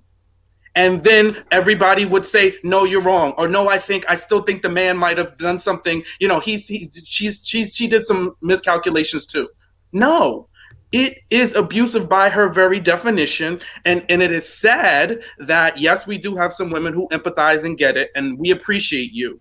But the problem is that to merely even be able to entertain the conversation of seeing how that Michaela is abusive, we have to go through all of this. We have to have an hour-long conversation to try to convince everybody that Michaela is abusive. It's like it's almost like we have to put Zach on an altar and lay him out in order for Michaela to be abusive. And that's the unfortunate part. Even in some of your words, Seaway, it's the minimalization. She's almost kind of abusive. She has abusive tendencies. It's using the words mean something. It's built into us that we just have this automatic bias to push it down, to make it lighter, because for whatever reason. And that's what we're trying to get at. Like, she said it, she did it, we're seeing it. Some of us have experienced the very same thing. And we're trying to like have a conversation for people to just have empathy. Put your feelings aside, put you aside, hear what us as men are saying, some of whom have experienced that from women, and try to say, you know what? I can kind of see what you're saying, Kojo. I can kind of see what you're saying, Sean, because women very easily can tell a man what he should do, how he should feel, right? And then when we say something, it's mansplaining, right? But women do it. Like, you, in the beginning, how many women wanted to tell Ryan he should be attracted to Brett? That was a whole big thing. Something's wrong with him, blah, blah, blah, blah. He should be attracted to her. But he's not. Y'all said Chris should be attracted to Paige. I didn't say that either. That wasn't me. No, it definitely wasn't me. It wasn't me. I just said he I got in trouble for saying. I got in trouble for saying my opinion. And I didn't say that either. I ain't say that about Ryan and Brett, and I ain't say that about Chris and Paige. You like who you like. You ain't got to tell nobody. You ain't got to excuse who you like or who you don't like. I see where you give me the jokes. I'm gonna leave it alone. I'm gonna leave it. We should just move. We're gonna be here all night. I know. All right, let me forward. Sorry, my guys. It was entertainment while I was there. I appreciate it, Seaway. Let's talk about level couple. We got Rachel and Jose. I think we can all be in unison. Jose is abusive, right? I think we can all agree, Chris right? Is like, I'm back now. Y'all.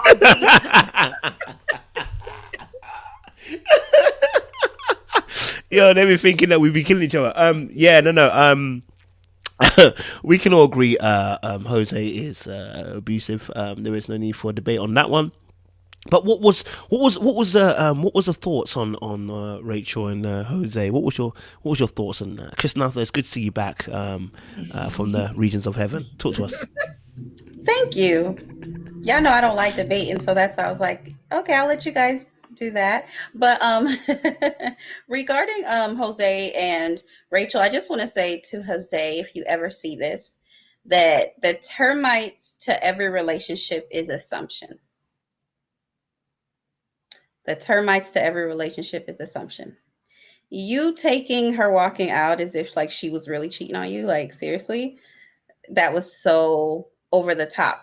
And another thing I want to say to Jose is that your response has value, but your reaction has consequences. I am disappointed that Rachel has not held his feet to the fire a little bit more. She chose to forgive him. I just don't understand how this couple falls in and out of love every single week. That is a bit confusing to me. However, if you're going to use the word love, Jose, love is what it does. And that's really how I feel about that. But also, I want to quickly say to Jose, this is how you apologize, okay? So take notes. Number 1, apologize. Number 2, own the mistake. Number 3, describe what happened. Number 4, have a plan. Number 5, admit you were wrong. And number 6, ask for forgiveness. So those are my tips for Jose. And that's how I feel about the couple. Thank you, Chris Nathan. Appreciate your points there. I love the fact you numbered it too. Dr. Nundi, I don't know if you're still there. I know we I know we was going at it. Yeah, I'm still here. Can you hear me? Okay, cool. Make it quick about Jose and Rachel. I agree with Chris. The apology, I mean, we need to see a little bit more with that. And Rachel could have put her foot down a little bit more and not just eased up so much. I really don't have anything else to say about this episode, to be honest. I just need to see more, or maybe the end at this point. So, yeah. Thank you, Dr. Nundi. Seaway, what's your thoughts on homeboy Jose and Rach? I appreciate people appreciating my fight. It was 2-on-1, but I don't give up. Look, period. Yeah, Seaway's holding it down. Y'all not gonna bully me, but you know, I said something in the comments earlier, and people were surprised about it. I'm not mad at Rachel not giving up yet. And I know that may be a surprise, and people may think it goes against like what I've been saying, but I think my biggest theme about marriage and the importance of marriage is I feel like you can't necessarily tell people exactly when is the best time to pull the plug. I think personally, if it was me, I think what he did is grounds for all types of divorce, signing papers in my usher voice. Like, I would probably be gone. But I don't fault Rachel for kind of wanting to, you know, get one more lash before she calls it, because that's exactly what's going to happen. With the apology, the first apology was trash. I think the second apology, where he was writing things down, it showed that he thought about it in his own, you know, what I said earlier, in his own kind of weird way. I think he did think about it. I don't know if he thought about it because he don't like the way he looks on TV, after realizing that, like, hey, all of this stuff is going to be played out on TV. Because what he did was at nighttime, when he forgot about the cameras. That was all like at night. So now that he knows it's going to be played out on TV, I don't know if that has affected his apology. I'm not sure. But his apology was, I think, as sincere the second time with the little whiteboard as it was going to get. I don't think we were going to get a better apology than what we got with his whiteboard. So with that, I feel like Rachel had a choice to take it or leave it. She decided to take it. People cannot like that. I don't know. Everyone, you know, could have done differently in that particular situation. Some people feel like she gave up a little bit too early. I don't know what people really wanted her to do. She was either going to do that or sit around and be mad. Some people just don't like to sit around and be mad, you know? So I don't know. What I will say is Jose may not lock her out next time. The next time he may leave her in a foreign country. He may kick her out the car. He may take her passports. He may take her keys. I don't know what his next version reincarnation of this is going to be, but until he can fix this disassociative thing that he has going on, where he can so easily turn on this like switch and be able to lock out his wife, I think Rachel would be in a bit of trouble if this version of what he did reincarnates itself in a different way. So I hope while he's writing stuff on the whiteboard, he's thinking about how this particular behavior looks in different versions. Because I know a lot of times, especially with men, they'll say, I won't lock you out no more. I won't call you this no more. But then they'll call you X, or they'll do this, you know, like you can't be so like narrow. I think women are better at thinking big picture. Men kind of like check off things. And so while he's checking off things, I hope he's thinking of it big picture, because if he doesn't think of it big picture, this will come up again in a different way. And I hope Rachel is able to, you know, handle that. So I don't fault her for apologizing, but Jose is Jose. I don't know what's gonna happen next. But I wish them well. They're also back in love.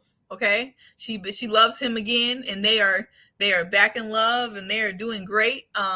So who the hell am I? Okay, so I'm gonna sit back and watch them be in love, and I hope Jose don't do any of the things I just mentioned in the near future, for Rachel's sake. Thank you very much, Seaway. And would you agree? I think it's a bit of a mad thing. So, would you agree? You know what I'm saying? I mean, we can't overlook, obviously, how Rachel didn't actually, you know, say anything at the time. No jokes. So, Sean, do you want to hit that for us, bro? Talk to us, bro. What's your thoughts? Sure. So, I think, like, listen, I've not been a fan of Jose and a lot of the things that he's done. And I think that this is such a problematic situation, and on so many levels, putting her in harm's way that way to lock her out of the apartment. And then it's the excuses for me. It's the lies for me. It's the steak and lobster dinner for me. All those things are problematic, and he's still not getting it. It was the I'll help you pack your boxes and bags for me. Like all of that, that's petty levels out of the stratosphere. And after you have completely shown out, for you to act that way, nah, bro, he does a lot of talking about being a man. This is not a man move. It is horrific. And I really wish Rachel would have packed her said boxes and moved out. But listen, she's got to get to where she has to get to on her own time and her own speed. But I don't think he deserves anything. He doesn't deserve her attention. He had no contrition whatsoever, not an ounce. She needed the jaws of life to pry a meager apology out of him. That is somebody who is going to show up and show you abuse in another time, in another way, in another form. It took him so long to get it. All the other guys on the show called him out, right? That's how we even found out last episode what name she called Jose.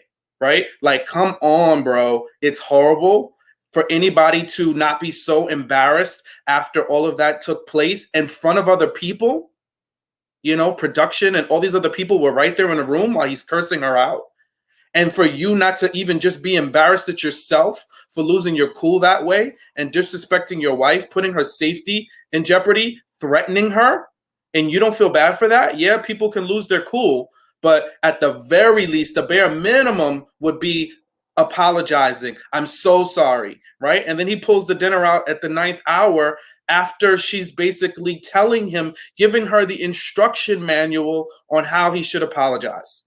That, for me, lets me know brother don't get it. He don't see what he did wrong. He also did the same thing that I think is problematic and abusive behavior. Another said person that we spent hours talking about just now did the same thing. Why don't you just get over it? That's problematic. That, for me, when you do an offense and you tell somebody, like, get over it, that's wrong, right? And yeah, no, I'm not going to let it go, because I think that's horrible for him to do everything that he did up to that point for her, from her mistakenly calling him Johnny, and you lock the door and you lie and you say, oh, I accidentally did the deadbolt. I always secure my property. What property, sir? This is Mafs. There's Lifetime and cameras everywhere. There's nothing you need to secure, sir. Like, that is a problem. And my biggest issue is the amount of time, and I felt my heart sank for Rachel as she sat there trying to explain to him what he had done wrong. And he just did not get that. But yet you can muster up empathy for Johnny and run out there to console him when he runs away from the dinner with Bao. Like, you can see empathy there. You can try to console him there, but you can't see how you directly impacted your wife. That for me is a problem. And I think he gets all the smoke. And if he does a 180, God bless him. But I don't see it, because all those things lead up to problems for me. I don't think anybody that behaves that way and can at least say sorry, can at least say I'll do better, can at least immediately be like, babe, I'm totally, I lost my cool. I'm so sorry what I did. But to lie, and it's lying for me. I just, that's a problem. Like, when you're going to try to lie to cover up an offense, nah, bro, you're going to do it again. You're going to do it again in another way. Maybe not that exact way that you listed out on your index card, but you're going to do it again in another way, shape, or form. And Rachel is always going to have the proverbial one eye open, watching what you're going to do next. And I don't think anybody should have that experience in a marriage. They shouldn't be unsafe or feel like they don't know that what their partner is capable of. And that for me is an issue. That's it. I'm with you guys. Big time. It's interesting as well because he did double down, like I said earlier on. He just doubled down on what he did, and what I think what's so obvious about Jose is that he's overt with his behavior. It's not undercover, it's not really hidden, it's in your face. So you can't ignore it. And the red flag is literally waving in front of Rachel. But I also understand why she hasn't jumped at the chance to jump off the ship. I kind of get it, because it's like it's like you kind of got to see a few different things. My only thing is this: she wrote down on her list in her phone that she was already feeling the areas of control already. And now you see this is potentially a really big sign of what's going to happen in the future. Do you know what I mean? In terms of control or abuse. And as I said before, abuse doesn't always show up the exact same way. Once that door is shut, they go another route, right? Because what's usually driving them is emotional wounds. And until they're healed, it just keeps on redirecting itself. So it's I was like, I was with Rachel and I said, yep, I get it. I know why you have kind of conceded the battle, because it was kind of going nowhere. He wasn't going to apologize. The only thing is that she already used this card once in the last argument. I'm going to pack my bags, I'm going to leave. You're now dealing with somebody who's got abusive tendencies, an abuser. And when you start telling them you're going to leave and you don't leave, you actually empower them even more. So now if the next time it happens, you got to go. Like, there can't be discussion. If you say you're gonna go, you got to go, because otherwise it's gonna empower him even more. Because the whole thing was a power struggle. When she says you're gonna leave, he said, "I don't care, go then." He's testing you. Go on. Let's see if you don't come back. Let's see if you're gonna come back. And Rachel came back. So like now, I'm a little bit scared for her, in the sense of I'm hoping for someone who's abusive. Like, it's like I'm hoping he doesn't abuse her. That's what I'm hoping for in the future, and that's asking a lot. That's asking a lot, because that means a change behavior, and I don't know how capable he could be of being able to change that particular behavior around. And this is not even smoke for Rachel. It's an observation. She said that she didn't love him anymore in front of the girls, and I noted that from the thing, and I said, I don't get that. You forced him to tell you that he loves you, and you told him that you loved him first. You talk to the girls, and all of a sudden you tell the girls you don't love him.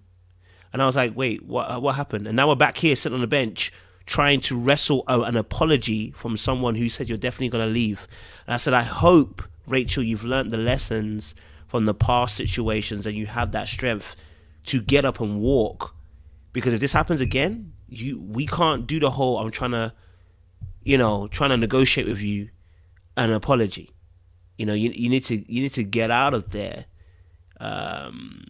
You need to get out of there if this happens. Do you know what I mean? So yeah, I was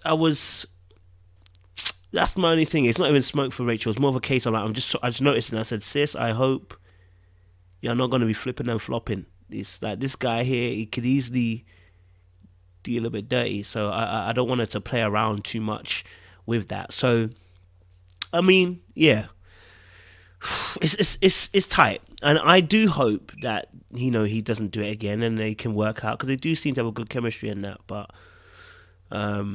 yeah, it's tight situation. Do you know what I mean? Tight situation. All right, cool. Let me get last words on this now. Last words. So, Seaway, what's your last words on this today's episode? The whole of the episode. What's your last words? Summary. Quick summary. I think the conclusion is plot twists. A mix of plot twists and confusion. And I'm looking forward to seeing if it continues to twist, and what the continuation of these twists and turns will be, and the evolution of these characters. Appreciate that. Dr. Nundi, what's your final summary of this episode? I'm in total agreement with Seaway. Confusion. I'm just hoping that I can see more in the next few episodes to really get a better understanding as to really what all is going on. Because to me, the storyline is not matching up, the actions is not matching up, and it's just a lot of immaturity and people who are just honestly not ready to be married. They're just not. They need healing, they need deliverance, they need therapy, they need a lot of those things before they step into a marriage. And I don't know if they're going to incorporate those type of things in the show for next season, because what they're doing, this stuff is just not working. It's not working. Appreciate those, Nundi. Chris Natha? I think it's just important that each couple knows that they're all learning together. If you truly want your relationship to work, you have to die to self. You have to. In the words of my amazing pastor, Keon Henderson, he says, in marriage, you're the student and not the standard. And so if they all can understand that, then they might have some hope. So good luck. Master Sean, if you get a little summary and then give us the benediction. So, bro, this was the Great Adventure, Six Flags theme park roller coaster episode, right? We're just all, up and down. So I don't know. I don't know what to think. I don't know who to have hope for from a couple's perspective. The table has been shaken by many of the panelists tonight. So, let's see where the cards land. Let's see where the cards land. I'm no soothsayer. I don't proclaim to be a prophet. So listen, anything can happen, and everything is fair game. So at the end of the day, we have Brett and Ryan. Unfortunately, from our little human eyes, it just really looks like he's not that into you, Brett. And I'm so sorry. I'm so sorry. And this seems to be a pattern. So Brett, we just want you to get some healing. Please don't let the situation turn you away from love. There is somebody out there for you. I don't think it's Ryan. I don't. But I hope that, things work out, and things may change. Right. But at the very least, you two will be good friends. That's what I see. Bao and Johnny. I don't know. Is it salvageable?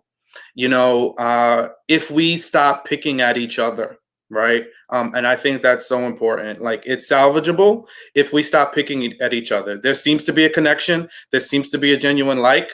But at the end of the day, they need to do an exercise in what I like about you. what I want to grow and love with you? What are the things that I see today that you're doing? And sit there. They've done enough of I want, my wish list. Now let's do some work on what we like about each other. Let's build each other up. Let's pour into each other so we don't pick each other apart. Gil and Myrla, I mean, we're seeing things, we're seeing connections, we're seeing affection. I hope it's genuine. I still have my side eye out to them too. I just think that I don't see them carrying it through. But, you know, for Gil, I would say, you know, enough. We get it. I think Myrla understands how you feel. She's not blind to what you see in her faults. Let's just take a pause and, you know, move forward. You know, no more nitpicking. That would be my advice for him. And for her, we get it. You have your walls. You want to be protected. You want to take your time. But please, just don't make everything an exercise in futility. Men will grow tired of the chase. Trust me. I know a lot of women say it's worth waiting for. Yeah, but to what end and to what extent, right? So we need to kind of re-examine what these walls are and why they are there and, you know, reassess them. Lastly, Zach and Michaela. Listen, this one is a tough one. I really hope the best for them, but I don't see that it's going to be anything different than a cycle of trauma and abuse. I think they both need to get healed. There's a lot going on behind the scenes. I'm sure we're only seeing the tip of the iceberg. These two don't seem to be well suited for each other, right? They seem to bring out the worst in each other. And I don't think that's a productive thing. I don't see them being together. This is one I can 100% say, like, I don't see them together. And I think it's for the best. I think it is for the best of those two. Tonight was a spirited night. We, as the panelists, for those of you who may not know us, we're a family right here. So Seaway is my sister. I love her, right? You know, I am so excited that she is spending time with us on her honeymoon. To my boy, Mark, right? So this is family. This, what you may see as disagreements, this is what we do. We do this on front of the screen, and trust me, we do it behind the scenes. So this ain't nothing, folks. And this is what it's about, right? Because how do we get to understanding if we don't talk it out? How do we get to understanding if we don't share our different opinions and ideas and we don't feel passionately about it, right? Just as you all feel passionately, so do we. And we have a right to do that. And this is a great platform for that our good brother Kojo has opened up. So if anything, I hope you saw tonight was us debating and spending time in love. No disrespect here, none whatsoever. Love and disagreement. That's it. And this is what life is about. So we appreciate you, all the commenters weighing in, made tonight a great night. And we just hope that you are able to see, listen, this is what we do. Every time we get up here and do that, we're sharing with you our experiences, our inferences, and our opinions, and trying to add light to a very interesting show. So we appreciate you. Thank you. And I turn it back to you, Kojo. Yes, brother. Appreciate that, man.